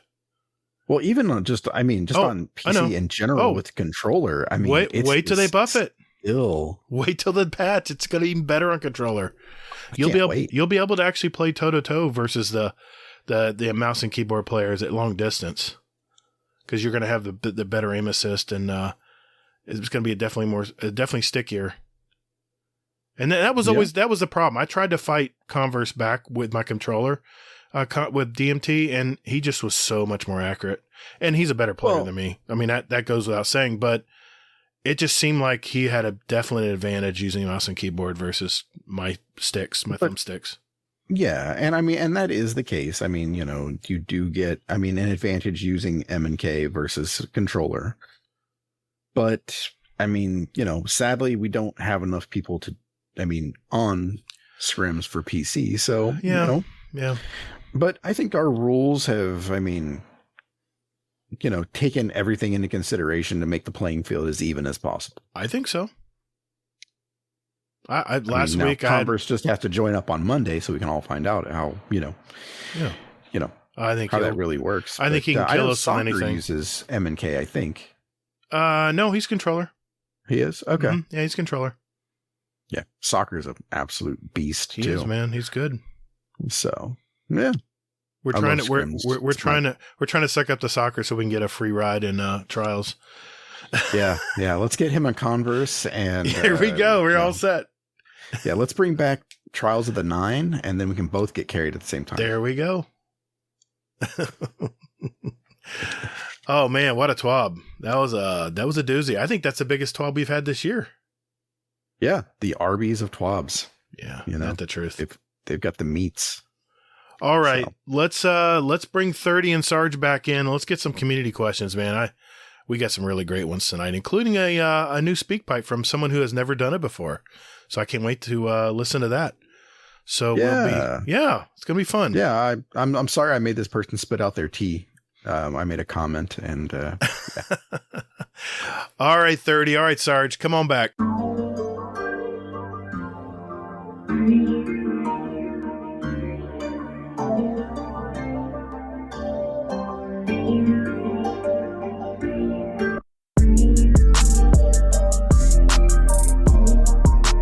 Hey Guardians, would you like to send us a question for the show? Well, there's 4 ways to do it. Number 1, join our Discord server. There's a join link in our show notes. We have some great gamers in there, by the way, and you can just lurk or hang out or jump right in and talk with us. There's also a channel labeled Podcast Questions where you can type in your question for the show. You can also email us at guardiandowncast@gmail.com, or we also tweet out almost every week about our upcoming show, guest, and you can respond there with your questions at guardian_d_cast is our Twitter handle. Finally, you can send us a voicemail with your questions at speakpipe.com/guardiandowncast. Remember, that's all one word. And we'll play it on the show for you guys. Speakpipe is honestly my favorite thing. But anyway, thank you for all you guys do, and toddles. And later, Guardian.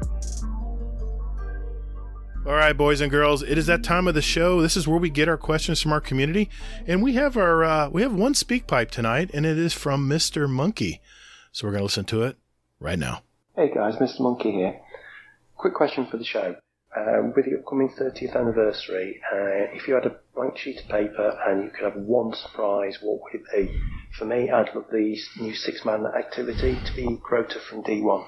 Thanks a lot, guys. Love the show, and see you soon. Thanks. Bye. Thank you, Mr. Monkey. We appreciate that, buddy. Hey, keep sending those in, man. We love hearing from you guys. Hazel, start with you. What do you think? What would be a surprise you'd want to have in the 30th anniversary edition? Or is it 35th? 30th? I know, I'm just kidding. Math is hard. I'm just kidding. Inside joke, sorry. I mean, I'd like to see the Crota raid. I think that'd be pretty cool. Either that or see it all take place on a Halo ring. Oh, wow. Oh, that'd be... I like that, Hazel. I like that. What do you think, 30? What would you want to see? I would like them to big surprise. You open up like a package and a little letter pops out and it says, "Thanks for playing."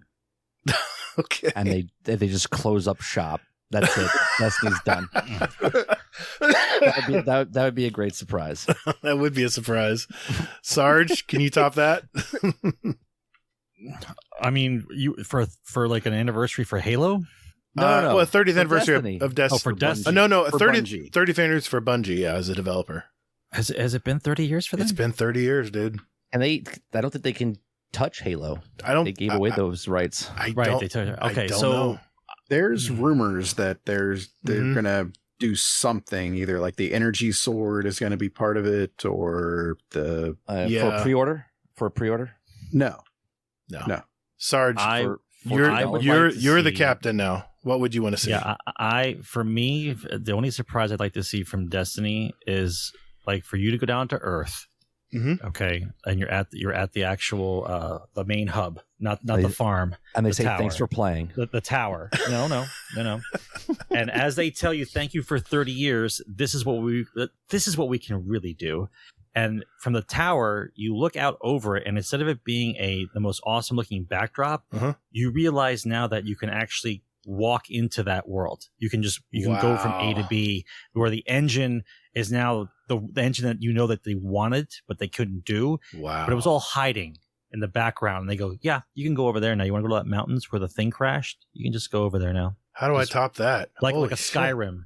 Like a Skyrim. Like when you first open up Skyrim and you're like, that's a mountain over there. I can walk there. And yep, 30 minutes later, you could walk there. You're teasing Like me. that's how Destiny should be. Wow. That would be glorious. That would be a quantum leap in gaming. And Yes. then there's a little box that you open up. It says, thanks for playing. And it says, thank you for playing, and then it uninstalls the game. Oh no! only to install the new version with all the great engine upgrades. There's a little letter you open up and it's just a picture of a sunset. And it just says, like, Oh shit! you sunsetted my game. All right, here's a surprise I would like. I'd like him to bring the Dreadnought back. I love They Dread. are. Don't They worry. are bringing the Dreadnought. Well, all right, we'll bring it back in the 30th edition, just earlier than we Like, expected. Maybe. where do you think you're going when you go fight the Witch Queen? I know, but maybe open it up early. Open up at least some of the worlds early, so we can have a little reminisce. Hold on. If they open up worlds early, they got to take other worlds away. Yeah, man. The game can only be so big. It can You only even be Destiny, so could you- big. Can you imagine? Can you imagine that's an actual excuse? Do you still believe that? I don't. I'm sorry. I know. There's a lot of games that are been going on longer than Destiny that are still. What kind of engine are they using if that's actually the case? Here's my actual thing that I wish they would do. All right, what my is it? actual thing. Uh-huh. Okay, so a box would open up. No, I'm kidding. They would put the gun system in that I've been talking about for 6 years. Oh God, dude, that would be so great. I hope that's what they're planning on But doing. they are, bro. No, they're putting a system in. I want them to put my system in to the game. I want a little white envelope to open up and said, "Thank you, 30. Thanks, 30. We're putting your weapon system in that you've been complaining about for 6 years." Thanks, 30. We're listening. That's right. I'd love to see the Dreadnought early, even if that's where we're heading for next season. It'd be nice to at least open it up. We're not heading to the Dreadnought next season. I mean, that's what they said. And Absolutely. No. We just said that they're bringing the Dreadnought back is what we said. We didn't say next season. We just said they're bringing the Dreadnought back. Oh, that's right. Okay. I can't hold you to it then. Where do you think, out of all the places that you're going to go, where do you think you guys are going? Where do you think? Well, we're going to Savathun's throne world, from what I heard from the previews. So I don't know what that means exactly. Which will probably mean that the entrances to the Dreadnought. Oh shit! I don't know. Actually, I mean, in a way, they are correct that the Dreadnought. We will be going to the Dreadnought because they are bringing back King's Fall. That's confirmed. That sounds like hearsay. I mean, okay. They said they're bringing back one of the Hazel, you just got to join us. We didn't say it's coming back next season. We just said you're going back to the Dreadnought. Yeah, no, and I did. We are going to go back to the Dreadnought. You are going to go back to the Dreadnought. That's right. Because they're not going to waste assets. They're going to just embrace them. So you're going back to the Dreadnought. All right, let's jump into Discord. Let's go some general questions here, Hazel. We can answer the Destiny ones next week. Let's get some general ones so we can have some general answers. I mean, I guess we already kind of answered this one from Sharp Mythoclast. Mm-hmm. It's, in your opinion, what makes a game successful? Oh yeah. What's a game that you consider successful? Oh, I got this one. What makes a game successful? Lots of idiots buying a game that's not complete. Pre-orders. That's what makes a game successful nowadays. Yeah. Yeah, we already talked about what we think is a successful game. Yeah, I hear you. A very valid point. Yeah. All right, for me, a successful game would be one that builds a community. Ooh. Okay, I like that. That likes to get charged $10.99 for microtransactions. But they don't. But they know you can't get mad at them. They don't know any better. That's the problem. See, that's the problem, you guys. The conversation has to be: is you are manipulating children. That's the title. That's the title. You are manipulating children. We're old enough to know, but you see how the advertisements work, and we were advertised like that when we were younger as well. But at that point, the games were finished. They had to be. Yeah. And now they don't. Day one patch, baby. Day one patch. Day one patch. Imagine getting a shitty girlfriend and you just get a day one patch and you get a better girlfriend. Or better anything. Like my job. I'm still waiting on mine there. Yeah, day one patch. My job sucks. Day one patch, bro. Don't worry about it. Get a better day one patch. Day one patch. Hey, I know. You know what? I know this meets raw. Don't worry about it. We'll do better next time. Right. I heard that somewhere today. Where did But I hear hey, that from? you know what though? The meat is usually raw from this place, but then they cook it again, and it's okay. It's Sorry. okay. They'll get it right eventually. Don't worry about it. But They'll get it right you eventually. You have to It'll say be ready in no. about 6 to 8 months. Yeah, Right, come you back have then. to say no. And that's the problem. Nobody says no. They're just like, it'll get better. Yeah. Like when did we raise like unlimited hope from these kids? Like no matter what, how bad I killed your dog, your mom, I drowned your mother, and you've lost your job and you have no more money. It'll get better tomorrow. Nobody thinks that way. Think about what games are successful right now, right? Cyberpunk 2077 made all its money back Day one.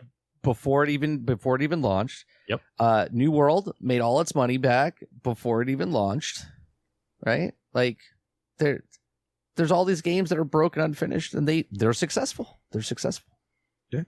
They don't even have to be a legit game, even. No. No, Star Citizen proved that. Star Citizen is out 10 years Did they and it's ever? never been out yet. It's still an alpha. The money people put into that game, it's just mind-boggling. It's successful. It dwarfs anything that anybody else has done. That's for sure. I got one from Red Grackle here. Question for the show. Why do you like the streamers that you like, and why do you dislike the streamers you dislike? Well, wait, that's a weird question because if I dislike someone, why am I watching them? Well, I guess why? Well, I guess why wouldn't you? Why do you turn off a streamer? What makes you not like them? I guess when you turn them off. Maybe? Okay. Or and then why do you keep watching some streamers that you like? Because you like them, I guess, right? Well, Amaranth's self-explanatory. Let's go. I'll go first. Okay. I like listening to certain people. One, because they're informative, right? Mm-hmm. So you like when you watch people, you want to know something maybe that you didn't know, whatever you're watching. So maybe I'm watching a game that is new. I don't know much about it. And the person that is playing it, out of the 1,000 people that are playing it, this one person that I happen to find is talking and telling me stuff that I didn't know about the game. So that brings me into their world. And then you get to meet that person. Like while you're listening to them, you get to know more about them and you start asking questions or getting to know that person. So you might hear that they have something in common with you or not. So you start liking them. And then reasons that you don't like certain streamers is because probably like right now, someone's listening to me going, God, I hate that guy 30 because he's so negative and all he does is complain about stuff. And that would be the reason they stopped listening about 3 hours ago. You know, that's what I've always liked about you, though, is if you're playing a new game, I'll jump in and say, well, what do you think about this game? And you'll go, you'll even take the time to say, here's how it works, Gatr. You do this over here, and then you go over here, and the objective is to go over here. And I love that. I love that you spend the time to explain it to people. Yeah, because you're the clientele. Like, you're in here asking me a question. I'm going to be like, I don't know. Yeah, it's fun. You know what I mean? It's fun. I'm not. Yeah, it's great. Or be like a lot of streamers who just ignore you. Yeah. You ask a question and they're like, just continue to play. They look over and see your comment and then they just go back to playing. Yeah. Disconnect. Oh, no. I'll roast you. I'll roast you and I'll help you if, Yeah, exactly. What do you think, Sarge? Streamers? There's very few ones that I watch on a regular basis, leaving out the Amaranth joke, of course. Mm-hmm. I heard she sounds better with your pants off. There's a certain. Here's what I'm looking forward to for the Amaranth. I'll have to try that. Hit that briefly. I'm looking forward to the episode where she hits the wall, and we all decide what we're going to do with her. Then that's. I think that's to be the most like the actual, like an actual wall, or like the metaphorical wall. Well, it is metaphorical wall. Okay, I think that would be the. Where we lick it first. Yeah, we have to see what she decides to do with her life at that point. It's almost like the Truman Show. Yeah, right? You're witnessing a girl hit the wall live on stream, and I think when she makes that decision, what she's going to do next, I think that would be profound to girls and boys everywhere. No, but the real thing for me would be there's a certain type of combination between charisma and linguistics that someone knows how to speak. It's like they are a showman, like you can tell. And so that keeps me interested. The ones who just act like a spoiled child who's got a camera on them, I'll watch once or twice to see if that's really them or not. Right. But I never go back to them. But people who understand what it is to be on camera and to be able to speak about whatever topics you are about to speak about in a way that's more meaningful and drags you in. Those are the ones I'll watch. Those are the ones. Here's the real question: do you watch me? When I get up, yeah, I put you on when I get up, and then 8 o'clock if I'm not working, I put you on again. Watch me. I can't watch you. I'm at work. I'm at work. 9 times out of 10, I'm at work. It's a joke. It's getting Not uncomfortable. a true fan. It's getting uncomfortable. Actually listening. In the morning when I get up, I put you on. I watch you. Yeah. I attach the phone to my head as I walk around the house. I'm listening to you as I'm doing. Put it on a neck brace. You know? What was that? What was that headset? They go, put your phone inside the headset, and now you're inside the world. I'm like, what the fuck are you guys talking about? God almighty. I got my phone 3 inches from my face. It's a virtual world. I'm like, no, it's not. The box. You're talking The about phone Google 2 inches from my eyes. Yeah. The Google box. Yeah. Well, Hazel, what stream are you watching or not watch? Well, one thing that, okay, I'm not going to name any names here, but there's one streamer that I was watching pretty consistently just because of time frame, because they were available like in the afternoon when I was like wrapping up with work and stuff like that. And I just got fucking sick and tired of the way that he would always like beg people to like get my G Fuel, dude. Come on, use my code. Yeah, that's. And I'm like, good. Dude, there's like fucking like 4,000 people in here, or like 1,800 people sometimes, and you know, you're like fucking badgering us to buy your shit, man. That's like you're doing it wrong, man. Yeah, it's like you're fucking thirsty. It's old school sales. You push as much hard as you can. You're gonna get a certain percentage is gonna take it. Yep, that's how it works. Yeah, it just you got to make 100 calls to make the 10 sales. That kind of shit. Yep. How many no's do I have to get done? Yep. Yeah, well, you know, I just unfollow and, you know, sorry about your luck. I just got over that. It just, ugh. All right. What's one you are watching? Amaranth, of course. Come on, right? Amaranth. Come on. We assume that. You know, I'm just waiting for her to lick the wall. She doesn't have to hit it. We're going to get I mean, I don't know. I think I might buy the ASMR headset for her licking the wall. I think. Okay. Oh my God, you guys! Gatr doesn't know what we're talking about. No, I know of this streamer. Just, she's probably on right now. I know. I know what streamer you're talking about. I do. I may have poked in for a brief second. Been suspended like 4 or 5 times. I know. I've heard the news. 4 or 5 more times to go. I mean, one streamer that I'm watching that I like is Gotham Chess. Oh, nice. That's just cool. Because, I mean, he's pretty funny. He berates people sometimes, and he never hawks his shit. He's always just pretty much just, you know, hey, this is what I do, and this is this, and, you know, he analyzes things, and I mean, it's good content. Yeah. It's entertaining and it's informative. Yeah.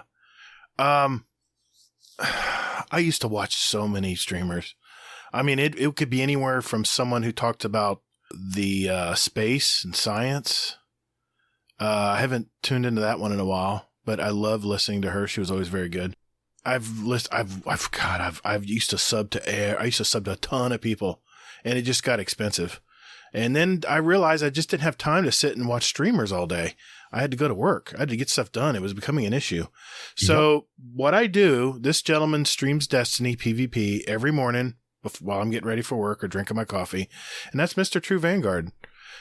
He plays very similar to the way I play PvP. So I can always, he's just that much better. You know, he's at that next level that I'm not at. And I'm always thinking, okay, he's got a sidearm and a pulse rifle. You watch him go out into a game, and you're just watching his thought process. And his thought process is very much like mine. Obviously, much more advanced than me, but that's how you get better. Everyone asks, you know, how do I start getting better at PvP? Watch people who are really good at it, and just watch how they play. Watch what they avoid. Watch how they rush in when they need to. Little things like that make a big difference. So Mr. True Vanguard, I've been watching him ever since he used to stream Battlefield back in the day. And he's pretty much a Destiny guy, and he plays only on console. He doesn't play mouse and keyboard. So I know I'm watching someone who uses the same interface as that I do. And I used to watch one guy who would stream League of Legends. You guys probably know what I'm talking about. He was just so freaking arrogant.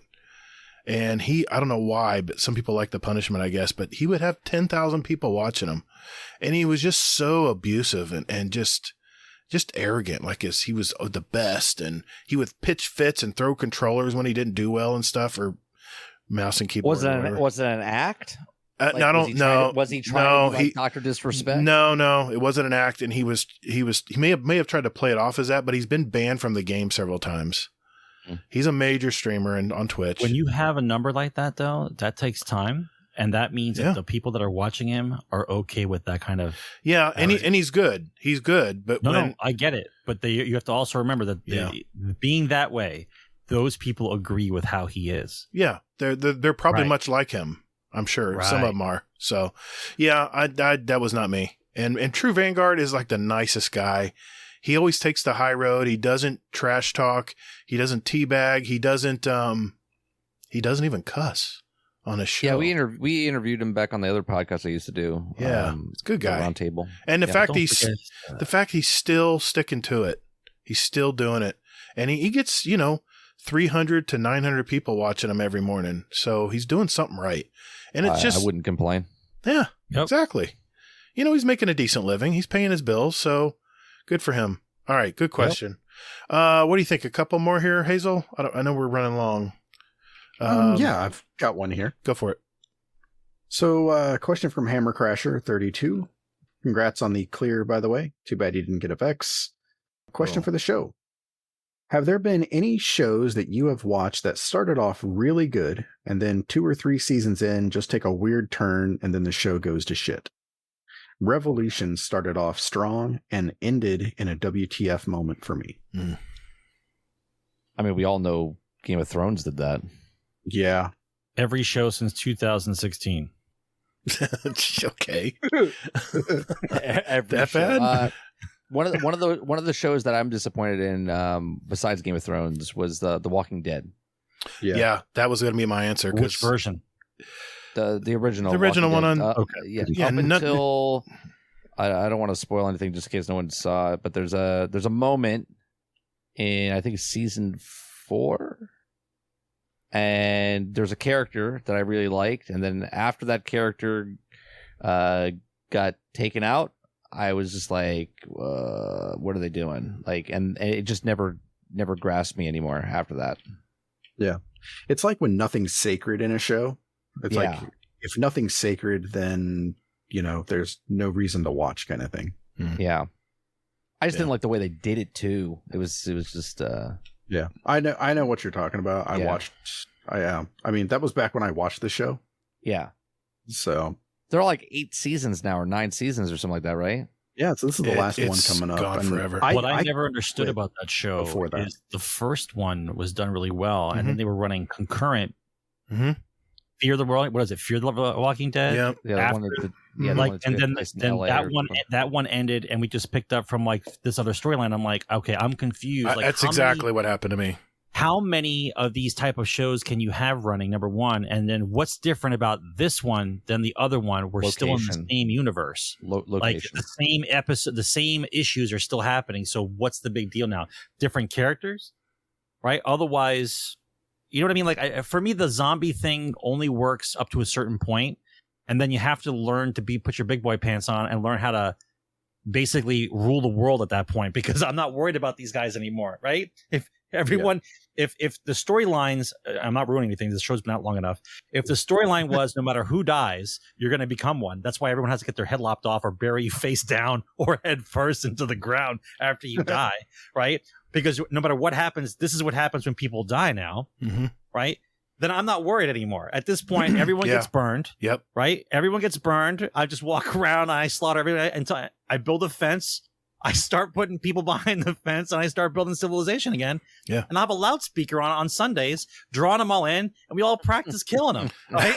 And we start Monday morning fresh again. Like what is the drama in this anymore? I couldn't take it after a while. Exactly. Like, what are you guys concerned about? Yeah. So you just solved the entire show in like one season. Thanks. He just gave the whole show away. Thanks. Yeah. No, he just solved the show. I know. That's probably how they're going to end it. I mean, how much drama can you have? Like, it's all about the people. Okay. Well, see where they lost me, and this was my answer too. Where they lost me is when they took out. When they took that main character out, I was like, see, was the opposition to the Negan. He was the show. He was the show, and Negan was the good antagonist. And the fact that they were battling each other, that drama kept me involved because I wanted to see what was going to happen next week. But then when they killed, I was like, No, see, I didn't even know they killed him. I didn't know they killed him. Well, thanks, Gatr. Shit! No, that was long ago. That was long ago, Sarge. I didn't spoil anything. I hope. Is for me. Yes, that was another one. Yeah. Who's the guy on the motorcycle? Who's the long-haired guy on the motorcycle? Daryl. Yeah. Daryl. Daryl just moved over to Death Stranding. That's all he did. The walking simulator. Yeah. When Daryl was on his motorcycle, going like from Walking Dead. He's walking with his motorcycle. Yeah. And there's just giant 10,000 people behind him following him. I'm like, yeah, that's exactly what you're supposed to do. You just lead him into a giant pit and you kill them all. That's exactly how you do this. Yeah. Like perfect. Yeah. That unfortunately, yeah. Well, it was the first straw, and then the straw that broke the camel's back for me was when they took out. I was like, okay. That he was the main part of the story. He was the guy I was following every week to see how he was going to lead all these ragtag people to work together and not kill themselves. And once he went away, I was like, what is there else to talk about? I know what I would do now during an apocalypse. I would get bug spray, and then I would just lead them all into a house and put the gas line on. And that's it. Bug bombs. Take them up. Bug bombs. Great callback. Great idea. Yeah. Things I learned on a podcast. Well, I'm telling you, scour YouTube. You'll be surprised what you see. I know I said one more. I'm can't answer you, dick. Oh, Hazel, you're on this show? Where you been? Yeah. His answer was also Walking Dead. I'm sorry, man. Go ahead. Your man crush. I quit watching the show as well. Yeah. But I quit watching when what was his name? The governor left. Oh yeah, when he shot his own people and then he took off, and then Rick and everybody's like, "Hey, we have a new town, guys." I was like, "All right, gee," and they all lived happily ever after. I don't need to watch this anymore. A little too nice and neat. Yeah. Yeah. My answer, actually, I had two. I couldn't think of one. Just one. So I was like, Heroes. Oh, that's another one. Yeah. Save the cheerleader, save the world. Yeah. They ran out of breath, man. That's how it always happens. The writers run out of breath. Well, you know when a show's going away when they just start getting off the rails. It's like they have a new writing team in because the other one's left because it sucked. And when you see these tangents in shows, especially network shows, where the story's just getting like, where the hell's this going? Then you kind of realize it's going into a ditch. Yeah, but by today's standard, wouldn't it just be easier to do the story arc? Say, okay, we have this show idea. This is the story plot we're going to do. How long is it going to take? You think it's going to take to develop these characters and push it out? And you say, okay, let's do 46 episodes. So we'll divide it up over 3 years. And we'll see where we go. At the end of that 3 years, whatever the story arc happens to be at that point, if you know you don't have enough gas for the next 36, then just tie it off in a knot, let it go, and let it end. But then you realize that if they want to come back to the show, just like everything else with prequels and everything else that goes on, if they happen to get a new group of people who can continue the story from where it was, then the show just starts up again. This idea that a show runs and then dies, and then we shoot it, and then we put it in the ground should be over at this point. It should be like, we have stories, we tell the stories, we write off a chapter, this part of the story's over, and we don't say the show's dead. We don't advertise it as final season. It's just we end the show. They telegraph it, and then it goes into a closet somewhere until a next group of guys think of a better story arc to continue what's going on, and then you just bring it back. Whatever happened? Why is that such a bad thing? Why is this shoot the dog is how we have to end everything? Okay, well, we did 5 seasons, and Meredith's pregnant, and Joe doesn't want to do the show anymore, and Bob and Mary hate each other, so if they're on camera together, they'll actually strangle each other, so we have to end the show. Like, that's how we have to end it. We have to shoot everybody and destroy it. Well, show it. It seems to me that with most series now, you're kind of just waiting for it to die. It seems like it's like the guest that stays too long at your house and you're just kind of slowly pushing them out the door. That's what I feel like with a lot of these. What happened to the moments like when you see a movie and they drop the mic and the movie's over and you're like, what the fuck? Yeah. You can do that easily now. Yes, you could. And then guess what? that leaves a story open for it to come back later. Not this shoot the dog, everybody's dead, there's nobody left. Where do we go now? It's like, okay, it's time to leave, time to go, time to leave, get out of the house. You know? It seems like today that's the way it is.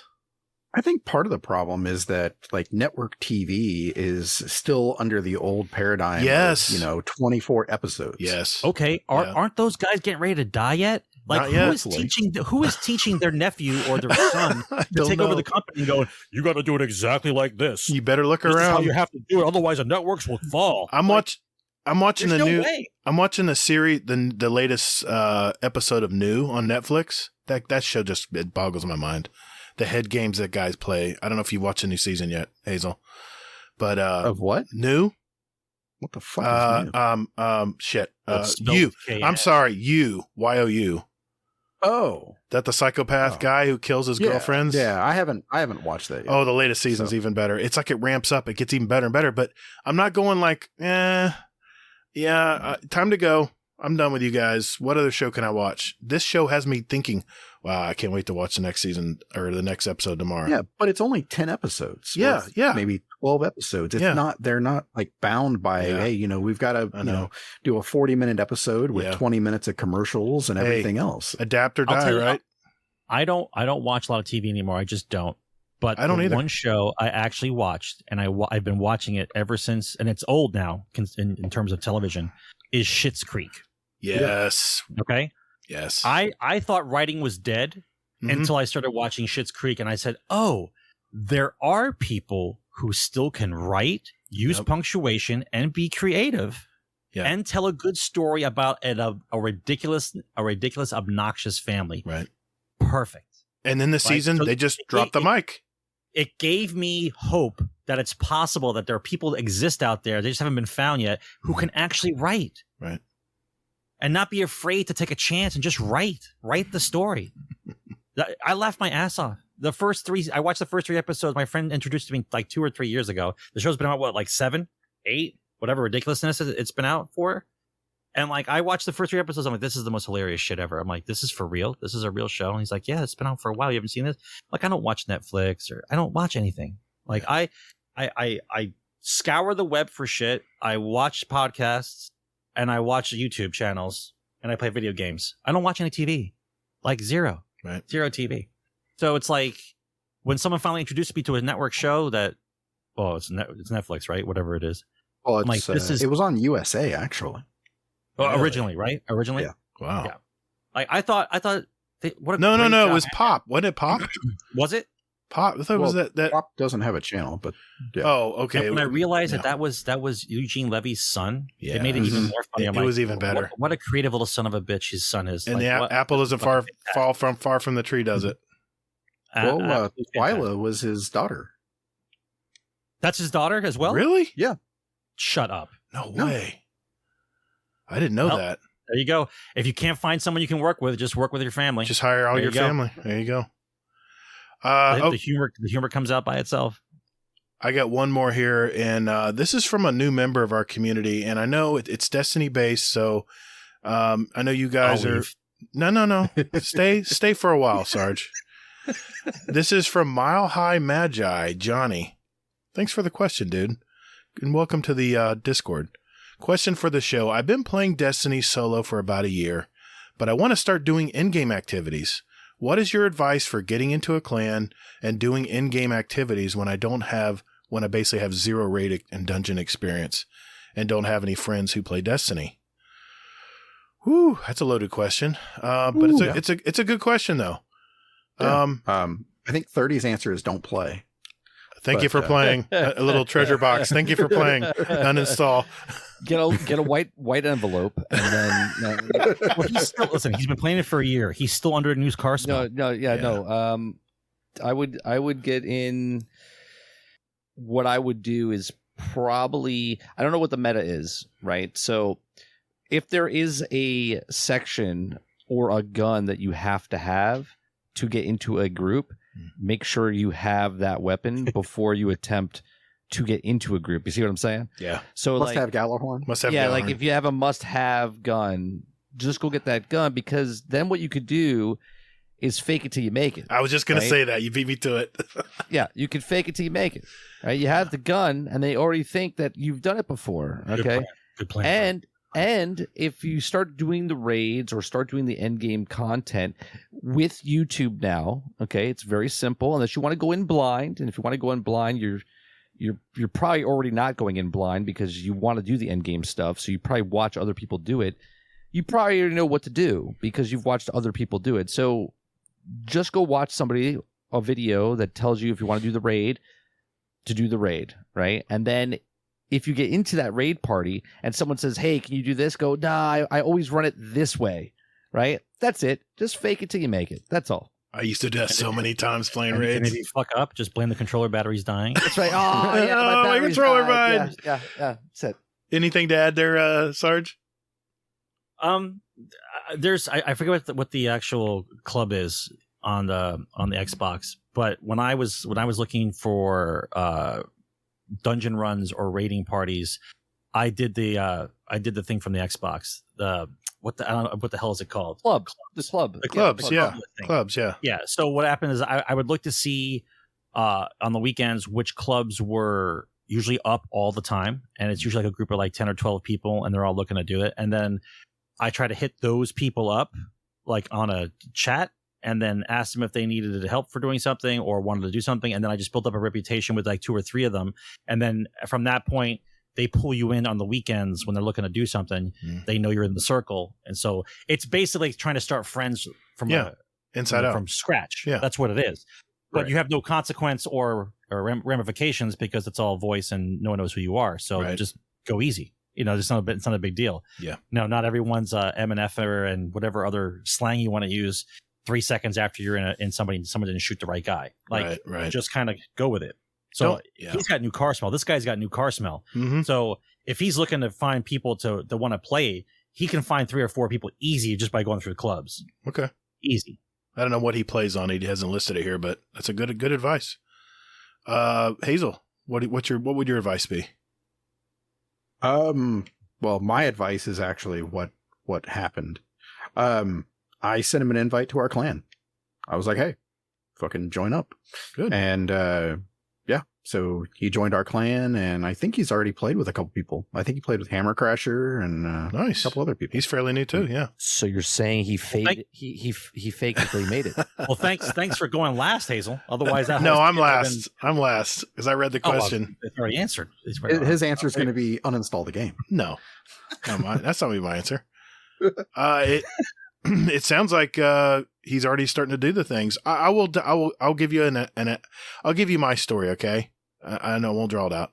When I first joined the Dad's Tales podcast Discord, which is the way I wanted to play with dads. I wanted to play with guys that were my age and had kids and had jobs and regular things to do. And I don't have anything against younger players. I want to be able to relate to the people I'm gaming with. And I was scared to death, man. I had just left a community, and I was in a community that nobody knew who the hell I was. And what I would do is I would just participate in the Discord. Someone would say something or ask about something or comment about something, and I would just throw my 2 cents in there. And eventually people got to know me.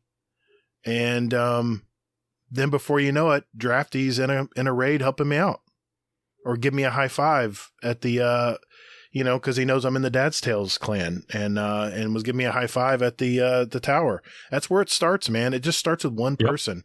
One person that will reach out to you and say, hey, let's play. And it sounds like Hazel's already done that. So you got a good, not mentor, but someone who can help you. I'm not a good mentor. No, not a good example, but say that. But he's underselling himself. He's actually a very good Sherpa when it comes to explaining an activity. He's definitely a guy you want to go in with because he'll be calm about it. He won't yell. I tend to get a little animated. He won't suck his teeth and sign to the mic. Exactly. Yeah. So are you rated with Gatr? I thought you quit before that. I tend to get, I don't get animated. I just get a little emotional, I guess. I get invested in the game. People can call that what they will. But yeah, I mean, you've already made the first steps, man. You're already in the clan. What I would suggest doing is maybe even if you're too shy or or just too hesitant to say anything, just Get a voice changer. Yeah, there you go. No, just lurk in the Discord and just follow every morning. We say good morning to everybody. You know, we always have something we bring in or share, like a video or something, or a meme even, or anything. It could be even something you're cooking on the grill. We got channels for all that stuff. And just follow along, and you'll kind of get to know everybody after a while once you hang in there a while. And I mean, if you're on the Xbox side, hang out in 30 and Still Gaming's. He's really there's people in my community that play it still. Oh, they play all the time. Yeah. He's very inviting, and he wants people to play the games, so he'll spend the time to explain what's going on. So don't be intimidated, though. Mile High Magic, don't be intimidated. Everyone's been there. We all have to start somewhere when we enter a new community, and sounds like you've already made the first steps. And thanks, Hazel, for reaching out on that, by the way. No warlocks. Oh, that's blasphemy. Reach. That's blasphemy. That's I still live by that. warlocks. I couldn't believe when I used to read that stuff. I used to always Are you laugh. kidding me? We're the ones that self-res. We're the ones that saved everyone's ass when they all died. No. He won. Anymore. Come on now. You floating pansies. Are you kidding me? All right. Well, hey, everyone. Thank you again for the questions. Unfortunately, we had to cut it short tonight because we had such a long TWAB. So I wanted to make sure we were able to talk to these guys. And we have one more segment to do, and we're going to do it right now. Guardian Downcast. Guardian Downcast. Yeah, Guardian Downcast. This is an intro. Guardian Downcast. Guardian. Not copyright. Guardian Downcast. Thank you, Mr. Fudd. All right. This is the final segment of our show. This is where we like to pick our songs for our award-winning Guardian Downcast show playlist. It's just a sample of what all of us like to listen to here, and we invite you to listen to it as well. You want to see what we're adding every week? You might want to add it to your own music library. Our taste is all over the place.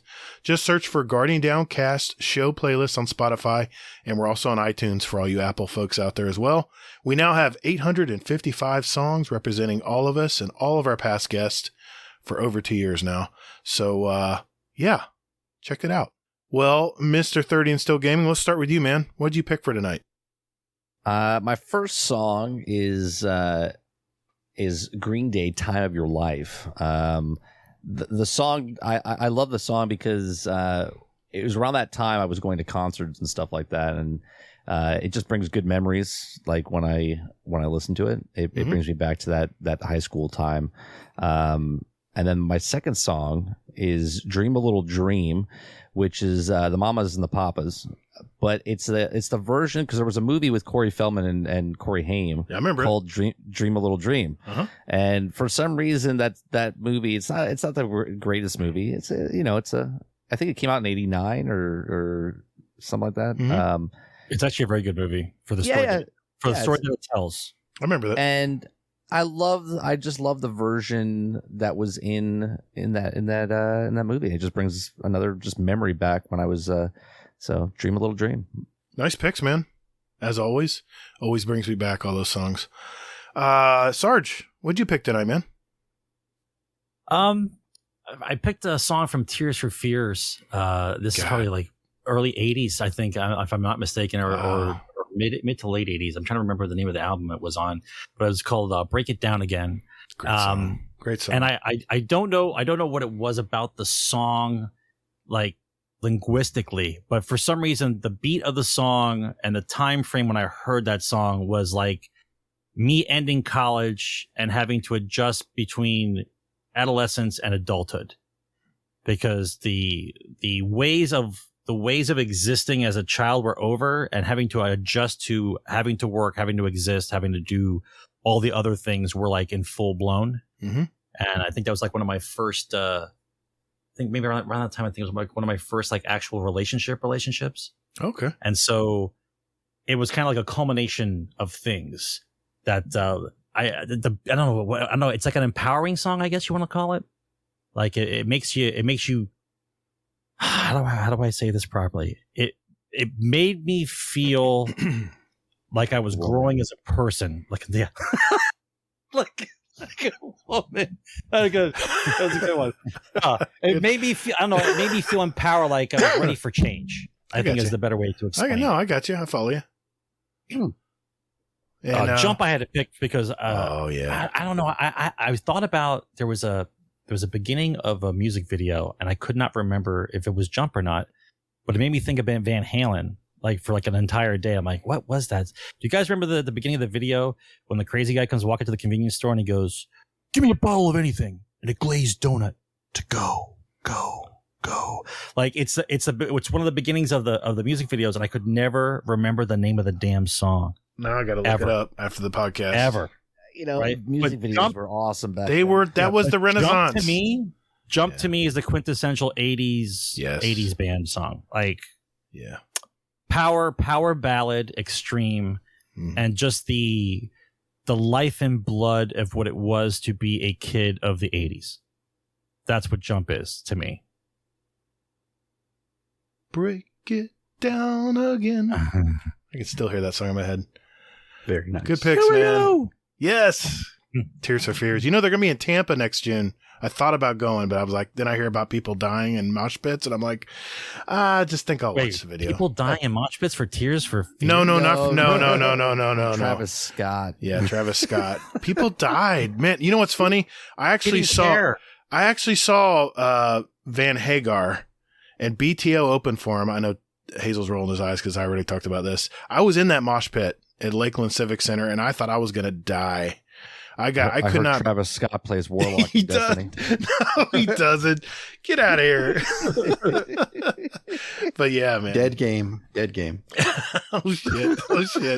It's been canceled. Oh shit. All right, Hazel, what'd you pick this week, man? I picked one. It was like just a mean little breakup song called ABCDEFU by Gail. Yeah, I know, right? So yeah, I don't know. There's something about it. It just struck a chord with me. And I know that song. I just listened to it. I'm listening to it. I know that song. Everything okay at the house, Hazel? Everything good at home? Just kidding. Sure. Just kidding. No. We'll see if I add more breakup songs. And then the other song is Gone Away by The Offspring. Oh, this is great song. This he sort of, I think he changed it up some for this, but it's got that Mad World sort of vibe to it. Yeah. So I love that. Offspring's great. I remind me of surfer dudes. That was kind of their vibe back then. They were the surfer. They were a surfer. It was all out. Offspring was. The fuck are you talking? Offspring was very much surfer music, dude. Back in the 90s, it was like Jane's Addiction. It was like Jane's Addiction. It was like that. It was like that edgy Southern California music. What? Why are you disputing me on that? I'm not disputing. I'm thinking about Hazel just likes to be everything dispute. I'm just trying to understand. Okay. It's not. But I'm thinking of skateboarders and surfers, and when you say Offspring. A, B, C, D, E, F, U. All right, Robert Schimmel. Oh, my God. All right. I figured we need a little country this week, and my tastes tend to go all over the place, but this song's from a 54-year-old country artist from Start, Louisiana. Started his career in 1990. But he's also a really good actor. He's dabbled in movies like The Blind Side with Sandra Bullock, Four Christmases with Vince Vaughn, Reese Witherspoon. He's won 3 Grammys, 14 Academy of Country Music Awards. But more recently, he's actually starring with his wife in a new series on Paramount called 1887, which if you watch I don't know if you watched the Kevin Costner show Yellowstone, about the Dutton Ranch. It's actually the early origins of the Dutton Ranch. So that made me think about this when I saw the ad for them. Anyway, it's a prequel to the Dutton Ranch in Montana, but I'm looking forward to seeing this. I've lived all 4 seasons of Yellowstone. So the song I chose is Humble and Kind. It's from his 2015 album, Damn Country Music, and the artist is Mr. Tim McGraw. His marriage to country singer Faith Hill has been going on for over 25 years now. And God bless that man. That's unheard. Gorgeous. That is unheard of in show business these days. So more power to him. We need him some more country, so there we go. That was for War Cry. My second pick, I've already added a song from this female artist. Her name is Abigail Elizabeth Smith. She's been producing music since 2015, so she's fairly new to the scene. She's from West Memphis, Arkansas. She collaborated with a ton of artists, and I first heard about her from Mark Ronson's Hear the Sound. Was it Hear the Sound? It's on Apple Music. This is a brand new release from her. It's called Boomerang, and it's about a man that's done her wrong, and she warns, what you sow, you reap later, and will come back and hit you like a boomerang. I don't know. All I know is I love this woman's music. It's so soulful. It's just beautiful music. Her stage name is Yeba, and her new album is called Dawn. So check her out. Good song. Couple of announcements, couple of housekeeping. We do have our scrims. I say that in parentheses because we have a lot of fun doing these. It's where we get together and play PvP. We have a different rule set every week usually, and Hazel runs us and puts us on. It's usually on Monday nights at 10 p.m. Eastern. Just want to let everybody know if you are interested in that, message myself or Hazel. And we put teams together every week. And last week was a lot of fun, Hazel. I had a great time, man. Yeah. Good close matches. What did you guys play? Crucible and Destiny. Yeah, we played 2 games of Clash, and we finished up with a 3v3 or 4v4, I think, because we had 8 people. Elimination. It was a lot of fun. Private matches. Yeah. Kind of thing. Just scrims. And, someone... Guns only, no warlocks. No, we don't... We don't. I play Warlock. I fucking tried. I'm gonna. No, you're not. No, you're not. No, you're not. You'll have one less person. And I also just there's only one Warlock. That's why. I also wanted to mention that we have our clan cast. It's going to be on Friday, December 3rd. The only requirement is you got to be in our clan. So if you're in our clan, you want to talk Destiny with us live and in our Discord that night. It's gonna be a fun event. I always look forward to these. So. Clancast will be Friday, December 3rd. And again, you need to message myself or Hazel. And we also have it listed as an event in our Discord. And all you have to do is click on that event tab. And if it's something you want to do, if you're interested, you just click the interested button and it'll put you in our group. So the space is limited. I mean, we can't have 40 people on the podcast, but we'll get creative if it gets up there. We'll get creative. We have several people in there already that want to do it, but if you do, want to talk to us on the podcast live, check that out. And definitely go to that event and click that you're interested in doing it. Or just DM me or Hazel to make it easy. I did want to mention I'm still doing my competitive playlist 30-day challenge from the Glory competitive playlist. I am actually on day 19. I actually did day 18 just yesterday. And trying to get those done and do things I'm not comfortable doing. So I tell you what, man, the last day I did it was a lot of fun. We won all 3 games. It was a lot of really, really close games, that's what I like to play. All right. And, before we leave tonight, we can't go without a Scumdeath Corner. Uncle Scumdeath, what is going on in the UK today? Hello, and welcome to Scumdeath's Corner. This is going to be a great one. My missus loves horror movies and stuff, but she's never seen Resident Evil 7 in VR. It is the most terrifying gaming experience I've ever had in my entire life. So right now, this is part 1, by the way. Gatr, make sure this is part 1. I'll just come out here. I'm going to grab all my VR stuff. I'm going to set it all up. I'm going to freak that fucking... I'm going to freak her out big time. It's a new... If you haven't done VR before, it's a new dimension of horror. It's fair enough on a flat screen, but when you're immersed, when you're actually in the house and it's happening to you from different angles, it's terrifying. It terrified me to hell. So, right, this is part 1. I'm going to set it all up now, and I will record part 2 after she's had a go, and I'm going to shit her right up. I can't wait for this. Awesome. Right. Speak to you in a bit. Love you.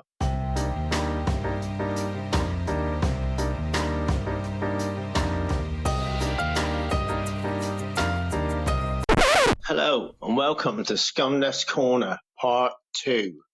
Well, in Part 1, I gave the VR to the girlfriend to start playing Resident Evil 7 in VR. Within about 5 minutes, she started feeling sick. So she didn't even get into the spooky house. So her son, Caden, he had a go. he got quite far into it. He got about 20 minutes into it, and he was shitting himself. We were watching him on the TV. You can see what they're looking at the VR. You can see obviously on the TV. It was hilarious. His mum's like, "Oh, don't be scared, don't be scared." It's like, well, you were shitting yourself. You didn't even get into the bloody house. Oh, it was hilarious. They never got to the really scary bits. But, so much fun.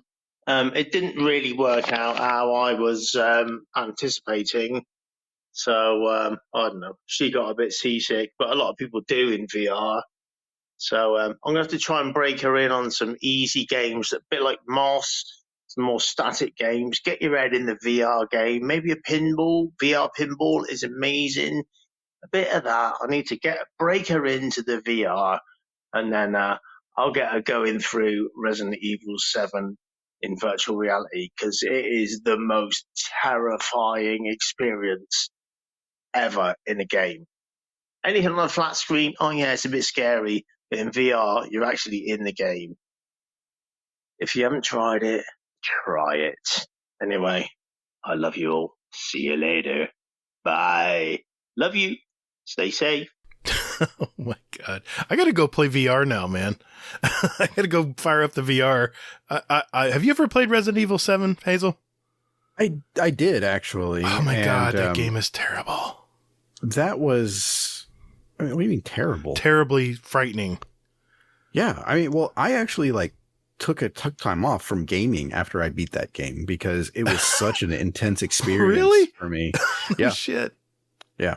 So, but yeah, I mean, I love that game, and I saw the trailer for the version that is coming out on VR, and I'm like, nope, I ain't doing it. I don't think so, man. I'm lucky. I don't get seasick using my my Oculus Quest 2. I love it. I love it. I love playing Beat Saber. In fact, I'll put some more Beat Saber videos in the recordings and just to show people what it's like to watch it. But well, Uncle Scumdeath, sorry it didn't work out for your girlfriend, but thank you, brother, for sharing that with us and your advice on VR.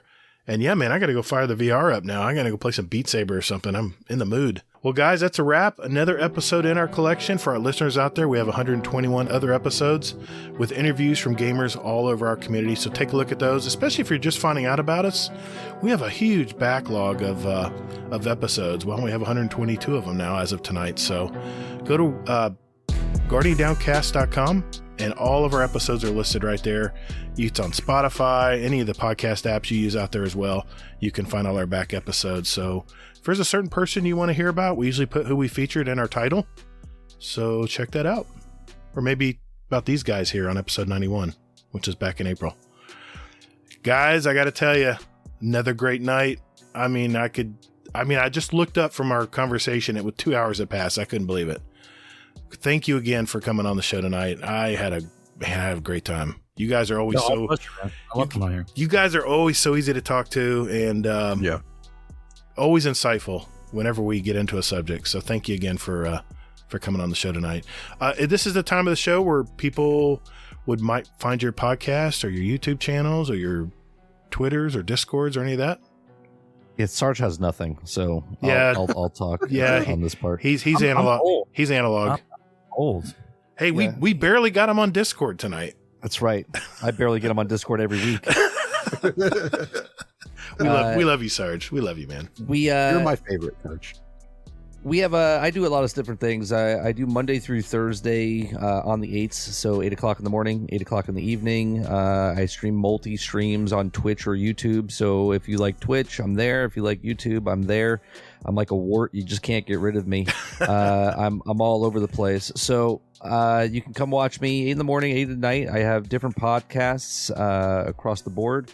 We do the GenXGaming Podcast Thursday nights, 8 p.m. Eastern. We have 287 episodes done. We did ours earlier today. We do about 48 a year. So, you know, we're during this time, we're about 3 episodes left in the year to do, and then we'll start our 8th season. So if you guys like talking about daily news and video games or just what's going on in life, come on over to 30 and Still Gaming over on Twitch or YouTube, or hang out with us on Generation X Gaming on Thursday nights, 8 p.m. Eastern. It's always a great podcast, guys.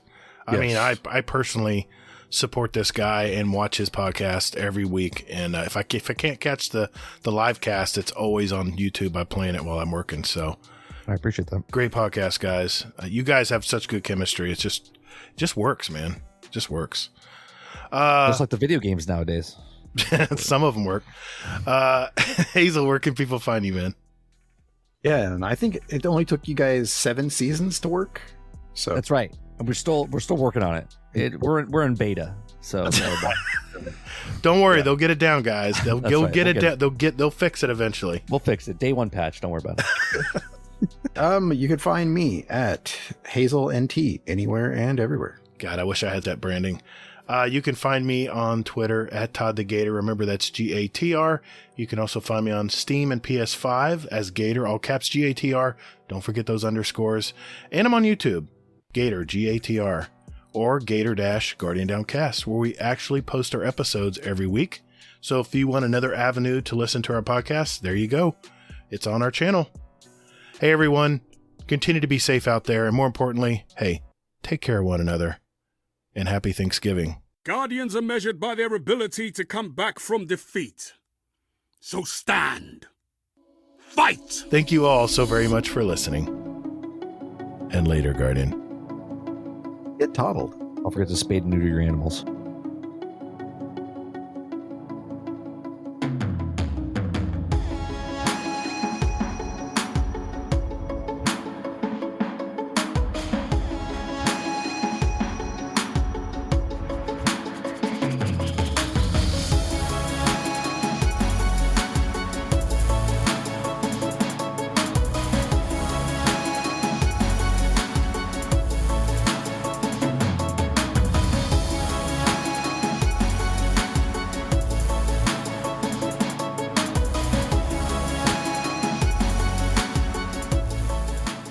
I got a Blue Moon. I'm good. Oh, God help you. What? Blue Moon's good, man. I love white Belgian ale. It's so good. Tastes just so smooth. That's not beer. It's not beer. That's weird. It sure tastes like it. Let's not everyone get pompous about beer now. No, let's don't have beer fights. Come on. All right. No, I do know that the microbrews are destroying normal beers. That's why they have to keep buying them up. Mm-hmm. Yeah. Yep. Oh, yeah.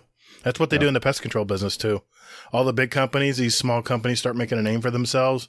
When they get to be about mid-level, mid-tier, or like, less They buy 'em than, out? less than 5. Yeah, they just buy them out. It's just Pac-Man. Yeah, I've been approached several times. Big companies want to buy my equipment, buy my route, buy everything. And I've thought about it a couple times. I even went to lunch with a couple of guys, and then I just realized they just didn't hit your number. it gave me a good number. But the problem is the way they laid it out. There were a lot of freaking holes in that deal. I just didn't feel comfortable. I just backed out. Because anybody who's any good in business, and my brother's done this, they'll sell their business and then they'll just wait out the 3-year non-compete and then start up a new one. They just grow businesses just to make money and sell them.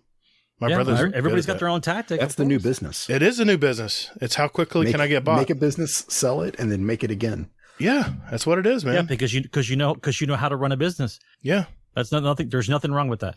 Service businesses are so easy to build here in Florida because so many people need it, and good quality service is so rare. It's so hard to find. I just heard the last part of that. My buddy opened up. He worked for this medical firm, whatever. He'd be like fixes X-ray machines and shit. Yeah. And after he left, that's exactly what he did. He had a two-year no compete clause. Mm-hmm. After 2 years was up, he started his own business. And now he basically has what he used to have. All over again. Because he used to be an apprentice. He used to be an apprentice. Oh shit! Now he owns the business. Now he's got all the licenses. Yeah, so now he has more business than the other guy. Oh wow, that's awesome. And then he just sold to another bigger firm, like another. So now he's just the operator of it. He sold it off, for billions and millions of dollars, and now he just works and he plays golf most of the day.